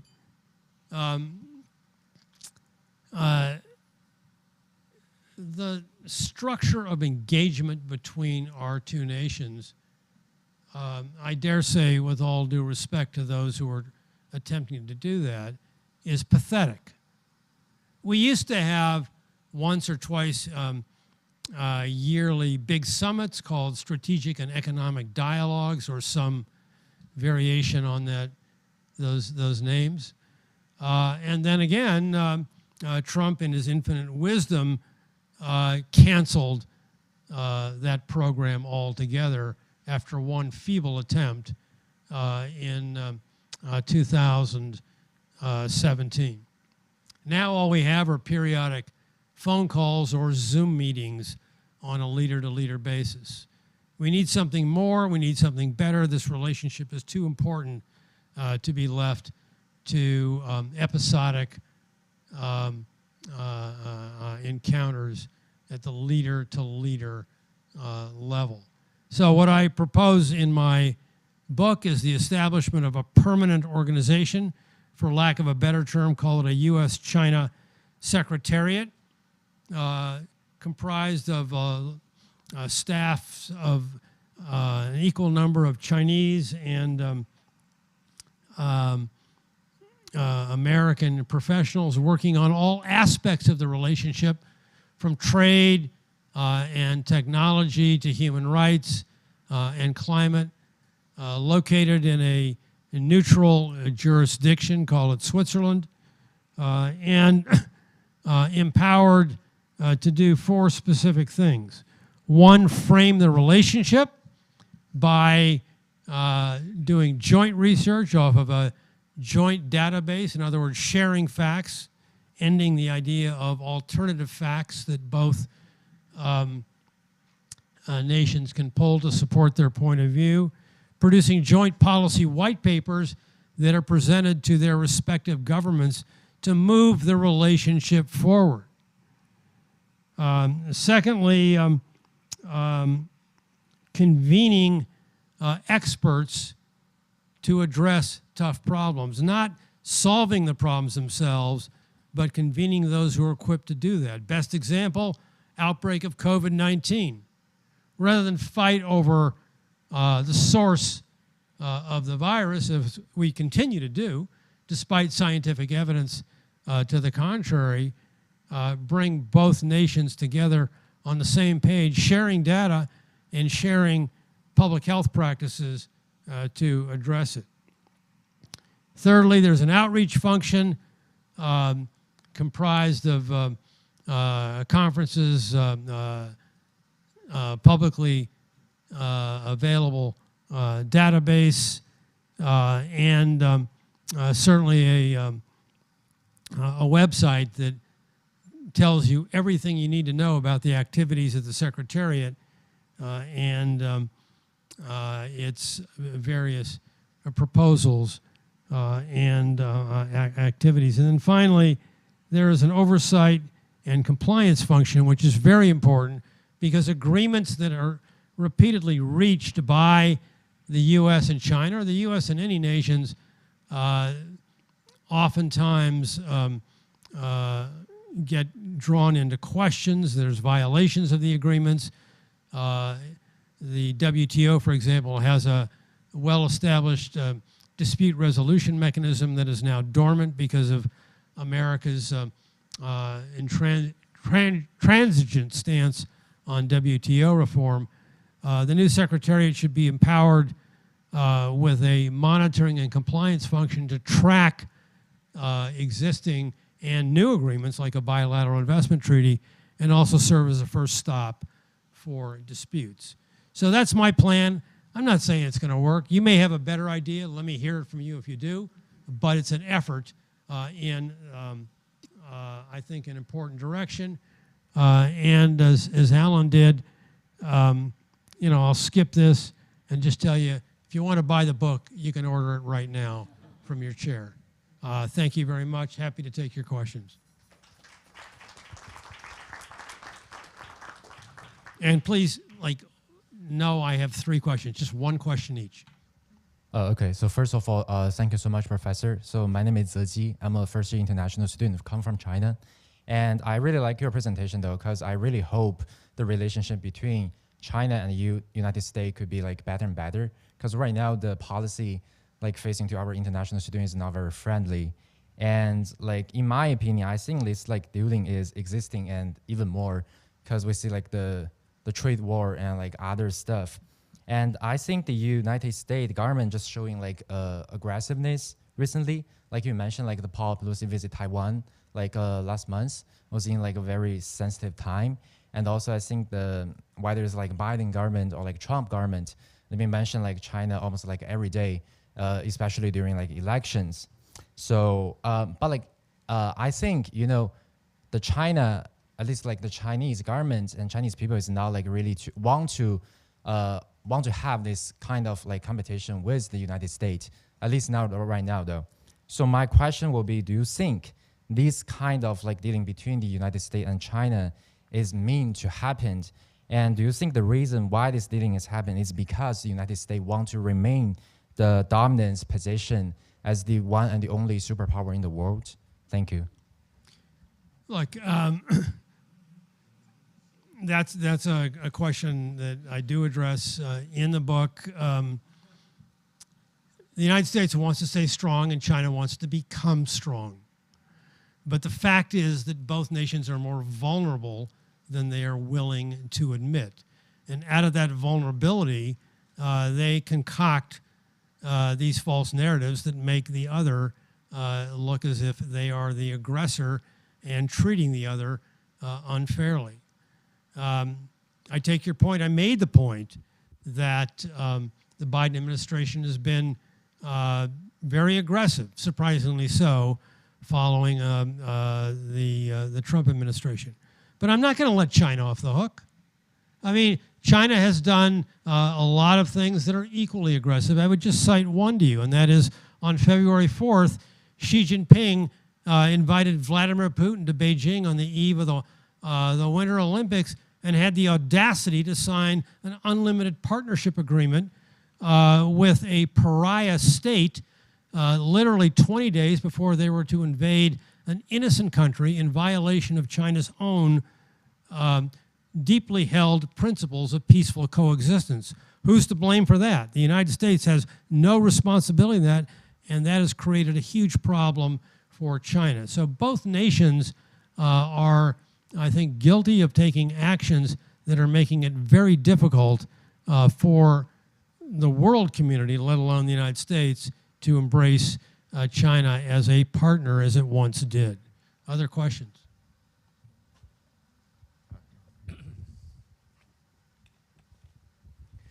Yes, I'm Giovanni Tria from Italy, University of Rome.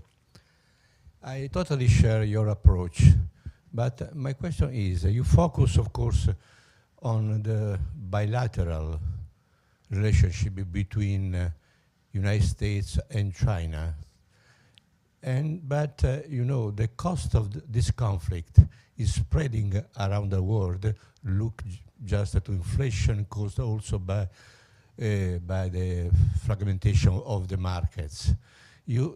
I read on your slides about an idea for an agreement on investment, and I wanted to remind that the comprehensive agreement on investment is, designed between China and Europe, has been blocked also, as all of us we know, for the American pressure. Then my question is, don't you think that we have to work not only, of course, on all the points, the issues that you raised for the bilateral relationship, we have to work for a new Bretton Woods agreement, because what we need is really a new large trade agreements between all the current big economic area on trade, monetary system, security, etc. Thanks. Like I tell you, you make an important point. You know, the idea that we can fix problems country by country on a bilateral basis is very much at odds with all the cross-border connectivity that exists in a multilateral world. I would not be optimistic, though, on the world coming together to do a new Bretton Woods agreement, however important that might be to resolve these problems that have been boiling over for years, country by country on a bilateral basis. I do think, however, that two countries like the United States and China can do a much better job of doing of addressing the conflict between them in a multilateral context. Your point on the comprehensive investment agreement between the EU and China is a good point, is an example of how a bilateral investment treaty can in fact work to open markets in two large economies. I take issue with your point that it was put on ice because of American pressure. I think the Europeans are dealing with their own set of anti-China political pressure as well. But I think the CAI, the Comprehensive Agreement on Investment, is an example of an enlightened approach toward using market opening initiatives to deal with structural problems to create positive sum growth opportunities in two large economies. We need to do more of that. A bilateral investment treaty can do that in the United States. I see the 0 there. Do you want me to keep going or stop? You tell me. Yeah. Thank you, Mr. Roach, for your presentation. I'm also an international student coming from China here studying in Columbia. So my question is regarding sort of the political basis for the pragmatic sort of cooperation that you have pointed out. So it seems to me that there's sort of underlying political distrust between the two nations that has prevented them from acting on very pragmatic cooperation, such as climate change. It seems to me, for example, in the case of Miss Nancy Pelosi's visit to Taiwan, that there's sort of misunderstanding on the two sides. On the China side, they're saying this is sort of a provocation of future conflict. And on the US, they're saying this is sort of a support for a kind of a democratic regime on the ground. Do you think there is such thing as a political basis for pragmatic cooperation in the case of cooperation between these two countries? And do you think that's an important thing going forward for the cooperation that you have mentioned in your speech? Thank you. Yeah, thanks for your question. I don't mean to be flippant in responding to what you said, but I have a hard time linking together two concepts in your question, politics and pragmatic. They don't connect. Our politicians are very self-serving, and that's true, I think, in both nations. But I just point out two aspects of the political clash that have left me very pessimistic in terms of where this relationship is going. One, this idea that was amplified by former President Trump, that the large and, at that point, record trade deficit between the United States and China had destroyed American companies, had damaged American communities, and was a killer in terms of jobs and innovation. That formed the basis of the allegations that were then seriously raised by his trade representative, Robert Lighthizer, in a famous Section 301 complaint that was released in March of 2018 that then sparked the tariffs that are still in place today. In my book, which I know many of you have ordered while we're speaking here, I go through the allegations piece by piece, and they are not substantiated by evidence. But the American public believes the allegations, and China is responsible for the anxiety they feel. On the other side of the equation, Xi Jinping, 10 years ago, coming up in November, espoused the famous Chinese dream, a dream of rejuvenation, nationalistically focused on never allowing the great Chinese nation to be contained ever again. And the U.S. has unfortunately set in motion a mindset that has engendered fears of Chinese containment. Nancy Pelosi is only part of that, but a lot of it is also China's own insecurity as a major power, as a growing and proud nation. And that, unfortunately, clouds the politics of everything that China sees with respect to the United States, and is a breeding ground for China's own large number of false narratives that is leading it down the path of confrontation with America. China can do better. We can do better. Unfortunately, politicians like confrontation better than resolution, because confrontation is what keeps them in power and gets them reelected. for just one more question here. Thank you. You mentioned the Ukrainian war. Wait, he's already had a question, right? Yes, it's a case. I mean, there's all these people screaming over here. I think you have great questions, but I want to just be fair. If we're doing one more question, give it to somebody else. No, that's my first question, by the way. It's not bad. I have no problem if somebody else wants to raise questions. Okay. Okay, I'm sorry. Great. Do whatever you want. So, I'm Luigi, by the way, I'm Luigi Bonatti, University of Trento, Italy. So you mentioned the Ukrainian war, and you talk about the need of, the urgent need of rebuilding a constructive relationship between US and China.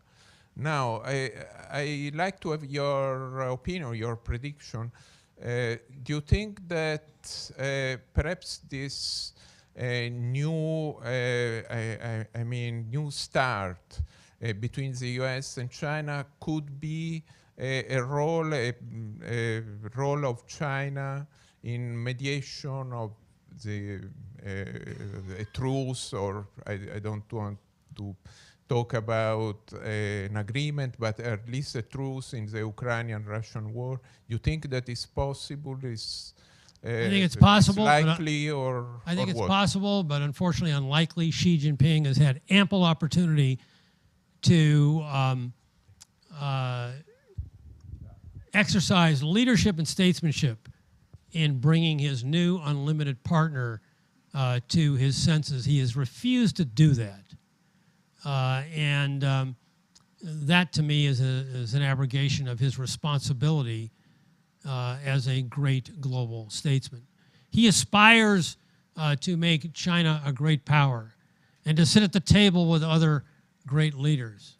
He made a mistake in joining with Vladimir Putin. It was a horrible mistake, possibly his greatest blunder of his leadership. He's had ample chance to correct it and to bring Putin, I won't say to his senses, but to shift his direction, and he has not done that. And I think, honestly, that the United States and the rest of the world should put far more pressure on Xi Jinping to deliver or to shift the direction of his partner. And if China doesn't do it, then they should begin to face some of the same consequences that Russia has faced with sanctions imposed by the West. Wait, just quickly, scream it out. Quick question. Taiwan, what are China's intentions in your view, and what should America's policy be? China's intentions are obvious: reunification, and their intentions are to do it over an indefinite, strategically ambiguous period of time, and to do it peacefully. But what worries me in that regard is, go back to the point on Putin in prosecuting this insane war in Ukraine. His argument, his logic, is that we in the West, through NATO expansion, forced him to do it. I mean, it's pure nonsense. But that's his point of view. But aren't we guilty of doing the same thing with China by containing China on many fronts, including its long-term goal that we agreed upon in the United States under the guise of the one China policy? U.S. containment of China, to me, has a striking analogy with the insane logic that Vladimir Putin is offering in support of his prosecution of the war in Ukraine. Thank you.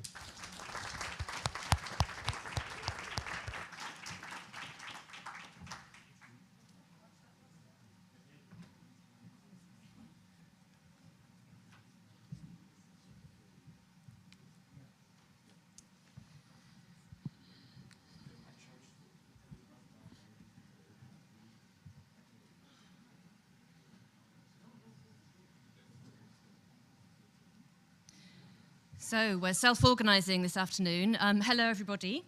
My name's Diane Coyle. I'm a professor of public policy and an economist at the University of Cambridge. And it's a real pleasure and privilege to be here today. Thank you, Ned and colleagues, for inviting me to my first of these conferences. And what a fascinating day it's been so far. The title of my talk is actually the title of a book I published a couple of years ago. Still available for sale, obviously. March 2020 wasn't the best time to put out a new book. And the title, the cover of the book has this image on it. It's a painting called The Ideal City. This is the version in the town of Urbino in northern Italy. And this ideal city expresses the Renaissance harmony of good government, vigorous, prosperous markets, and virtuous citizens. And I was delighted to see it's referred to on the website of the Centre. And the theme of my book is that the ideal mix of these three parties, market, state, people, is contingent. It depends on history. It depends on location.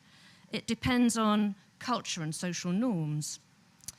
But it also depends on reality, technology, the character of the economy that exists at the time. And one of the first insights I got into how, in practice, the technology that we have seen disrupt, enrich our lives for the past 25 years or so now, was really changing the way we need to think about economic policy, was in one of my public service roles.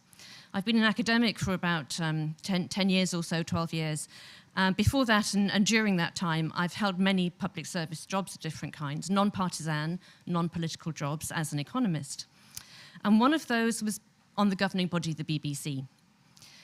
I was the regulatory pilot who took the BBC's iPlayer, the platform for long-form digital content, through all its approvals processes and saw that launched. And it was a really successful product. And now more viewing occurs through the iPlayer platform than in the linear program schedules. And because of its success, the BBC's commercial arm decided that with the other commercial public service broadcasters in the UK, ITV and Channel 4, they would try something called Project Kangaroo. And this is the code name for a joint venture that would be a shared platform to provide long-form video content on a commercial basis with advertising and subscriptions to British viewers and ultimately to people in other markets. And because the three broadcasters at that time had a large share of audiences in the UK, the case went to the Competition Commission, and they decided that this was a bad idea. It was going to foreclose a nascent market in the provision of this long-form online content. This was a mistake, because what they didn't understand was what economists call two-sided markets or multi-sided platforms and the incentives these kinds of structures create. If you're running a platform, you want to get as many viewers as possible. You get the viewers by offering them as much content as possible. So the platform would have every incentive to have all kinds of content, not just the content produced by the three broadcasters themselves. But the Competition Commission didn't see it that way, and in 2009, they banned the broadcasters from trying this again for another 5 years, which is insane in digital markets. And so what happened was that they went away, they stopped the joint venture, Netflix came into the market, and within a couple of years was the biggest broadcaster of this type in the United Kingdom. And for me, as somebody who had actually spent many years on the Competition Commission, it was a real wake-up call in the way to think about the need for different policy instruments that we use to change. Now, I probably don't need to labor the point for this audience, but digital markets are winner-take-all markets for three reasons, at least three reasons. One is economies of scale. These have always existed in the economy. Airplane manufacture has big economies of scale, but they're pervasive in digital because the fixed costs are high and the marginal costs are low. So the bigger you are, the more profitable you're going to be. Second reason is network effects. Just like a telephone network, the more people there are, the more benefit all of the users get from everybody else. So this is an accelerating benefit of these platforms, of the scale. And then there's what's come to be called the data loop. If you have good data from your customers, you can use that to provide better services to them, and also to raise more advertising revenue from selling the data or data analytics. And that in turn means you get more customers and more data, and there's again this accelerating increase in the scale and dominance of the platform. This means that a lot of digital markets, not just big tech, but others as well, have one dominant player, maybe two if you're lucky. And there's also growing evidence among economists that the use of data, the data-intensive, the companies that have got a lot of data, digitally skilled employees, are doing much better and pulling further and further ahead of all the rest, and also paying their workers better as well. So the wage dispersion that we see in our economies is happening within sectors as those top firms make better use of their data. It's not differences between sectors so much. So we've got these kind of winner-take-all markets. And what this means that in lots of contexts, when you're having decisions taken about mergers, competition market inquiries, market dominance, but also regulatory policy, then any decision taken by the state in whatever form, whichever body is doing it, is going to shape the market. Either if they do something or they don't do it, it's got quite a high chance of tipping the market towards one winner or another. So this is one reason for thinking about not just competition policy, but also what's the role of the state in strategic direction of markets that have these kinds of dynamics. And it isn't just the big tech sector. The economy is the digital economy. People still try to measure the size of the digital economy, but actually that's like trying to measure the size of the electricity economy. It really is everywhere now. And in my mind, these kinds of dynamics, this kind of technological change, adds up to a case for thinking about industrial policy again. We haven't had that for some 40 years in either your country here or mine. There's been a kind of allergy to it. People think it's about adding lots of red tape and picking winners that turn out to be losers. So we can change its name if you like. We can call it something like strategic management or strategic coordination of the economy. But there's a really strong case. Now, I've made that first point that it's about dynamics and the kinds of value creation that goes on in the economy today. But there are lots of other reasons too that I've just listed on this slide. So another one is that we have some big technology transitions ahead of us. And the kinds of technologies that are needed to reach net zero targets and tackle climate change are going to require quite a lot of technological coordination. And the standards, the technical standards for the kinds of generation, distribution, and transmission networks that we need to beef them up for an electricity economy as opposed to an oil and gas economy. Standards for electronic vehicles emerging in international bodies. Think about battery factories. Batteries are the largest, the heaviest, the most valuable component of an electric car. So where those factories are located is going to determine where cars get manufactured in future. And that's a big decision for governments to take because car manufacture is located in some quite specific areas. So is the decision going to be to put the battery factories in the same place? Because actually the skills needed are quite different, so you could put them somewhere else. There are big choices to be made about that. There's a need for new public investments. Part of that will be maybe privately funded, but infrastructure investments needed for that kind of transition. But other kinds of investments that we need have very long payback periods. And in a brilliant new book, Avner Offer sets out a really clear case for why state coordination and partial state funding is necessary for infrastructure investments with really long paybacks that private sector investors just won't do. And an example that might not come to mind readily is skills. in the economy that we have now, in the areas where value is being created, people need to have 20 years of investment in their skills.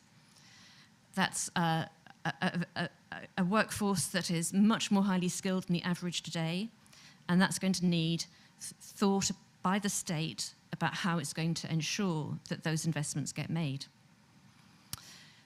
Regional economic growth, I just touched on this in thinking about the location of new investments, but we've got an economy where the creation of value that's intangible, that depends on data and digital skills, has led to a concentration of economic activity and a concentration of high incomes in urban areas, big urban areas. And we have what in UK politics is termed left behind places, but all the advanced economies have this experience of, they might not even be rural, they might be seaside places, they might be small towns. What are the prospects for those kinds of areas? Economists like David Autor and Enrico Moretti have documented these trends, and I don't think that despite the pandemic, they're going to go away.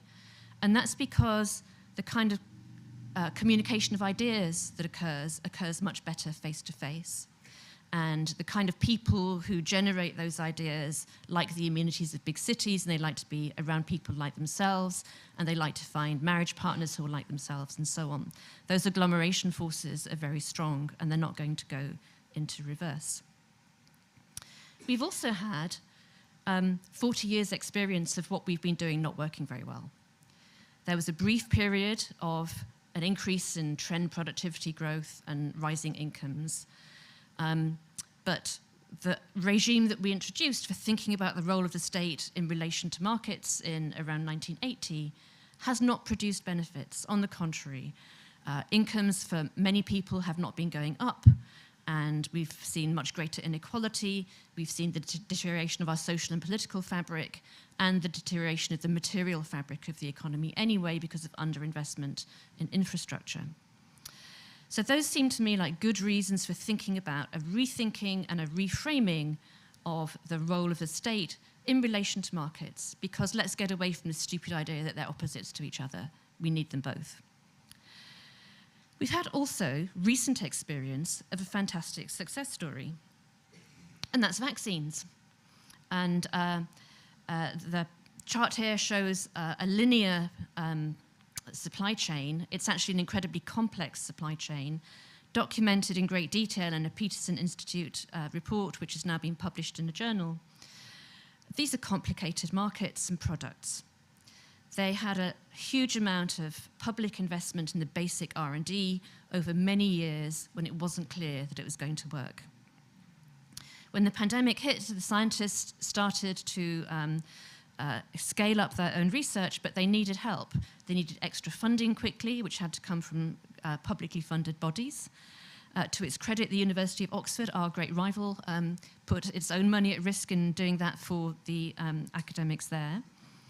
But there had been a lot of prior investment, and then there was a lot of immediate investment in scaling up the research, in funding trials, and in the first stage manufacture, because these vaccines are much more difficult to manufacture at scale than at laboratory scale.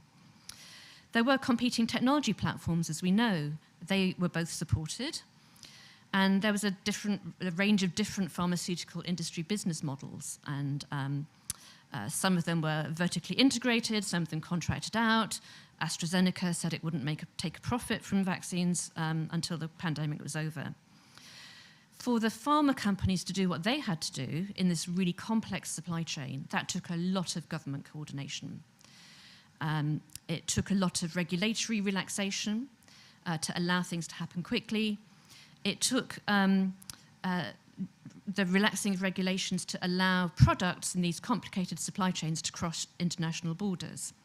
There's a very nice book about the German vaccine, the Moderna BioNTech vaccine, where they talk about having to get the bioactive ingredients into Northern Ireland to be put into little vials for distribution at a time when in the UK we couldn't ship sausages from the mainland to Northern Ireland because of the Brexit trade frictions.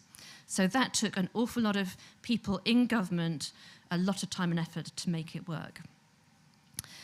Governments also funded multiple supply chains. There was concern about vaccine nationalism, that countries might not be able to get all the supplies that they needed. And then when all of that had happened, and we had the vaccines, and they were produced at scale, and they were able to be shipped across borders, there was an amazing private, public, and volunteer coordination to get people to actually line up and take the vaccines. And that volunteer effort is still going on in our booster campaign in the UK, still half being supplied by volunteers. So that's a great success story. Can we carry over those lessons to other parts of the economy? Well, supply chains have been in the news a lot because of the various supply shocks that we experienced, starting with the pandemic and, of course, going on to the energy supply shocks. And one focus in the news was the need for the authorities to relax competition regulations about banning information sharing so that petrol stations, gas stations, and supermarkets could coordinate with each other to make sure that gasoline on the one hand, basic groceries on the other hand, got around to all the outlets that needed them. The competition law in every jurisdiction bans information sharing because that's a means of colluding. So there was a lot of attention on the need to do so, the need to encourage this information exchange. But the supply shocks weren't so much from that as from the pinch points in supply chains that we didn't know about. So, for example, it turned out that a key supplier to the food industry in the UK is one American company with 2 plants which produces carbon dioxide used in packaging and in beer as a byproduct of creating fertilizer. And nobody anywhere had any idea that there was only one company that did that. And they've now shut. I don't know what's happened, actually, to the supplies of carbon dioxide for beer, but on the back of everything else that's happened this week, there'll be a riot if the beer runs out. So I've labelled this Adam Smith's dilemma because we're in this world where we know that there's been a process of global supply chains extending further and further. Each link in the chain is more and more specialised. Adam Smith told us that specialization is one of the key drivers of economic growth. And we've seen that as the scope of the market increases, the possibility of specialization increases, and these global supply chains have allowed us as consumers to enjoy the benefits of that. We've got better products, cheaper products, and much greater variety. But on the other hand, that means that there's actually no competition at many more points than we have realized in these supply chains. So having had a long period, 200 years of being able to enjoy both the gains from specialization and the gains from competition, are we now at a point where actually there's a trade-off? Is the scope of the market, is there no more headroom in the scope of the market in some sectors or some parts of these supply chains for us to have both? So the suspension of competition law was symbolic of a kind of wider phenomenon of needing to understand better the structure of these supply chains. What are the vulnerabilities? Do we need to think about resilience? And do we need to think about this new dilemma of Adam Smith's? So I hope I've started to persuade some of you that there's a case for thinking about the state's role in the economy differently. Not that it should be bigger, but that it needs to be thinking in a strategic way about coordination and about what's the shape of markets going to be and about how best to serve the welfare of citizens. And that's been changed by the technology, by the experience of globalization. But there's a problem because the state, the government, isn't a single thing, and for that kind of active government to be effective, we'd want it to be done well. And it isn't. I'm picking on my own country. This is a timeline of major, not all, but major shifts in industrial policy since, I can't read it myself, but some time ago. And we do the colours opposite, so the red bars here are Labour administrations and the blue bars are Conservative administrations. The Conservative administration has been in power for 12 years if you count the Liberal Democrat coalition, and it's had at least 10 changes of industrial policy during that time, and actually there was another one last week, which you might not have noticed among everything else that was going on.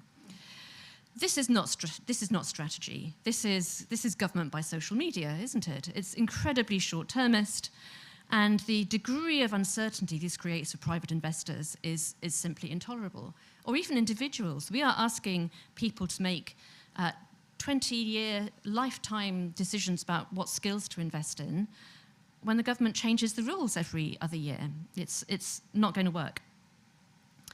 Now, I think we have had a few successful industrial policies, and they're the ones that nobody has noticed. Accidental industrial policies. The first one is the city. Now, of course, we know that the financial services sector is a strong one in the economy, and it's been a cross-party consensus that, on the whole, we'd like that sector to do well. So the City of London has benefited from a very favourable regulatory environment, not just financial regulation, but planning rules also, and massive infrastructure investment in terms of transport connectivity and other amenities around the city buildings. At the bottom of pharmaceuticals, we have put an awful lot of money into supporting R&D for the industry and life sciences, and have also given them very large tax breaks. And the BBC, this is the Broadcasting House building, is never thought of as an industrial policy, but it really is. It's a guaranteed market for content producers, from music to TV shows. It trains the whole of the sector. It does R&D for the whole of the sector and licenses that either on open source basis or a non-profit, readily licensed basis. Again, this means we have a fantastic creative industry sector, 6% of the economy, major net exporter. So these are ones that we haven't talked about as being industrial policies, and maybe that's just as well, given the chart I showed you before about the variability, the unreliability of policy. Now, as economists, we have a lot of motherhood and apple pie things that we talk about to help these kinds of policies be more effective. And here they are. Look for areas where there's likely to be some technological improvement. So we can have an exercise to think about where our strengths are in the science base. Have a focus on exports, so that the chill winds of competition in international markets and the scope of the market are your friends there. Ensure that there's accountability so that you can stop subsidizing things that aren't going to work. That's been one of the weaknesses of previous industrial policies. And enforce competition. And this isn't always easy. We're having to rethink how we do the competition policies, but let's try to make sure that markets are contestable and new entrants can get in. So they sound fine. They're good recommendations, but I rather fear that even pretty straightforward consensus recommendations like that are hard to land politically. And my example is a speech I went to by a minister who was then a minister for the digital department and is now the chief secretary to the Treasury, so the second most important minister in the Treasury. How well are they doing at the moment? And it was a speech at the Institute for Economic Affairs, a right-wing think tank, and it was a speech about competition in digital markets. And this is what he said. Much as my free market instincts make me want to turn a blind eye to monopoly, and then he went on, I suppose we're going to have to do some competition policy in these markets. If this is how your second most important minister for the economy thinks competition works, then we have a bit of a problem. So I started out thinking I was going to say we absolutely must get our heads around having a modern industrial policy for the kind of economy that we have now. It doesn't mean big government, but it means smart government and a different kind of perception on how you coordinate private sector activity in these highly knowledge-intensive, highly intangible markets that we have now. And then by the time I'd got through the slides, I persuaded myself that actually I was pretty pessimistic about the possibility of doing so. And so my final slide is a different Tower of Babel, we say Babel, I think it's being divided by a common language, but it's the same concept. It's a wonderful painting called Modern Babel, overlaid with a picture of the pound tanking this past week. So I'm confident the mix needs to change, that we need to have a rethink about the state's role and the interactions between these three essential components of life, really, of the economy. But I think we're far from knowing how to do it, and there are some huge political economy challenges. So I'm going to stop there, and hopefully some of you are going to tell me the answers. Thank you very much.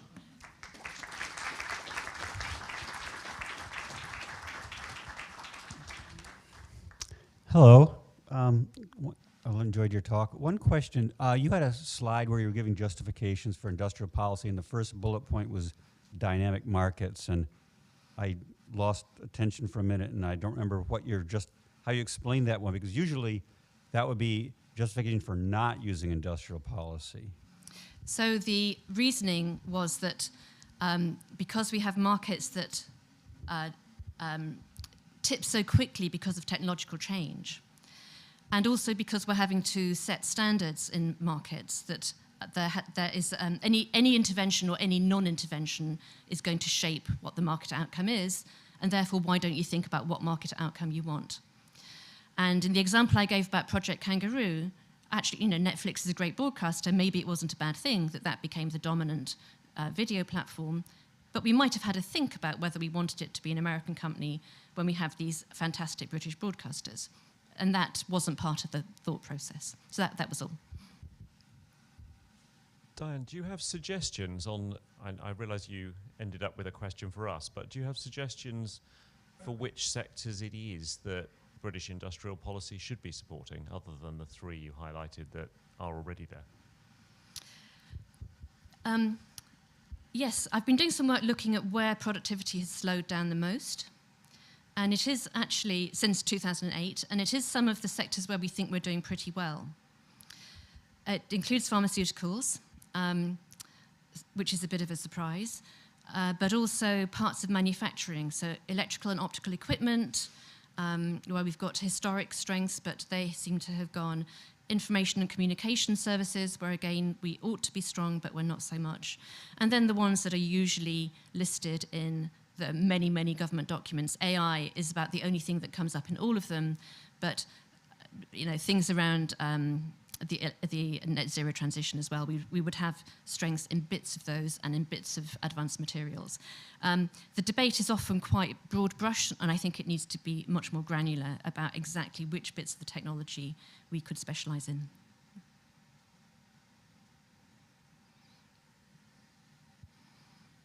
I think everybody's ready for their tea break. I just wanted to ask if there is any overlap between your new industrial policy and some ideas that Michael Porter used to have about competitiveness and clusters, because it seems some similarities in some ways. Yeah, there are some similarities. It's a really interesting question. And I mean, typically, economists have thought about this in a somewhat different way than people in business schools, and emphasize the positive sum nature of gains from trade. But I think you're right to point out that perhaps that's not the world that we're in at the moment. When you're talking about technological transitions, and there are opportunities for different countries to succeed in some parts of those technologies, and we might want to make sure that for us, we're not just importing even at low prices, technologies made elsewhere, but we have some know-how and some communities of engineering practice that mean that we can keep those on our own shores and all the high-paid jobs that go with them. So I think there's convergence that I hadn't really thought about, but is my response to your question. Thank you. Time for tea. Yes. Thank you so much. Thank you. And I think we will just take an abbreviated break and begin again right at 4.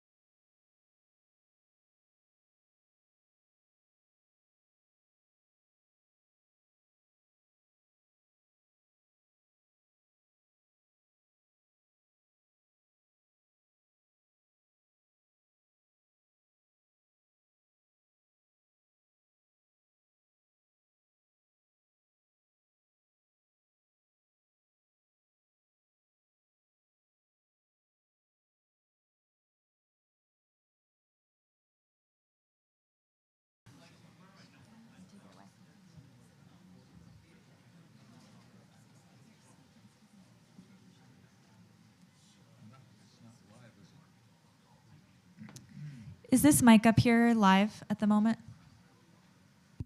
Yeah? Okay. Yeah. If you talk into it, it should be. Is this somebody's water or mine? It's yours.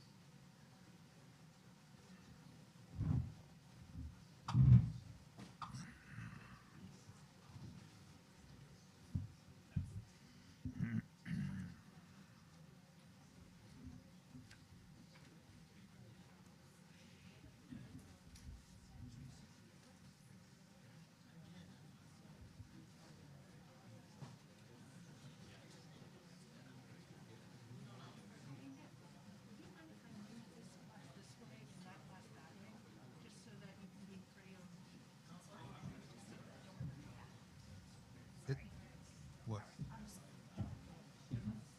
Oh, yeah, sure.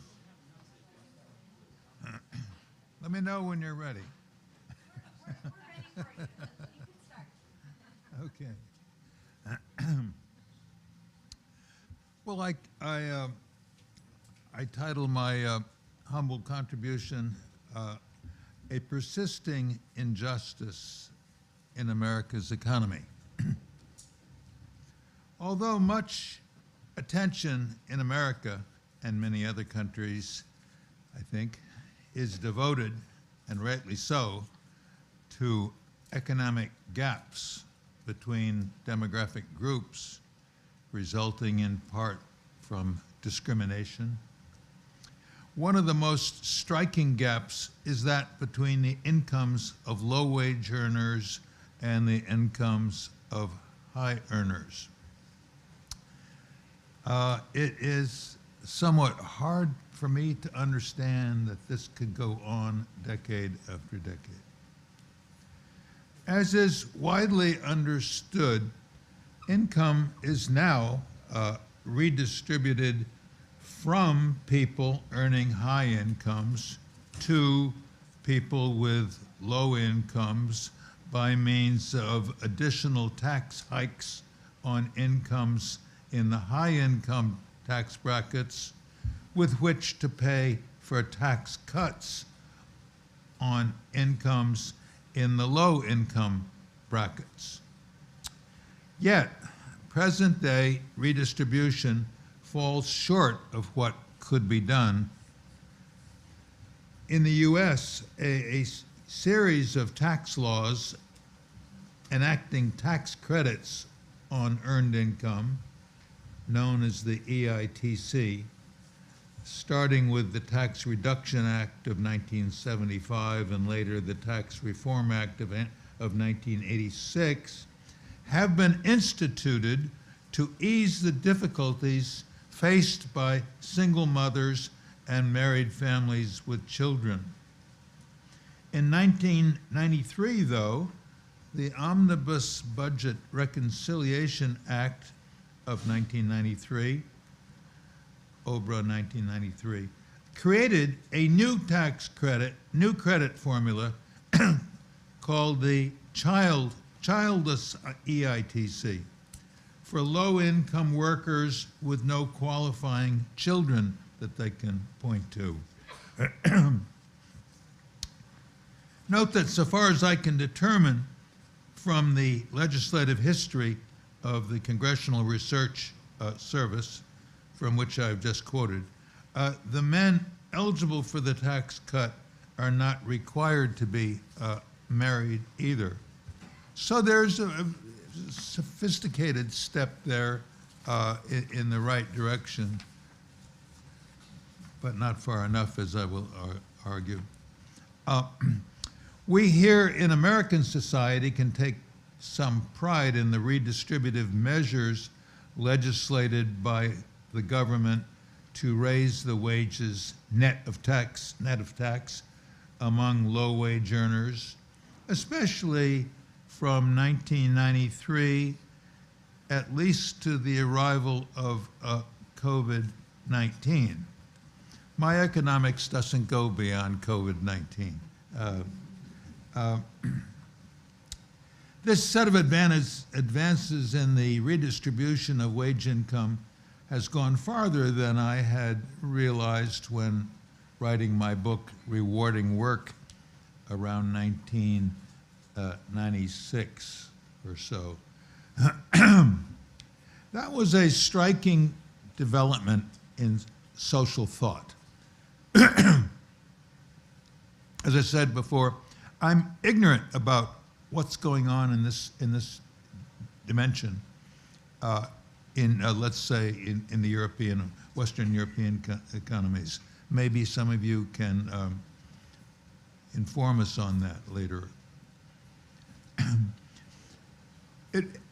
This development may have arisen first in the thinking of Wilbur Mills, the politician who grew up in Arkansas and studied at Harvard Law School, was elected to the House of Representatives in 1938, and he became chairman of the Ways and Means Committee and was the architect of the Tax Reform Act of 1969.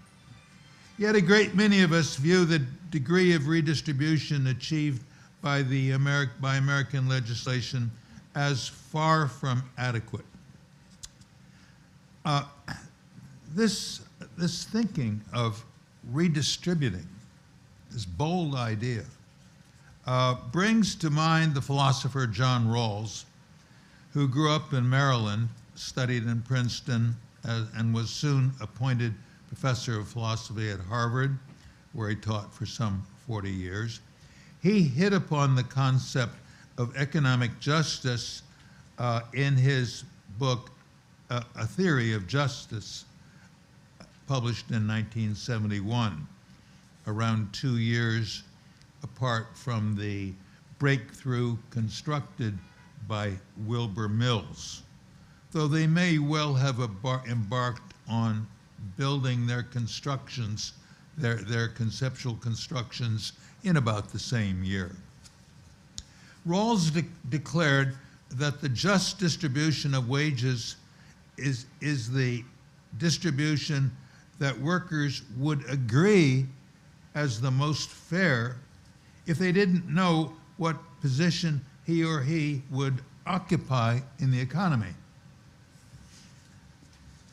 Mills, Wilbur Mills, in wanting to raise the level of after-tax incomes earned by low earners and pay for that by lowering the after-tax income left for the relatively high earners, was taking a step in the same direction that Rawls was to do, namely increase tax rates on the more advantaged workers in order to be able to afford to decrease the tax rates on the less advantaged.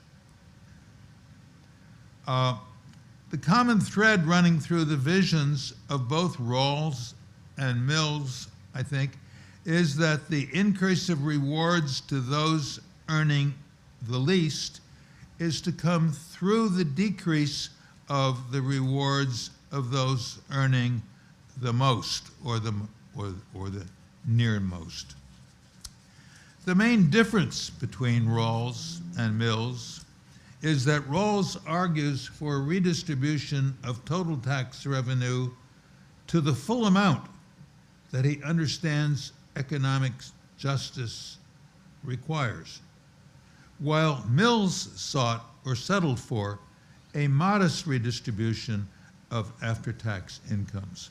The distribution formulated in the 1970s by Wilbur Mill, finally legislated in the 1980s during the Reagan administration, sought to get men off the streets and out of criminal activity at a time when the streets of New York had become dangerous, and also to help women with raising children. Now, some 50 years after the ingenious Mill and the profound Rawls raised hopes, perhaps even expectations, we can ask what the net improvement has been since the late 1960s, when better rewards began to be expected.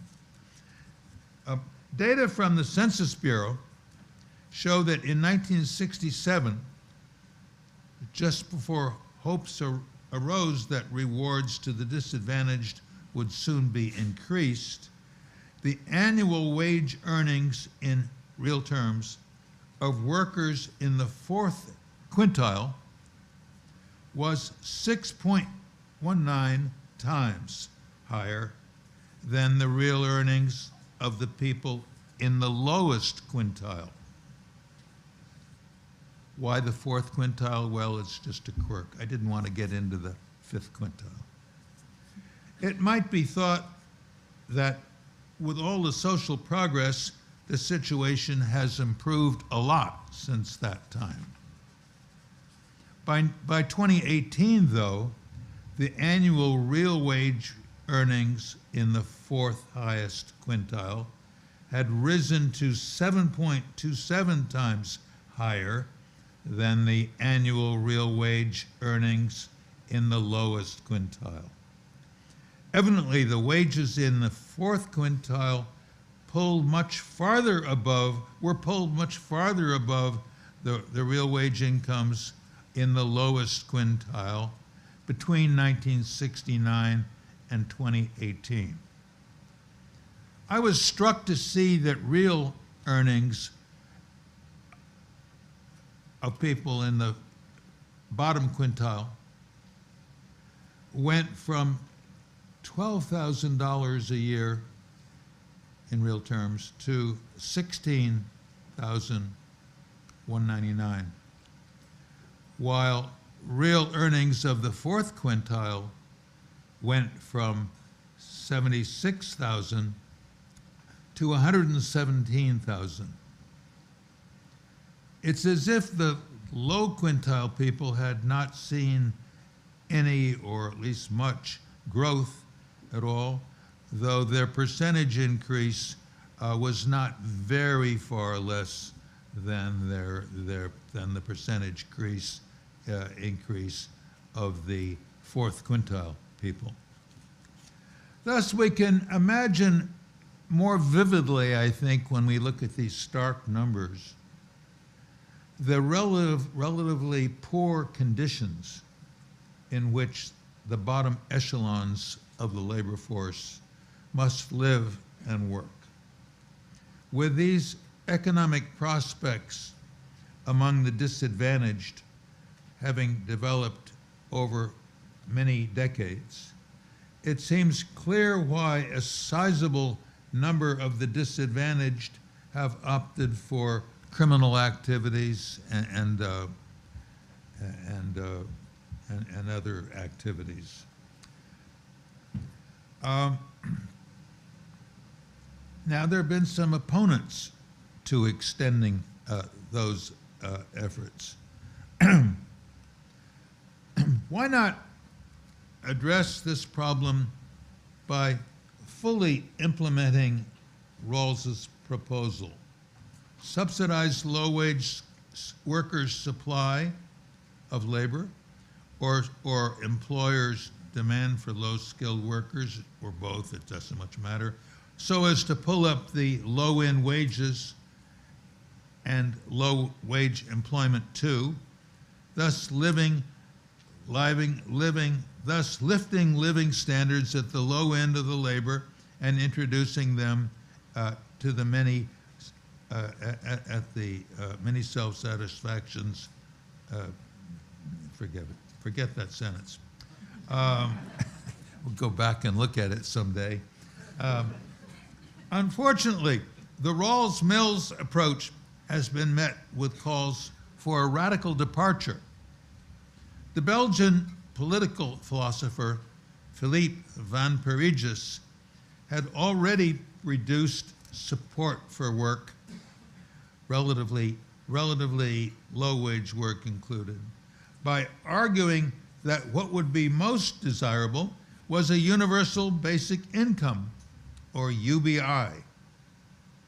And this proposal was later repeated by the former Californian businessman Andrew Yang, now living, I believe, in New York's Hudson Valley.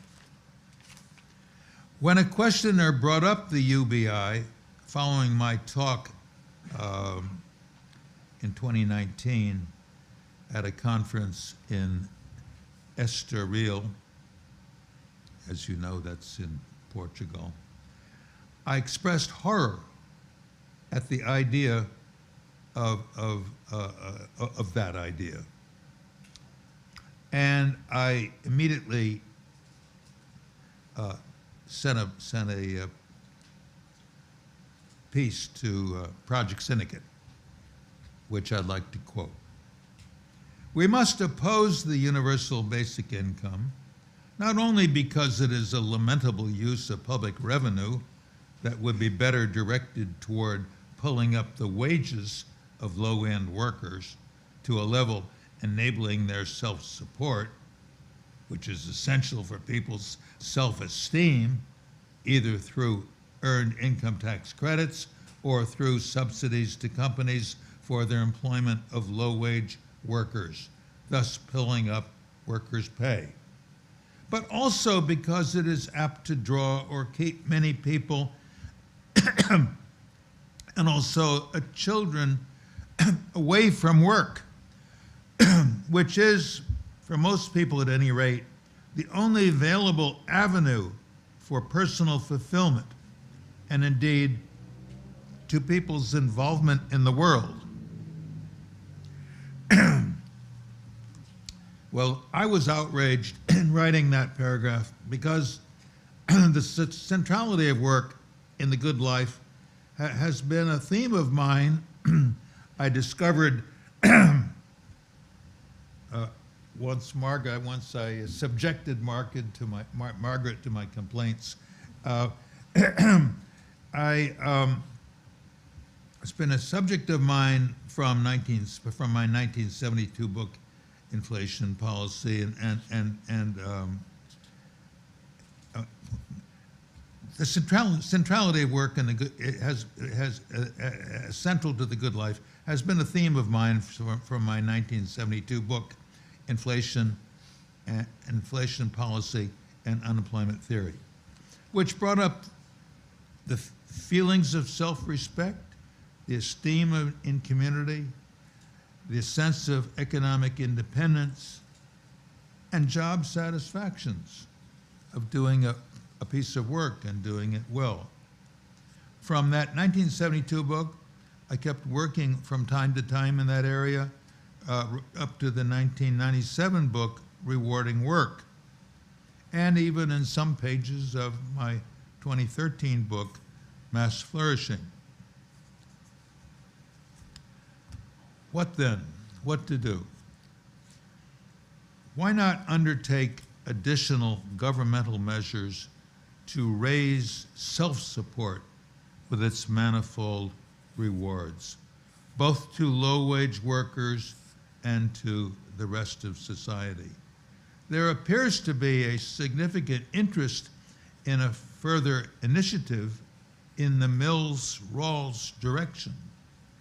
Yet a congressman on the Republican side of the aisle has recently said, I couldn't find his name again, recently said that any such governmental initiative to address the nation's poverty would appreciably slow growth, referring, I think, if anything, to the growth rate of productivity.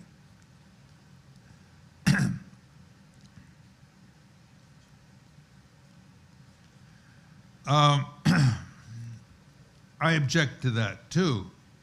It might be seen as plausible that a further shift of after-tax incomes from the well-off in the labor force to the very poor would have the side effects of causing an increase, a net increase of aggregate demand, and thus a fall of national saving. A dissenter might argue that the poor would raise their savings as much as the rich would cut their savings, but never mind. As a result, the public debt would be pushed up toward a higher path. As a consequence, saving and investment would be contracted. Growth would be slow, barring other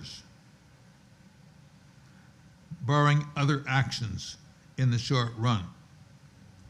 But after the capital, so we'll give them a little concession there, but after the capital stock has slowed on its way to the lower of the growth paths that the economy could have taken,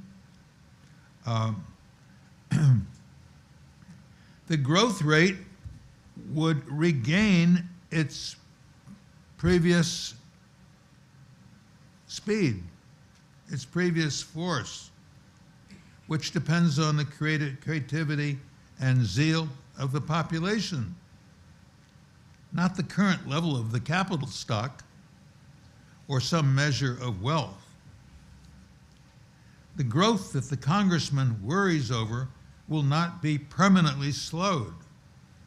So that is not so the objection by this congressman, while it's nice to see he cares about growth, but it's not persuasive.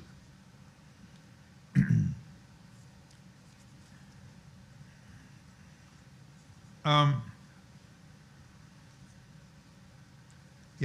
of course, debt-financed income tax cuts for the poor would bring a rising public debt, more trouble. That could become serious if the public debt grew while the economy did not grow. We will have to worry about ever mounting public debt if our economy is not going to have to grow at a good rate, if it's not going to grow at a good rate.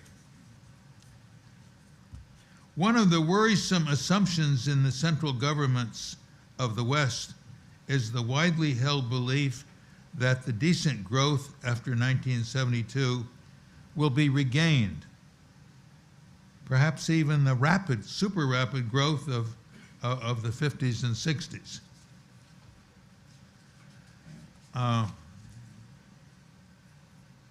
That's a worrisome assumption because I don't think there's any basis for belief that we're going to go back to the fast growth period.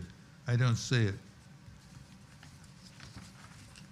At this conference, I don't detect much of an expectation of rapid growth around the corner.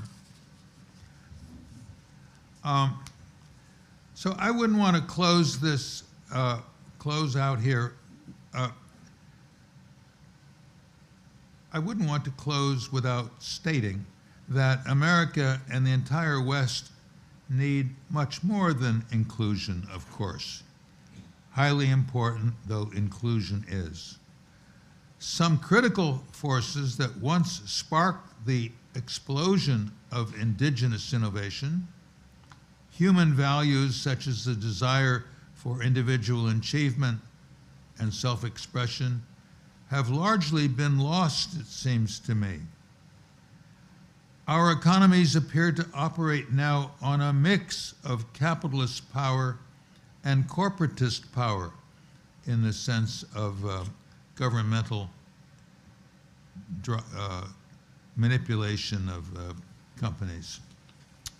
I believe that the West will pay a high price if it does not meet the need to regain the spirit of imagination, of exploration, and self-expression that, for a century or more, inspired widespread indigenous innovating and thus brought about the phenomenon of mass flourishing. Thank you.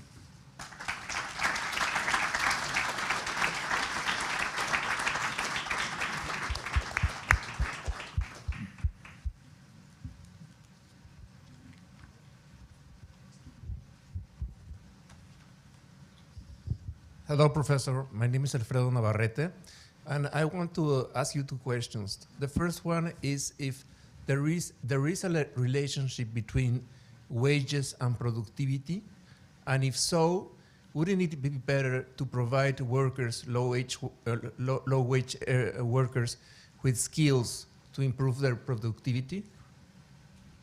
I'm sorry. Is that's a question? Yes. What is the question? The question is if there is a relationship between productivity and wages, and if so, wouldn't it be better to provide low-wage workers with skills to improve their productivity? Wouldn't it be better to provide them with productivity? With skills. Skills. Got it. Well,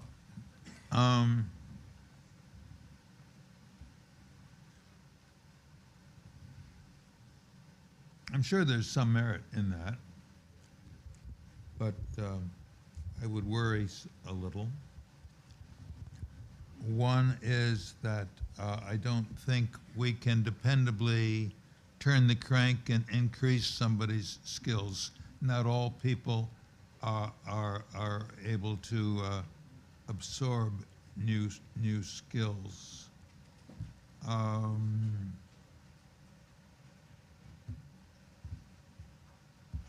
There are a lot of people out there who are doing very menial things. That's not because they like menial, boring, uneventful work. It's because they're not able to they're not qualified to have better jobs. And of course, I think that the government should be taking actions to help workers to move into more interesting jobs, more interesting work. Wilbur Mills and John Rawls were simplifying by couching everything in terms of money and income and wealth. And you're right, of course, that they're also that it would be nice if we could increase skills. That might not be as cost efficient as just using money. Something very direct about money, and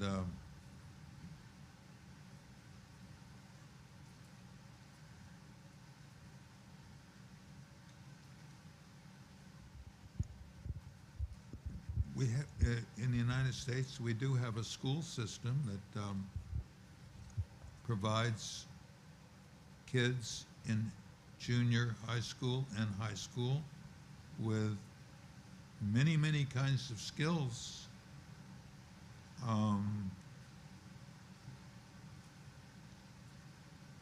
It's true that some young people will leave school before they have acquired any skills to speak of. And but maybe many of those people are simply not able to, do not have the natural abilities to be able to acquire more skills. Otherwise,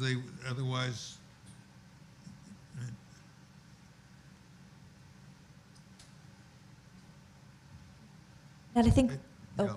Sorry. Can we move on? Just one more question, I think.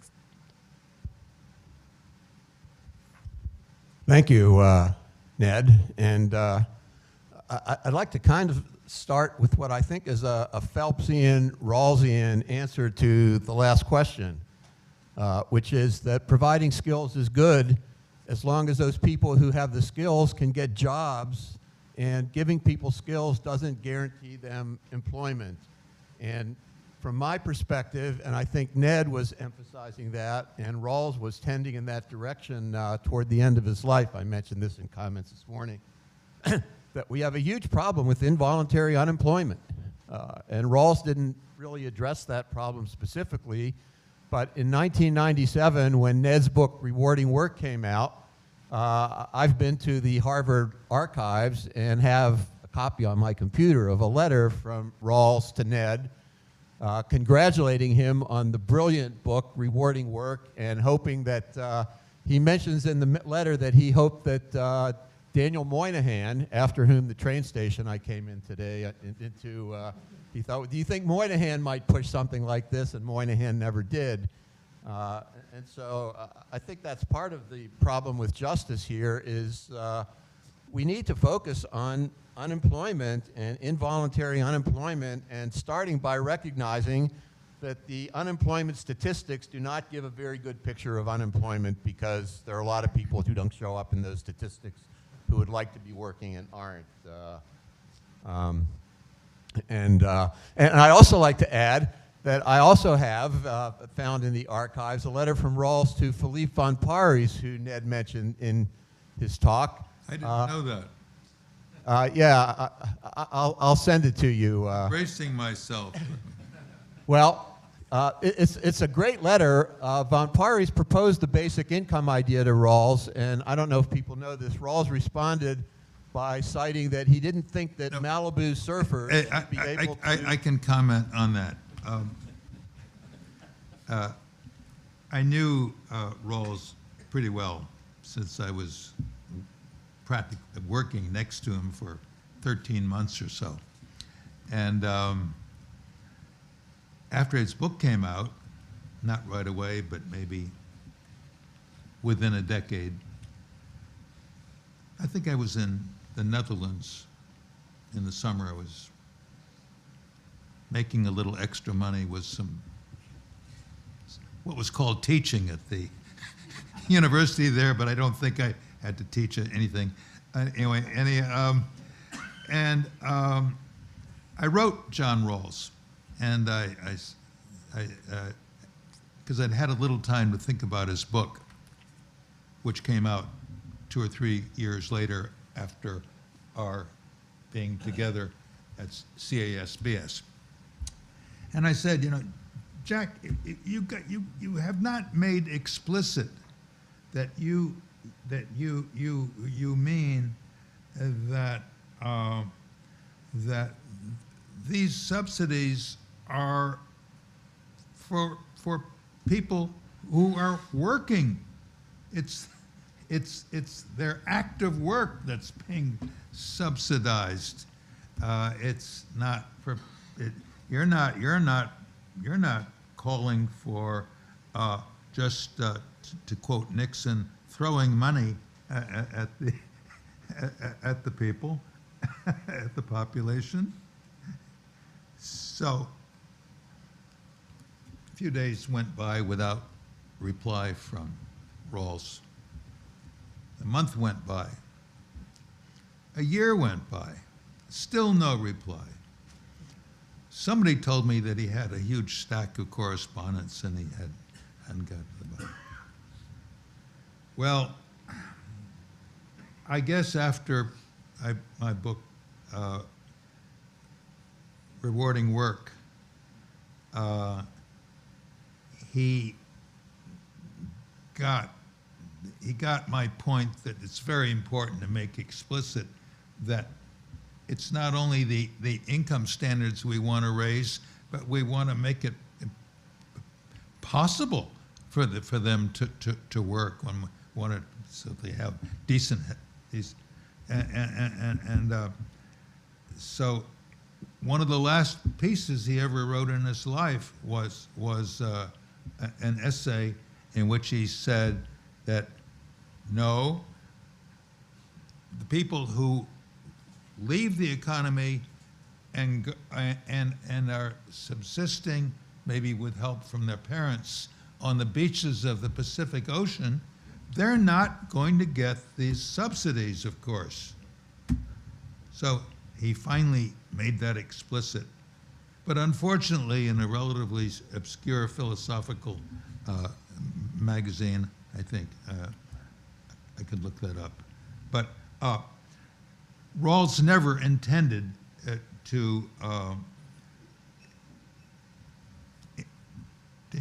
did not intend to propose anything more than what he explicitly said, namely a subsidy that goes to employees of firms. And either the subsidies might be transmitted through the firms or directly to the employees, but they're very much connected with the income tax. So.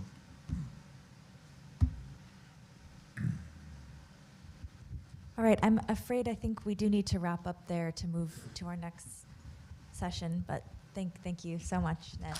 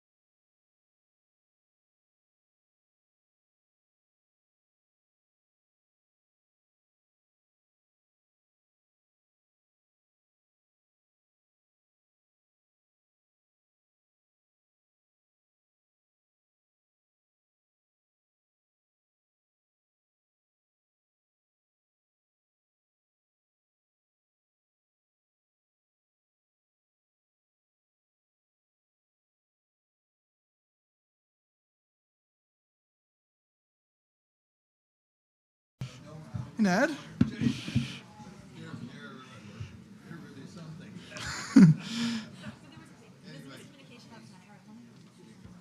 Okay.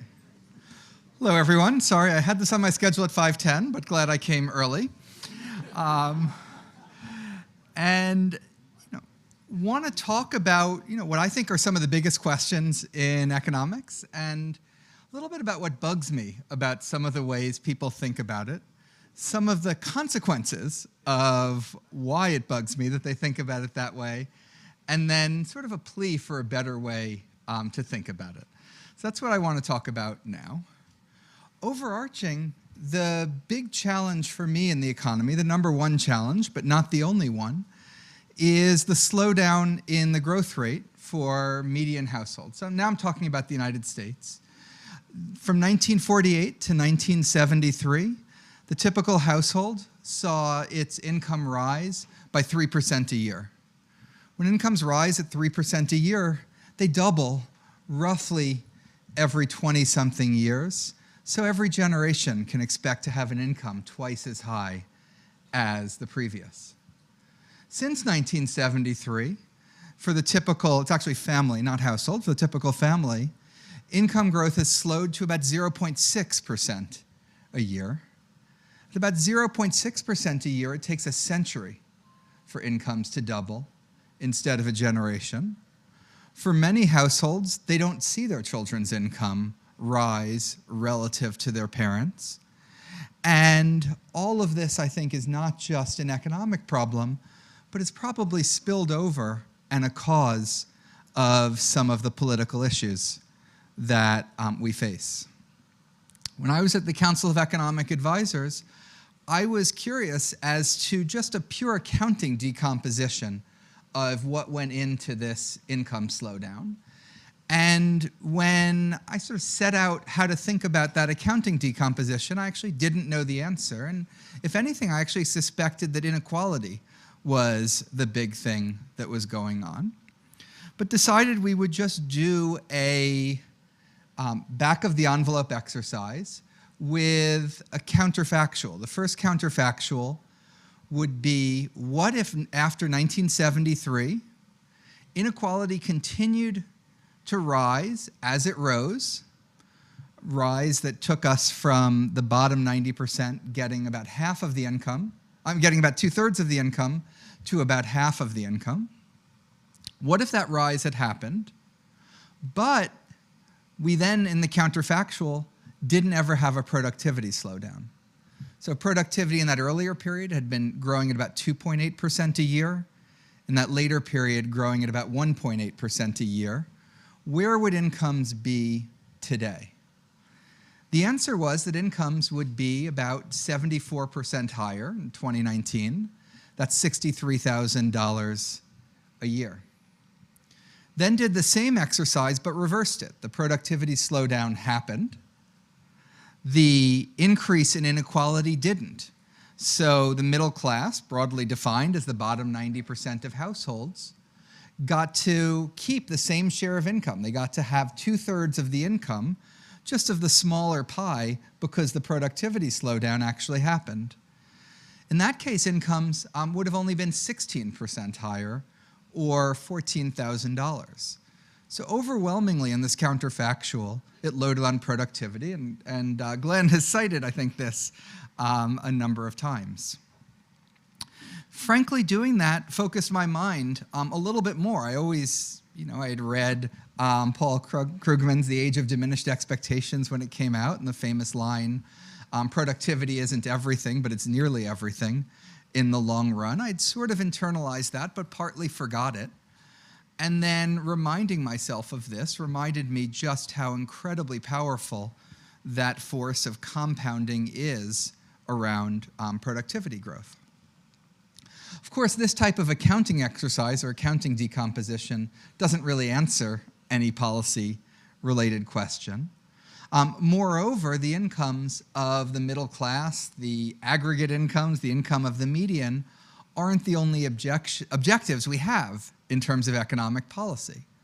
We care about many other things that may not even show up in that decomposition. We care about climate change. We care about health and mortality and longevity. We care about racial justice and gender justice. We care about lives in the context of a pandemic. We care about many, many other things that don't show up in that decomposition. So we want to think about all of those things, and we want to think about productivity, and we want to think about inequality. And here's where my pet peeve comes in. I'm going to be grossly unfair to both liberals and to conservatives. I'm going to also be grossly unfair and implying a sort of plague on both your houses, that they're equal.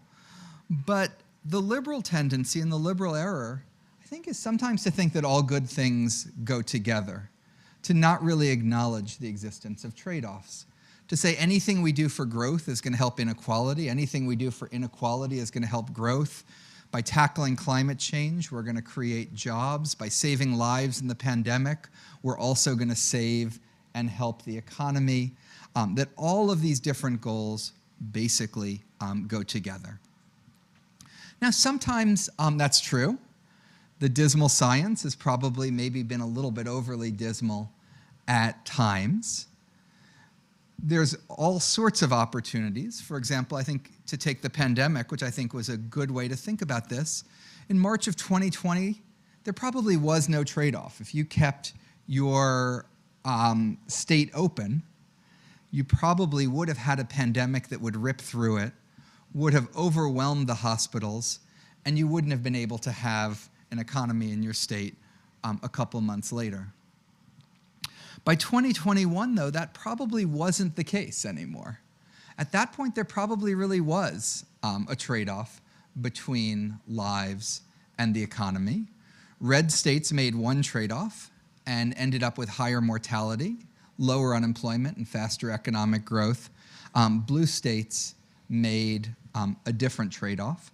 And just think about it. There's certain things where it's obvious. For example, we could have shut every outdoor construction site in the country in 2020, 2021, and could still keep them closed today.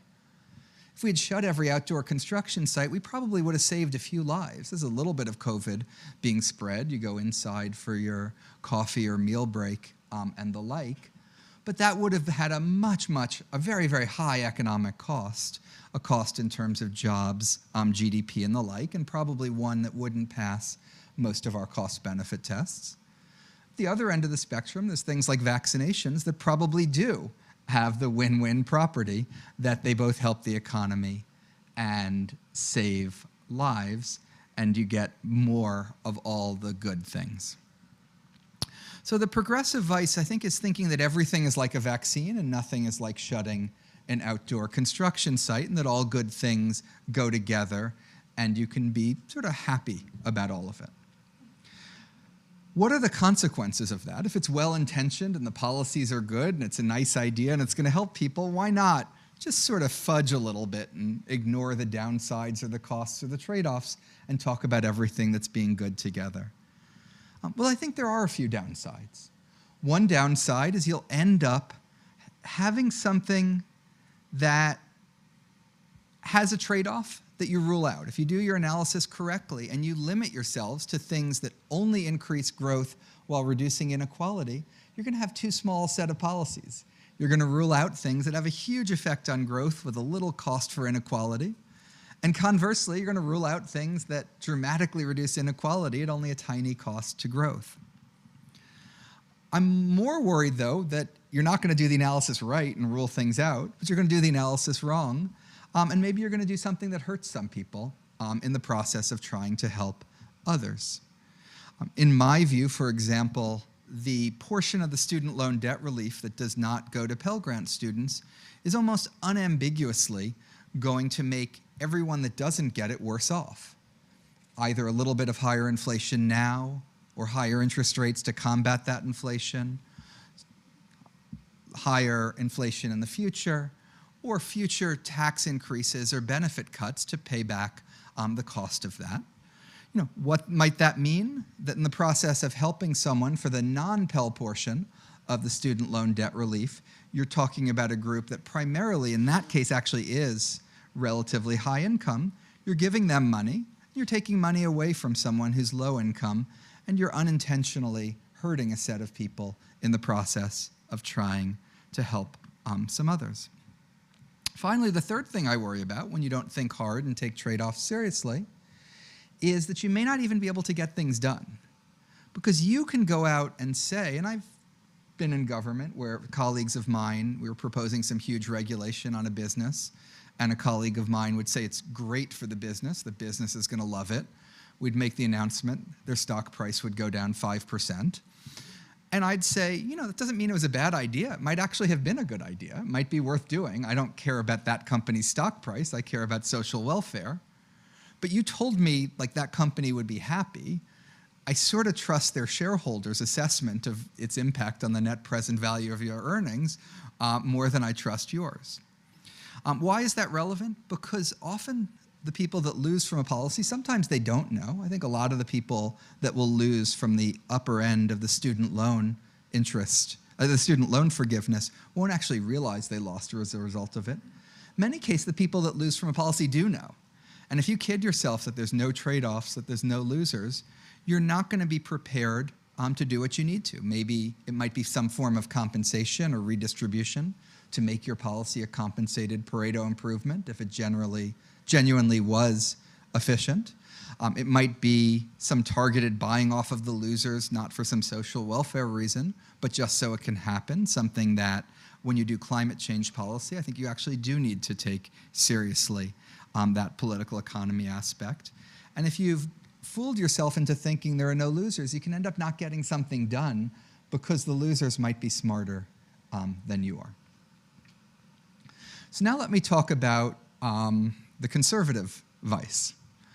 The conservative vice isn't about getting the signs wrong, it's about getting the magnitudes wrong. It's about taking a policy that might have, for example, a small negative impact on growth and arguing that it has a very large impact on growth. When you get the magnitudes wrong, that tends to make you lexicographic about whatever is going to help economic growth. You're going to want to do that no matter what the costs in terms of inequality, poverty, climate change, lives, and the like. There's an old saying, and it's certainly, and none of this is about you, Glenn, and none of this is about me, but I think we both know some people that this might be not totally unfair about, that there's no problem with supply-side economics that can't be solved by dividing by 10.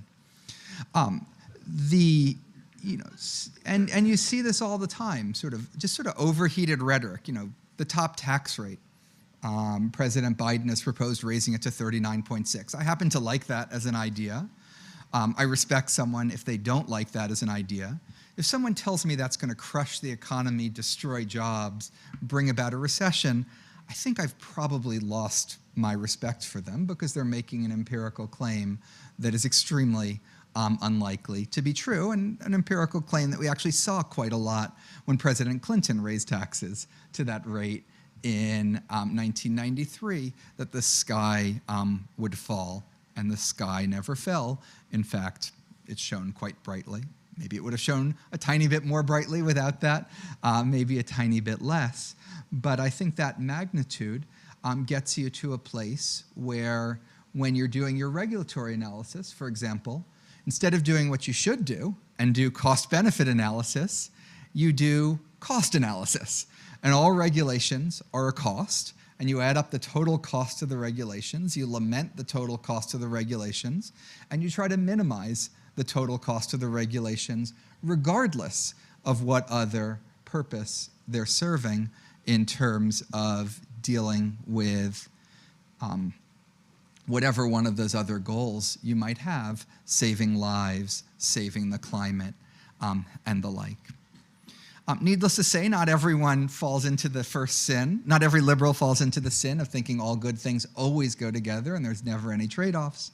Not everyone falls into the sin on the conservative side of everything's 10 times as large as it actually is.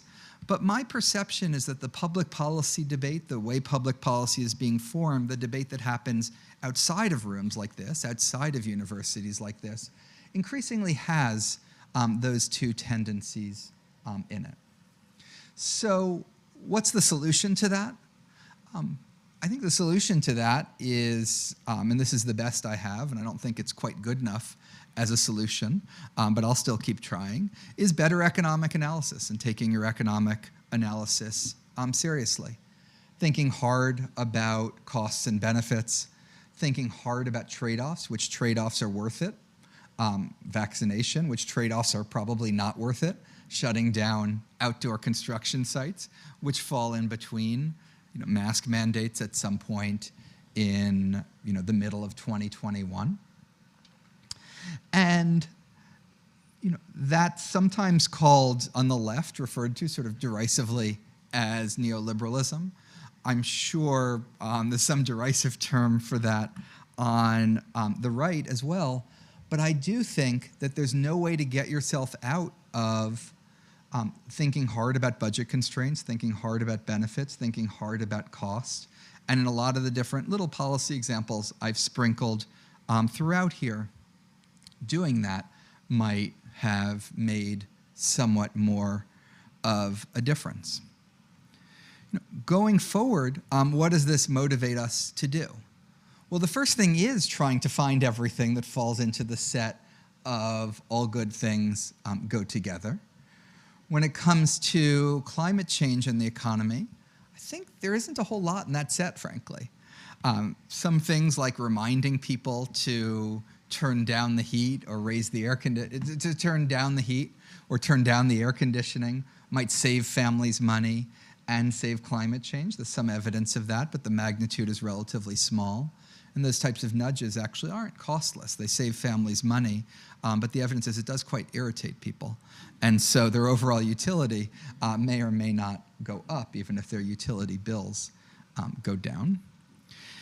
A lot of other things. The Inflation Reduction Act, I'm a big supporter of it. I think it did the right things. I think it did things on climate change that are much better than doing nothing on climate change, but requires raising taxes in a distortionary manner, which has some downside. It has a set of industrial policies built into it that probably were needed to buy off key constituencies, but it's important to be eyes wide open that you're not going to help deal with climate change anymore cost effectively if you insist on making everything or more in the United States than if you buy it from the cheapest and most efficient producer around the world. You're probably not going to help the US economy either by putting a big thumb on the scale for one form of production as opposed to other forms of production. I think with growth and inequality, there probably is a slightly longer menu of things that are complementary in addressing both growth and inequality. Education is one of the most, one hesitates to just repeat it, but it's such a powerful force, both for growth and for inequality, as well as for a third factor that I didn't have time to talk about today, which is labor force participation. Certain investments in research, infrastructure, and the like probably are good for both, but not definitely. If your sole goal is to make progress in the life sciences, and here I'm going to show my nativist bias. I used to be a New Yorker, but I pretend I never lived here and that I've been in Cambridge my whole life. You'd probably want to give most of your money to the Boston area. You're going to make more progress on solving cancer, on solving Alzheimer's, on solving heart disease by taking advantage of the enormous spillovers that you have in an area like that. It's not obvious to me whether you're going to reduce or increase inequality in the process, but I think most of us, when it comes to Alzheimer's or cancer research, probably don't want to sacrifice a lot of the potential gains that we'd get in order to spread the money around to disadvantaged institutions that probably aren't going to do as good a job solving this set of problems. Then you get to the policies where there may be some mild form of trade-off. Immigration, I think, is the most powerful growth policy that we have. It's the most powerful, may even be the most powerful innovation policy we have. Most of that, the innovation part, is on high-skilled immigration, but giving a pathway to citizenship for people here reduces the uncertainty they face, allows them to do more to invest in businesses, invest in education, match themselves with the job that they're most productive and can contribute the most in. Inequality at the worldwide level, immigration at the worldwide level is dramatically inequality reducing. You take people from poor countries and dramatically raise their incomes. If you measure the impact it has on inequality for the world as a whole, letting people move to the United States reduces it. Within the United States, I'm not sure. There's a set of dueling results that with economists like George Borjas on one side and David Card on the other, who have battled for decades. Certainly think there have to be some cases in some places where increased inequality, increased immigration can lead to greater inequality. In fact, we've seen that when Russian mathematicians were allowed to immigrate to the United States. It made American mathematicians worse off, even if it made American mathematics and the mathematics done in the United States much, much better, and was worth it as a result. That means, though, that when you do that immigration policy, maybe you want to think about the sentence that we often say with trade. You want to expand trade, but make sure you're compensating the losers, making sure you're bringing everyone along. But you want to do that same thing and take that seriously in the same way with immigration policy. I don't want to do a bullet point list of every single policy in my agenda, but I'll say there's ones on the other side, too.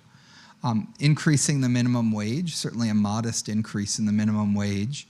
I'm not convinced that that would, increase employment. I think it probably would slightly reduce it. I think it has some trade-offs in terms of, for example, reduced benefits that you might get as a result of a higher minimum wage. But on balance, to me, that passes a cost-benefit test and is one of the only tools we really have to raise market wages for people at the bottom and to do it relatively quickly, as opposed to education, which takes a while. If we had the type of dynamic, competitive, innovative economy I would love to see, there's no reason to think it would generate the types of gains and spread those gains as broadly as what I would like to see. So the flip side of having a more market-oriented economy, a more dynamic economy, a more competitive economy, would be some more redistribution as well. In some cases, maybe that redistribution might be win-win. There are papers about giving money to children means when those children grow up, they they earn more, they're more likely to work, less likely to be in prison, and the like.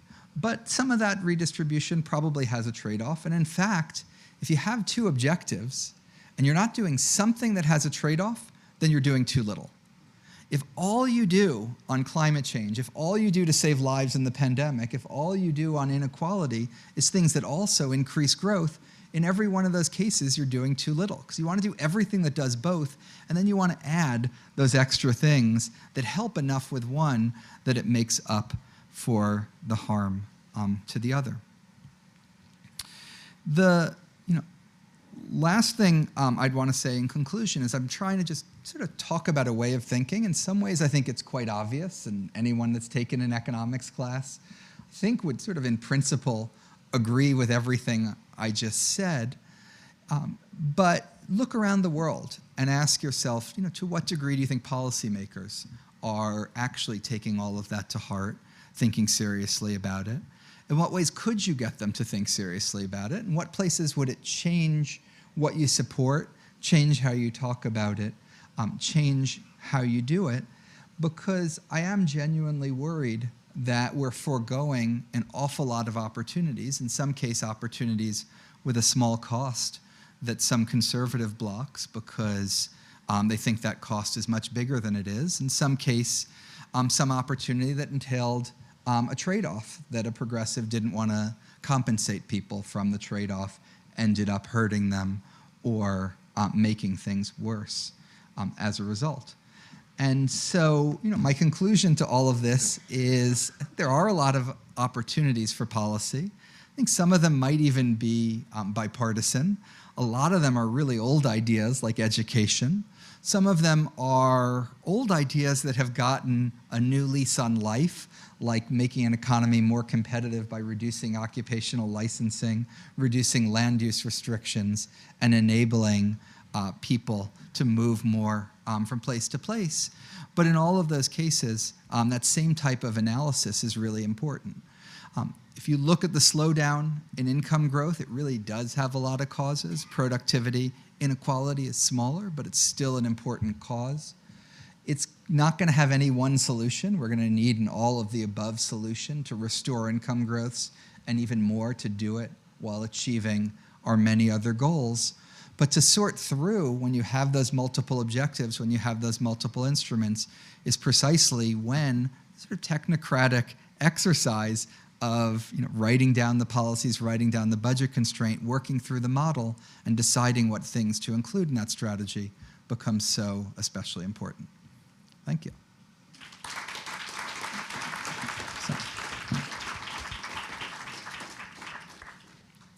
So I don't know if you do questions or what you do. We have time for one or two. Yeah, I'm back here with the mic here.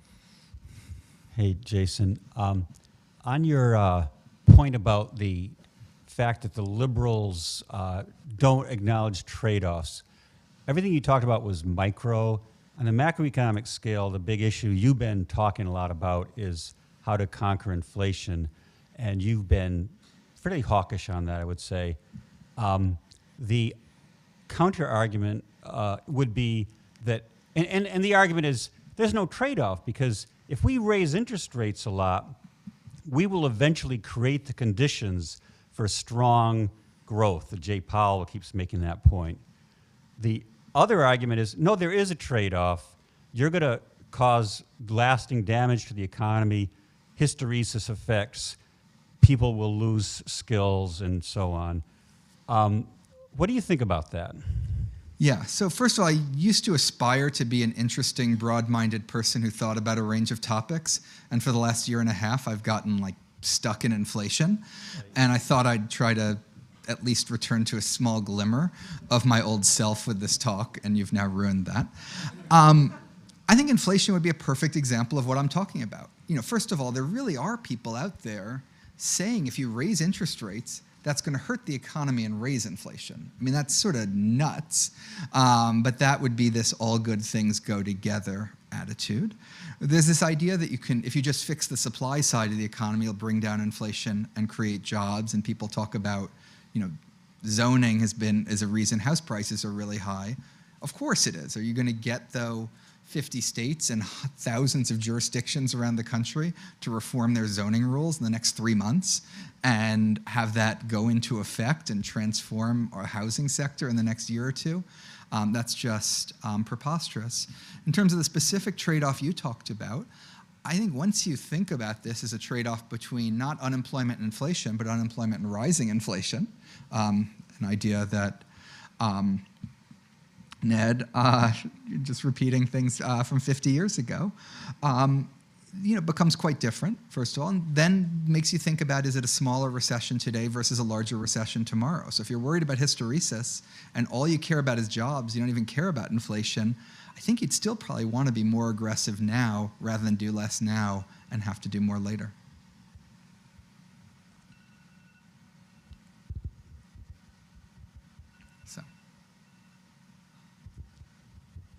By the way, I think I'm dovish on monetary policy because I've underestimated inflation and underestimated how much the Fed needed to do, but maybe less dovish than some.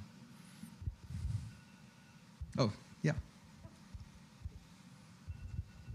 Thank you for your talk. I'm Ishfaq. I'm a student of School of International and Public Affairs. You talked about solutions, which you said that there are old ones like education. So what do you think are the major barriers for these ideas to be successful in the long term? Yeah.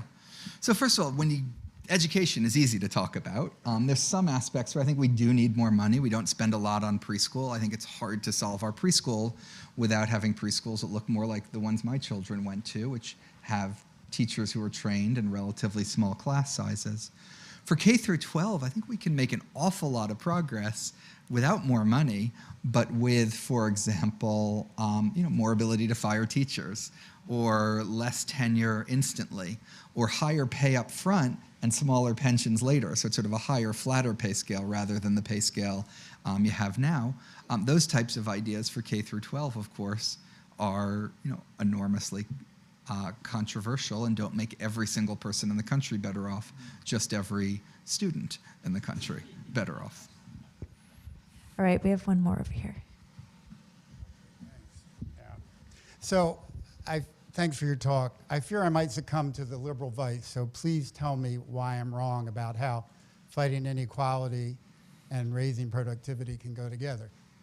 We have the growth of the financial sector in America and the entrenched ethic of shareholder first seems to me to have had a huge impact in terms of everything geared toward raising stock prices, which means boosting profits, which means cutting costs, the whole M&A private equity phenomenon. Labor cost, labor is cut, cost of labor is cut. It seems to me that that affects productivity, less investment in research and development. So I see the rise, the financialization of the economy as something that is both promoting inequality and also hindering productivity. So where am I wrong? First of all, I didn't say there's no places, and I'm not positive what I think of that area. You didn't say the following, but I had a student that came to me 2 years ago in the policy school, the Kennedy School, who wanted to do a thesis, and his thesis was going to be that private equity was hurting companies' profits because they were firing too many people, and if they didn't fire as many people, they'd make more profits. And I told the student, I sort of respect your view on firing people, but it just can't be the case that every mistake a company makes for its bottom line is doing things that are insufficiently in accord with your values, and that if they did better things for climate, better things for people, that would always increase their profits. So sort of, but you might grant that and say the companies are increasing their profits, they're just increasing it at the expense of some other goal. So the sort of all good things go together version is like whatever it is you like, if companies did that, their profits would go up and the world would be better, and they're all making a mistake in the direction you wish. I'm very skeptical of that. Some profits come from rent seeking. I think there's a lot of rent seeking in the financial sector. I think getting rid of rent seeking generally is a way to make an economy that's more equal and more efficient. And so, having more competition, for example, is one way to reduce those rents, and might go along the lines of what you just said. But I think in other cases there is a trade-off, and I think fundamentally I agree with Milton Friedman about what companies should do, and then I disagree with Milton Friedman because I think they need to be regulated and taxed so that when they do those things, when they maximize their profits, they're doing it in a way that also reduces carbon emissions or it ensures no one is paid less than a minimum wage and the like. So I think I'm sort of willing to impose, and some point with those taxes and regulations, probably a bit of a trade-off, because just getting rid of the rents won't be enough to make the world I would want, or I suspect you would want. Thank you.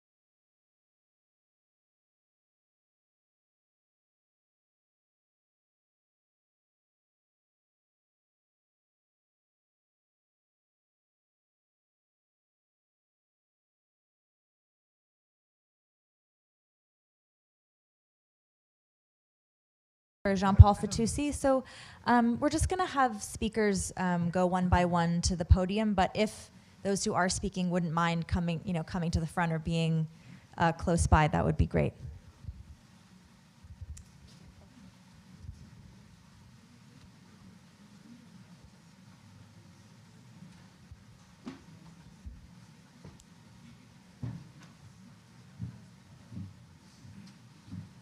You exit this way?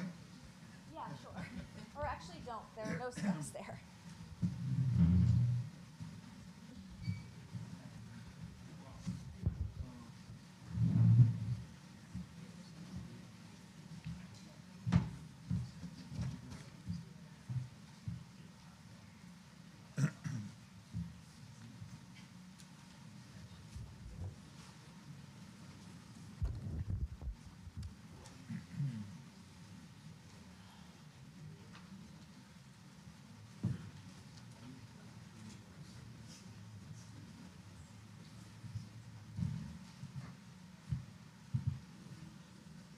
I don't hear a bell ringing. When do we start? You start now. I start now? Okay. Sorry.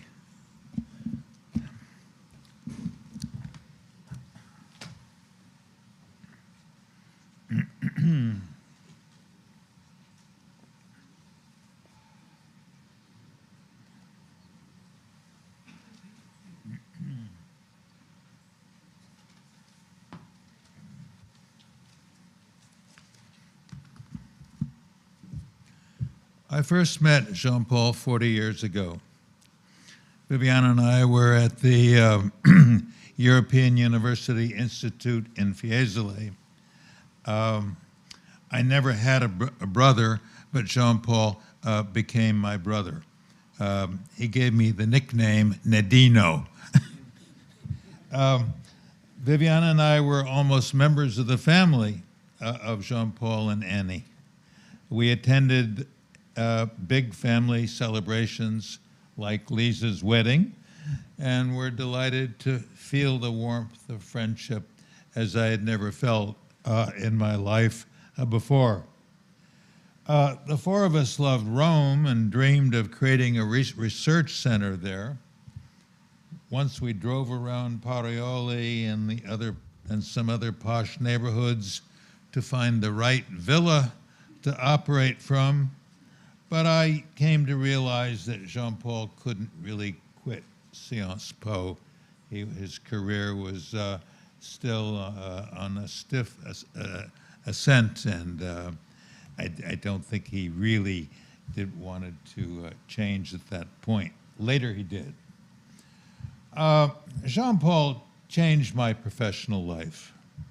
Some of our memorable times together were our trip to Moscow with Philippe Aghion and my many visits to the OFCE in Paris. We also wrote a book together, The Slump in Europe, published in 1988. That was a lot of fun.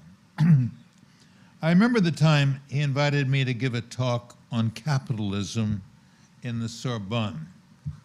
I worried a little what the demand for that would be in Paris, but I showed up. The audience consisted of Jean-Paul, Viviane, and 4 others. By the way, 2 years later, I got a similar invitation from him, well, probably through him, and there the room had more than 100 people. I think maybe even 200 people. So my confidence in Paris rose quite a lot. There was no honor that Jean-Paul could not think to arrange for me to receive. A leading moment was when I received the Légion d'honneur.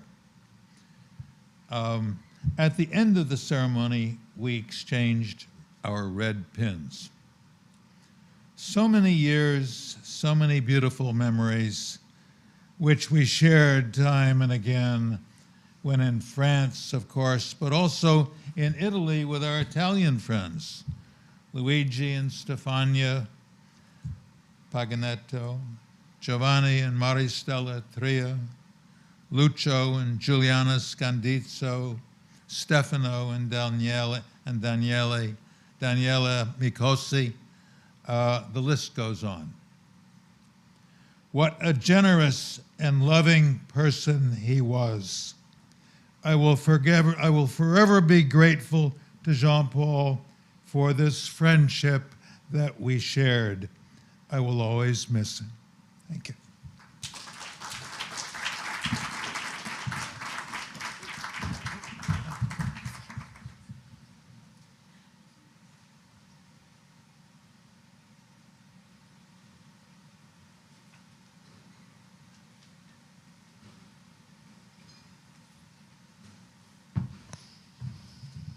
Good evening. I'm Jérémy Robert, the Consul General of France.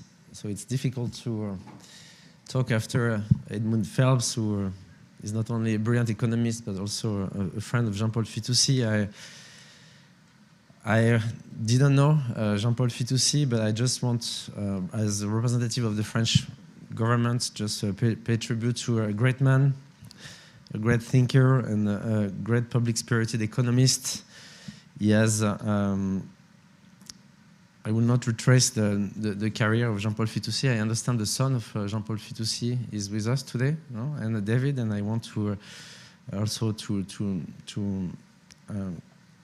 say to David that his father has been a great man, a great thinker, a brilliant scholar and professor who advised many governments in France. I am not sure he has been heard by all the government, but he has advised all these governments. He has been advisor to a prime minister through a council of economic advisor from 1997 to 2012. Sorry. Also very involved in the European affairs. One of the major contribution, obviously, of Mr. Fitoussi is his fight and all his research on inequalities and the way to put tools to guide also the public policies and to go beyond the GDP through sustainability, equity, health, and education. I know that much more needs to be done in terms of public performance and we have integrated in France some of the work of Jean-Paul Fitoussi, but much more needs to be done.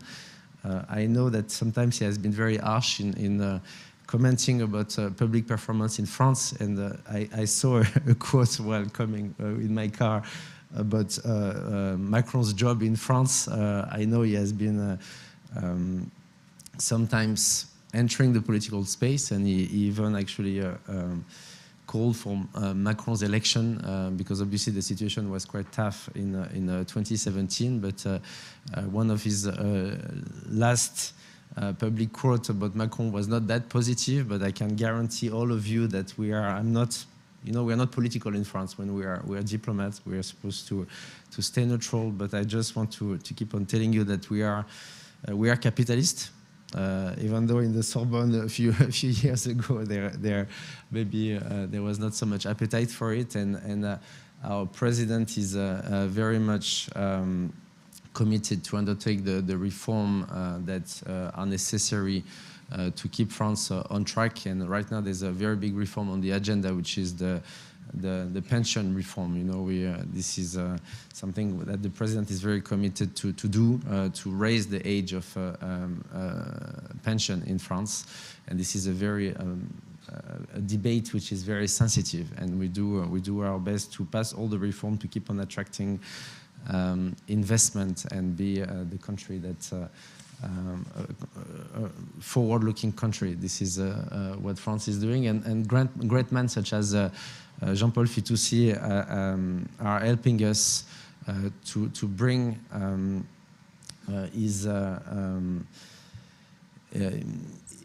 his thinking and his into our policies. And I just want to pay tribute to him, to all we can see our The mark he left when I see the list of speakers who are going to speak after me today. It's quite intimidating. And I want to thank you all again to be here today for Jean-Paul Fitoussi. And David, where is David? Yeah, for David. And once again, thank you very much for Columbia and for the Center for organizing this event. Thank you very much. Bye.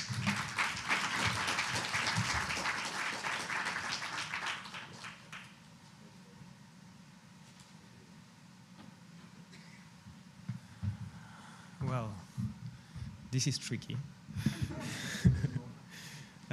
So thank you very much, Ned, for organizing the tribute and to incorporating into the conference.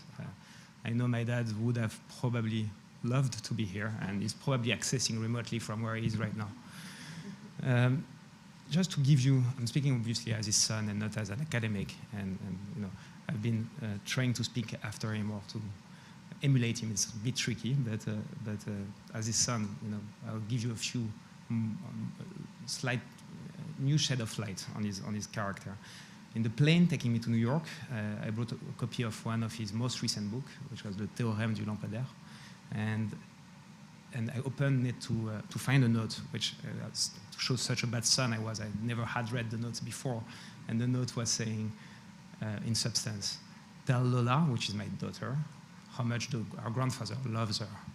And you know, Jean-Paul was a brilliant academic, and he was a fantastic dad, but he was also an amazing family man, and he was the center of the family and a real role model for all of us.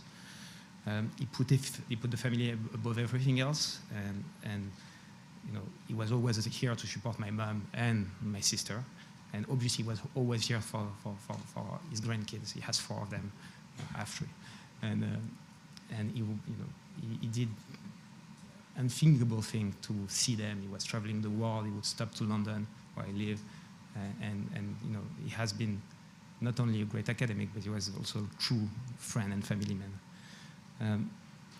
I've been very, very proud to walk in his footsteps everywhere I go, in New York, in Rome, in Milan, in Paris, obviously.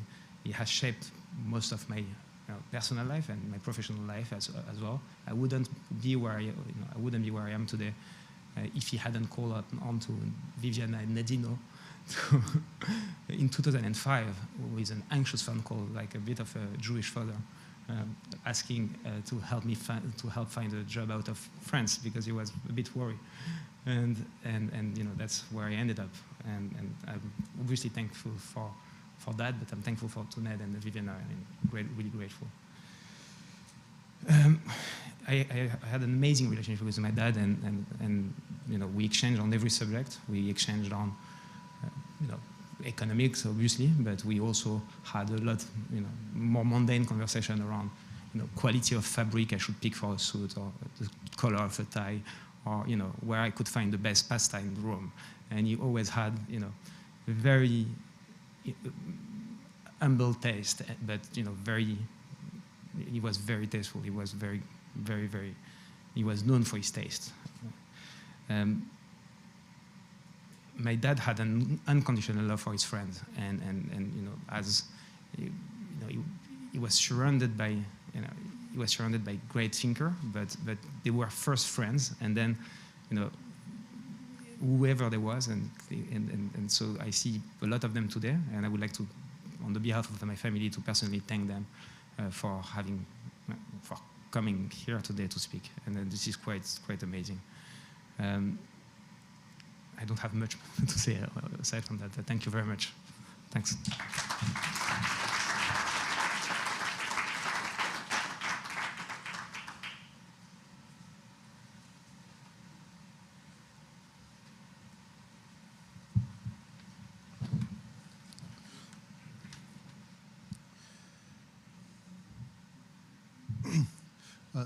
The answer to the question, what color tie to wear, is red. And I'm very moved to have a red tie, the Jean-Paul Fitoussi that I'm wearing for the first time today. I'd like to read a few sentences of Jean-Paul's last article that was published in the latest issue of the journal Capitalism and Society. It's called Newspeak and Economic Theory, How We Are Being Talked To. And it's based on his book, Comment nous parle. This article seeks to show how the impoverishment of language has changed the course of economic theory, much as Newspeak changed the order of things in the political regime in George Orwell's 1984. At the origin of such an evolution was a stratagem, to act as if neoclassical theory was subsequent to Keynesian theory. The inversion of time's arrow had far-reaching consequences for the development of economics. In part, the development of a science depends on the scholars who practice it and on its teaching to new researchers who will develop it further. Both depend on the history of language.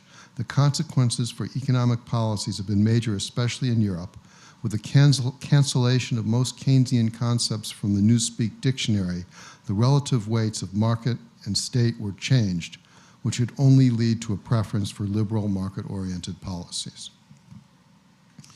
You know, I admired Jean-Paul so much because he tried to diagnose and solve the most important problems, no matter how messy, like in this article.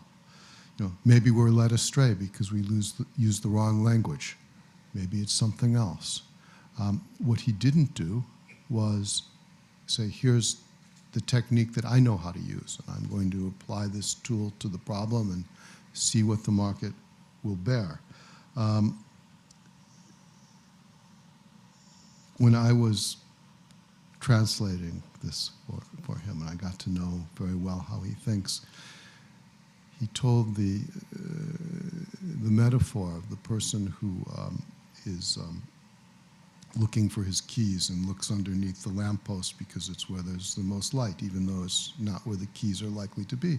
And I told him, you know, Jean-Paul, we have to cut that because it's a kind of cliche. And I regret saying that because for most people they say that and it is a cliche, but it was not a cliche for him. He went deep wherever he needed to go, and no matter how hard it was. I admired him for that, but I loved Jean-Paul because of the way he listened with care and with intelligence. I felt understood, and it's a rare feeling, and for that, among other things, I will miss Jean-Paul dearly.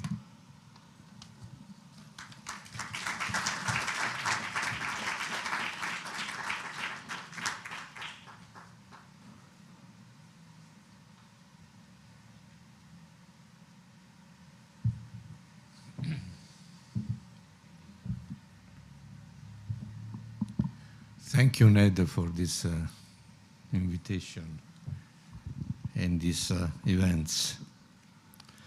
We miss Jean-Paul Fitoussi. I miss our friendship.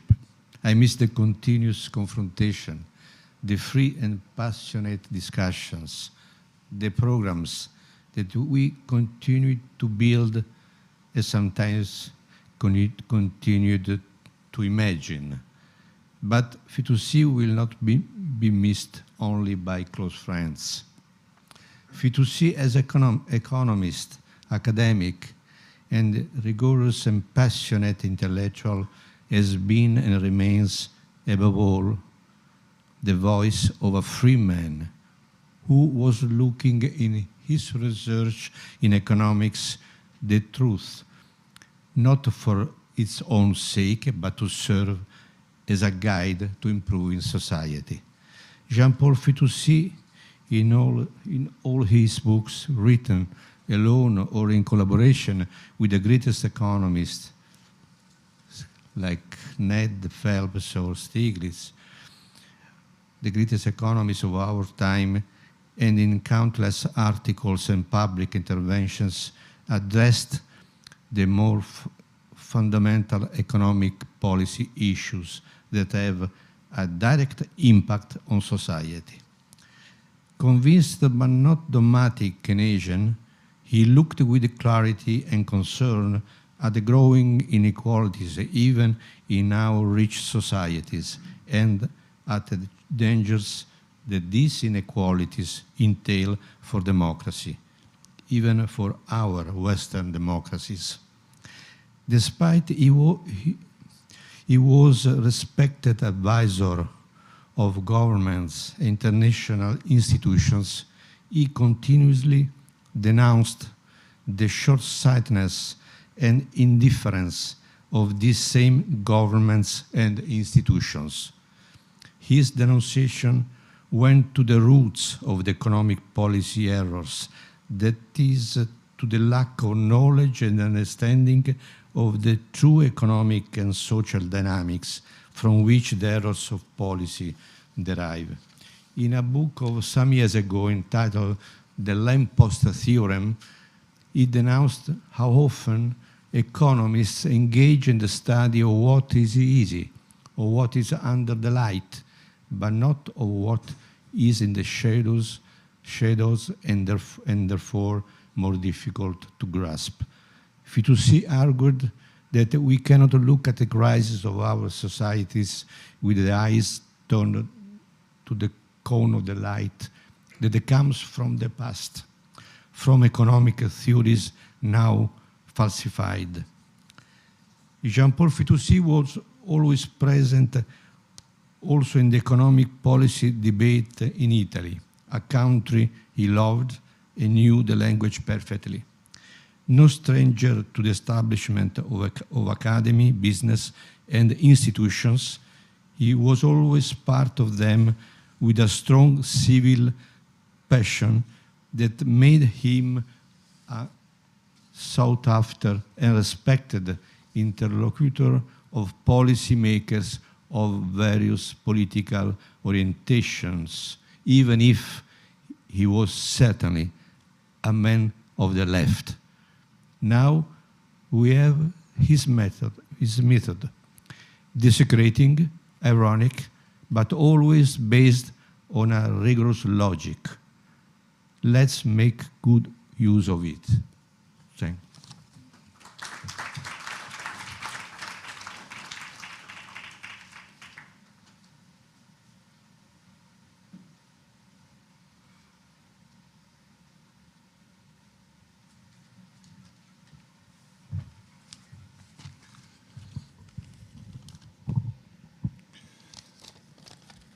Jean-Paul will be greatly missed, not only for his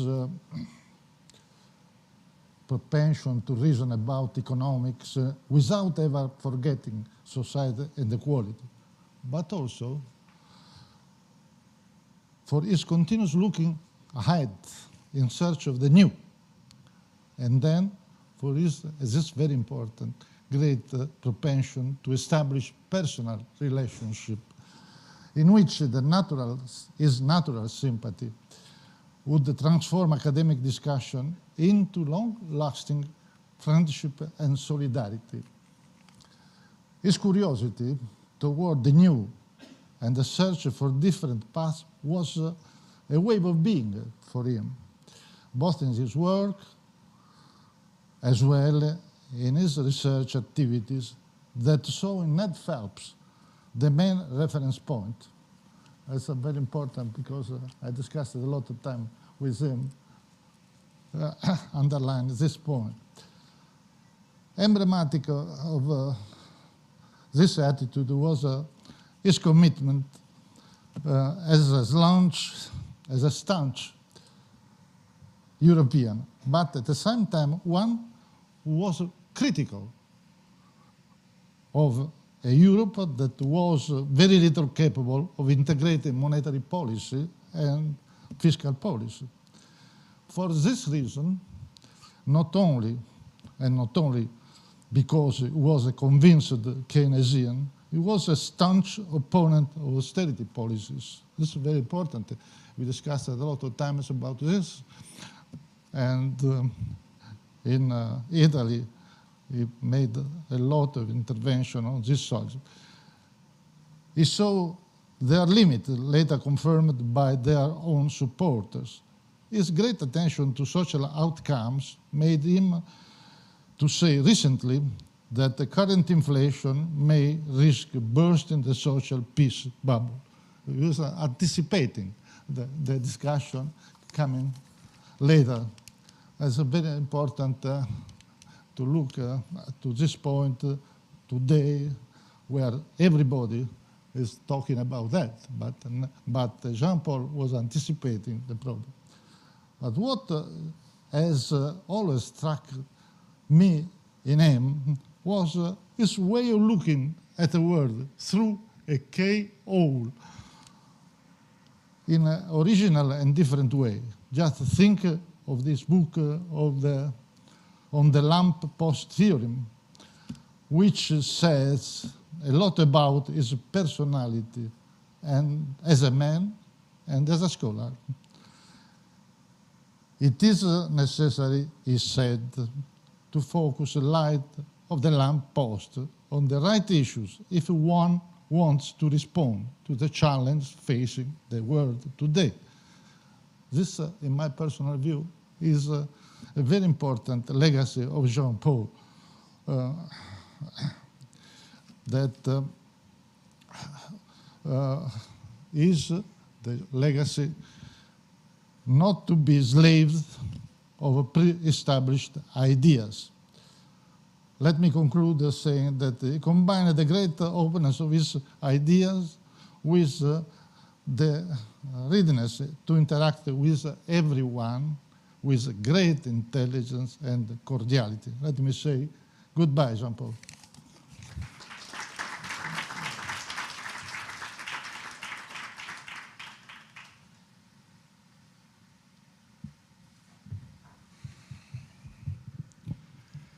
Well, let me say, first of all, I want to thank you, Ned, for the invitation to be here. Among the many things that I owe to Jean-Paul is the fact that, thanks to him, I saw you sing opera in a van that was bringing us from the hotel to Louis once going to a conference. I knew this would be a very emotional moment, and putting up his smile on the screen doesn't help, actually. So for the first time in my life, I think I will not speak like that, but I will try to read a few notes that I have. And let me start by stating the obvious. Jean-Paul was a brilliant economist. His thesis, his PhD thesis on inflation, equilibrium, and employment that was published in 1971, more or less the same period in which you, Ned, were working on your seminal work on the same topic, was an amazing piece of work, especially for a young scholar, that gave lots of insight that we still could use today and went well beyond this standard monetarist controversy that we are taught in school.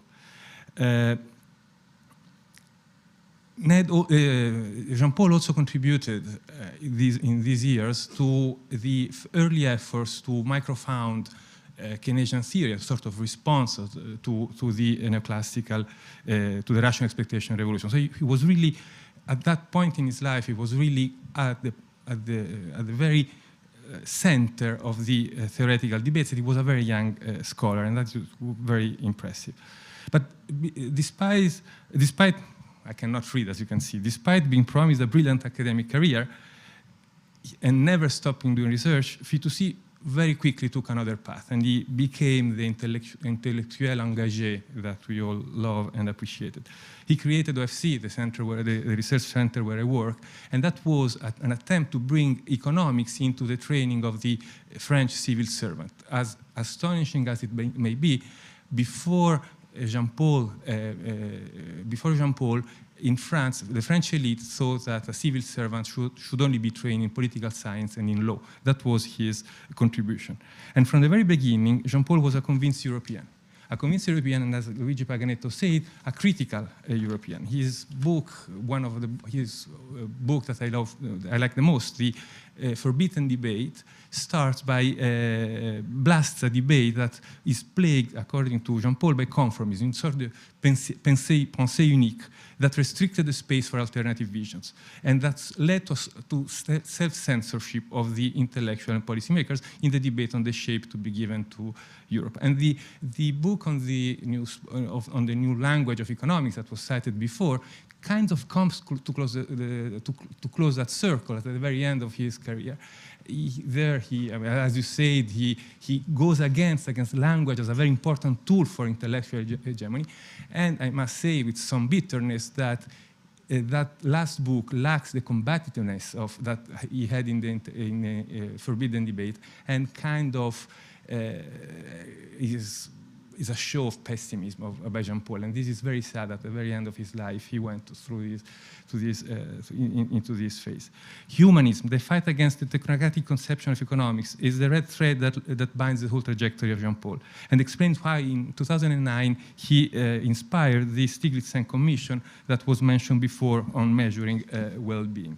And he never thought that measuring well-being meant being for the growth. Actually, the contrary. He said that you should have a broad notion of well-being because he wanted to put back inequality and income distribution that was mentioned so many times actually during the day-to-day at the center of the policy debate.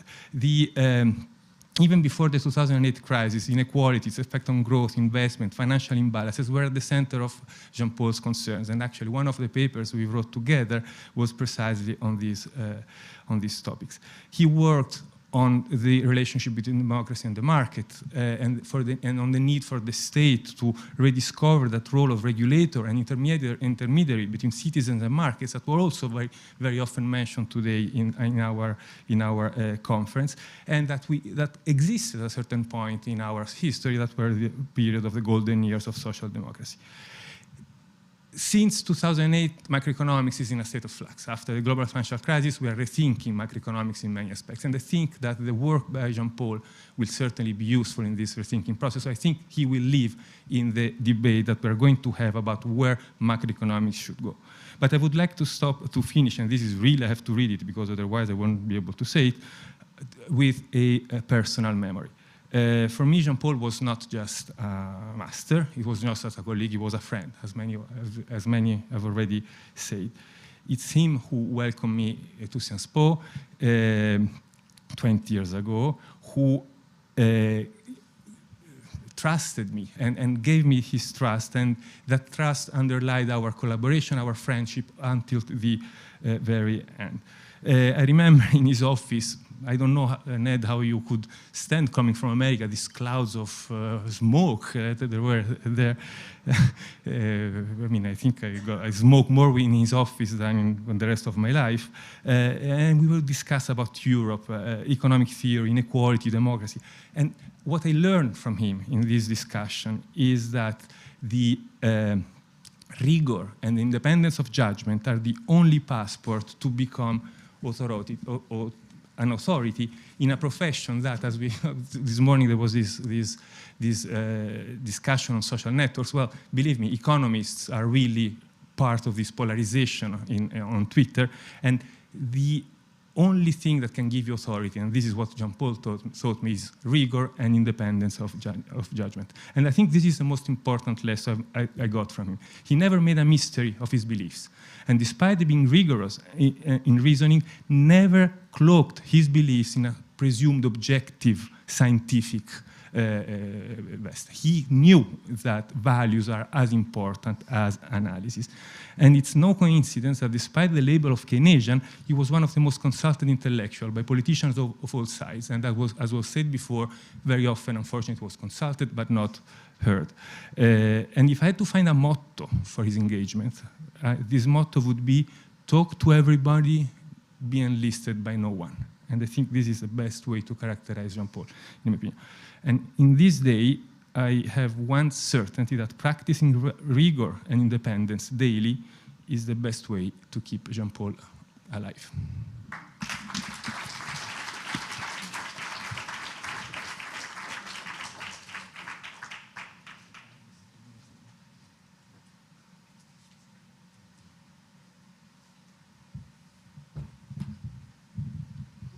So first of all, let me thank Ned for giving me this opportunity to share some of my memories of Jean-Paul with you. And let me remember that when I first, for the first time I met Jean-Paul was exactly a little while after, together with Ned, they published the book on the slump in Europe that Ned mentioned, because that book was extremely inspiring for me. I was writing a thesis on high unemployment in Europe. So, and this was the beginning of a relationship that then will continue over time. And then I interacted with Jean-Paul when Axel Leonoffoud, well-known Keynesian economist, asked him to help us to establish a new international studies school at the University of Trento. And Jean-Paul very generously got involved and gave us advices, and then also stayed in the board of the school. And the University of Trento, I think, is still quite grateful to Jean-Paul for his help and contribution. And then, now let me skip many other occasions of encounters with Jean-Paul. Let me go straight to the first months of this year, because I was in charge to organize this Festival of the Economy, again in Trento, which is a sort of is a 4-day event with economists, Nobel Prize winners as Ned, and managers, politicians, talking about economic issues before an audience of non-professional economists, mostly of them young people coming and so on. And Jean-Paul from the beginning, again, very generously, was involved in the organization of the festival and gave me many ideas, again, suggestions. We discussed about topics, issues, whom to invite. And again, his contribution was precious. But then we had many telephone calls. The last one, just a few days before his death, very few days before. He was in Rome. And, but we had a disagreement also. This is the story. One of the ideas of Jean-Paul was to have a panel on the so-called fiscal money, and then is possible introduction in some euro area countries, such as Italy. I personally think that this implementation would have been quite detrimental, but I agree on the opportunity to have a panel on this, because this is quite delicate issue, which is very much discussed. So, but the disagreement was about whom to invite, because we agree on inviting the former Greek minister Varoufakis, and then the Keynes biographer Skidelsky. But then Jean-Paul insisted for having also some non-economists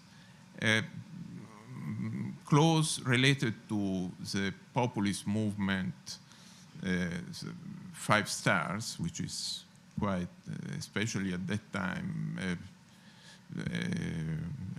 a quite important political party in Italy. And I disagree, because I thought, why we should invite these people? They are not competent, they are not economists.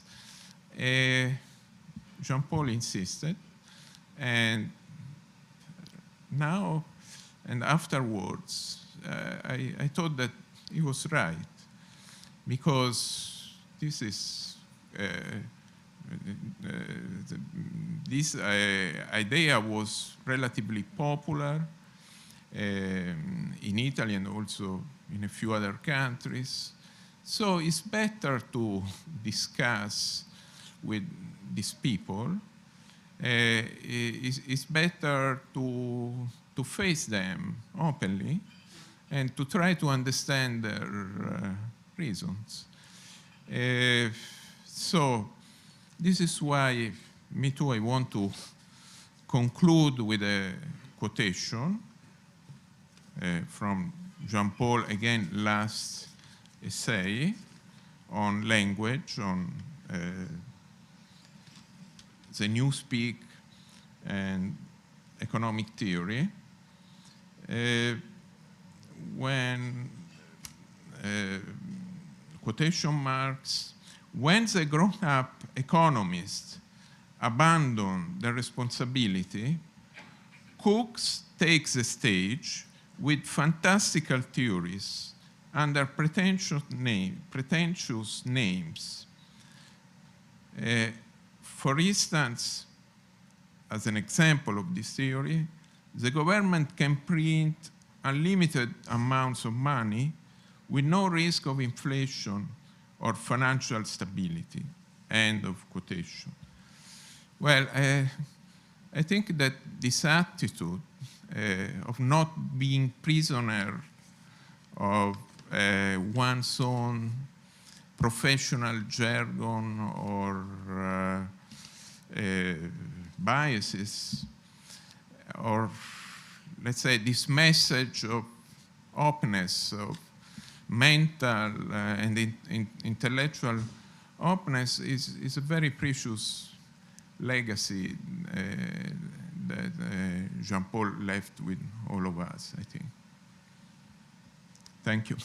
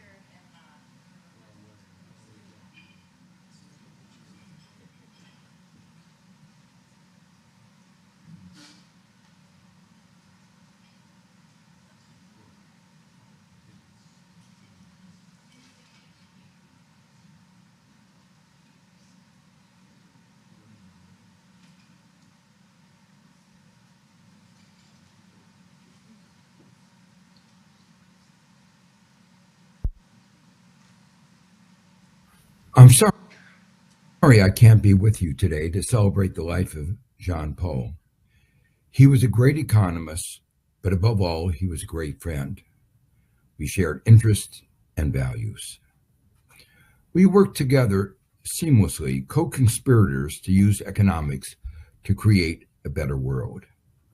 He persuaded me to join him in the Commission on the Measurement of Economic Performance and Social Progress.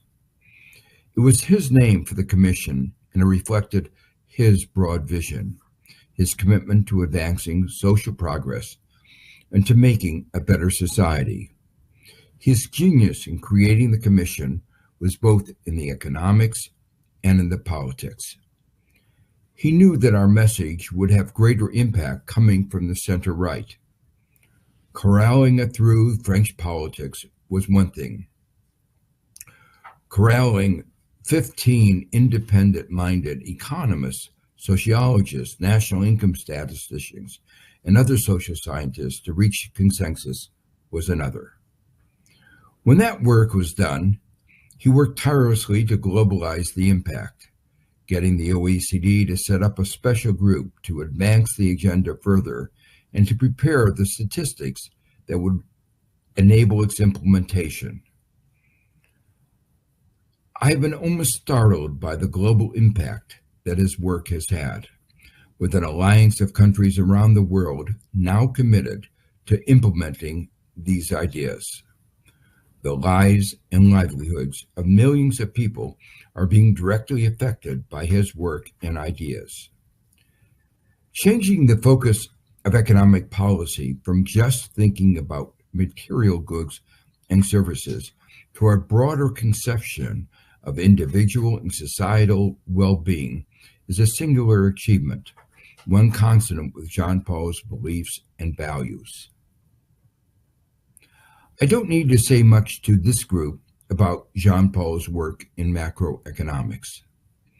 We were on the same side in virtually every policy discussion, from our adamant opposition to austerity to our repeated worries about the European Central Bank engaging in excessive tightening. More than almost anyone of his generation, he moved seamlessly between economic theory and economic practice. His keen intellect combined with his extraordinary integrity meant that he was trusted by political leaders of all political persuasions. He was a constant in France's policy vibrancy. He was both passionate and deeply thoughtful, another rare combination. We had a friendship that began with our economics, but then went much, much further. During my time in Paris, and especially in the fall of 2019, just before the pandemic, while I was on sabbatical in Paris, he was generous enough to share his office with me, which was a godsend, because we could then spend hours talking about economics, to spill over to talking about economics and politics over a wonderful French lunch. I can still hear Jean Paul's voice as we would call each other on the phone to chat about one issue or another. I will miss him. We will all miss him.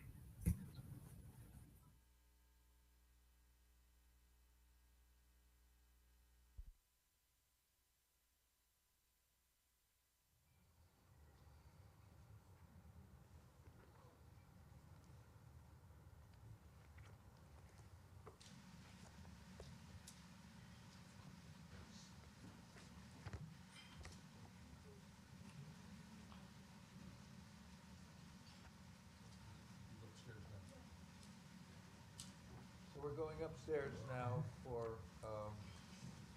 drinks. And I think in due course, food.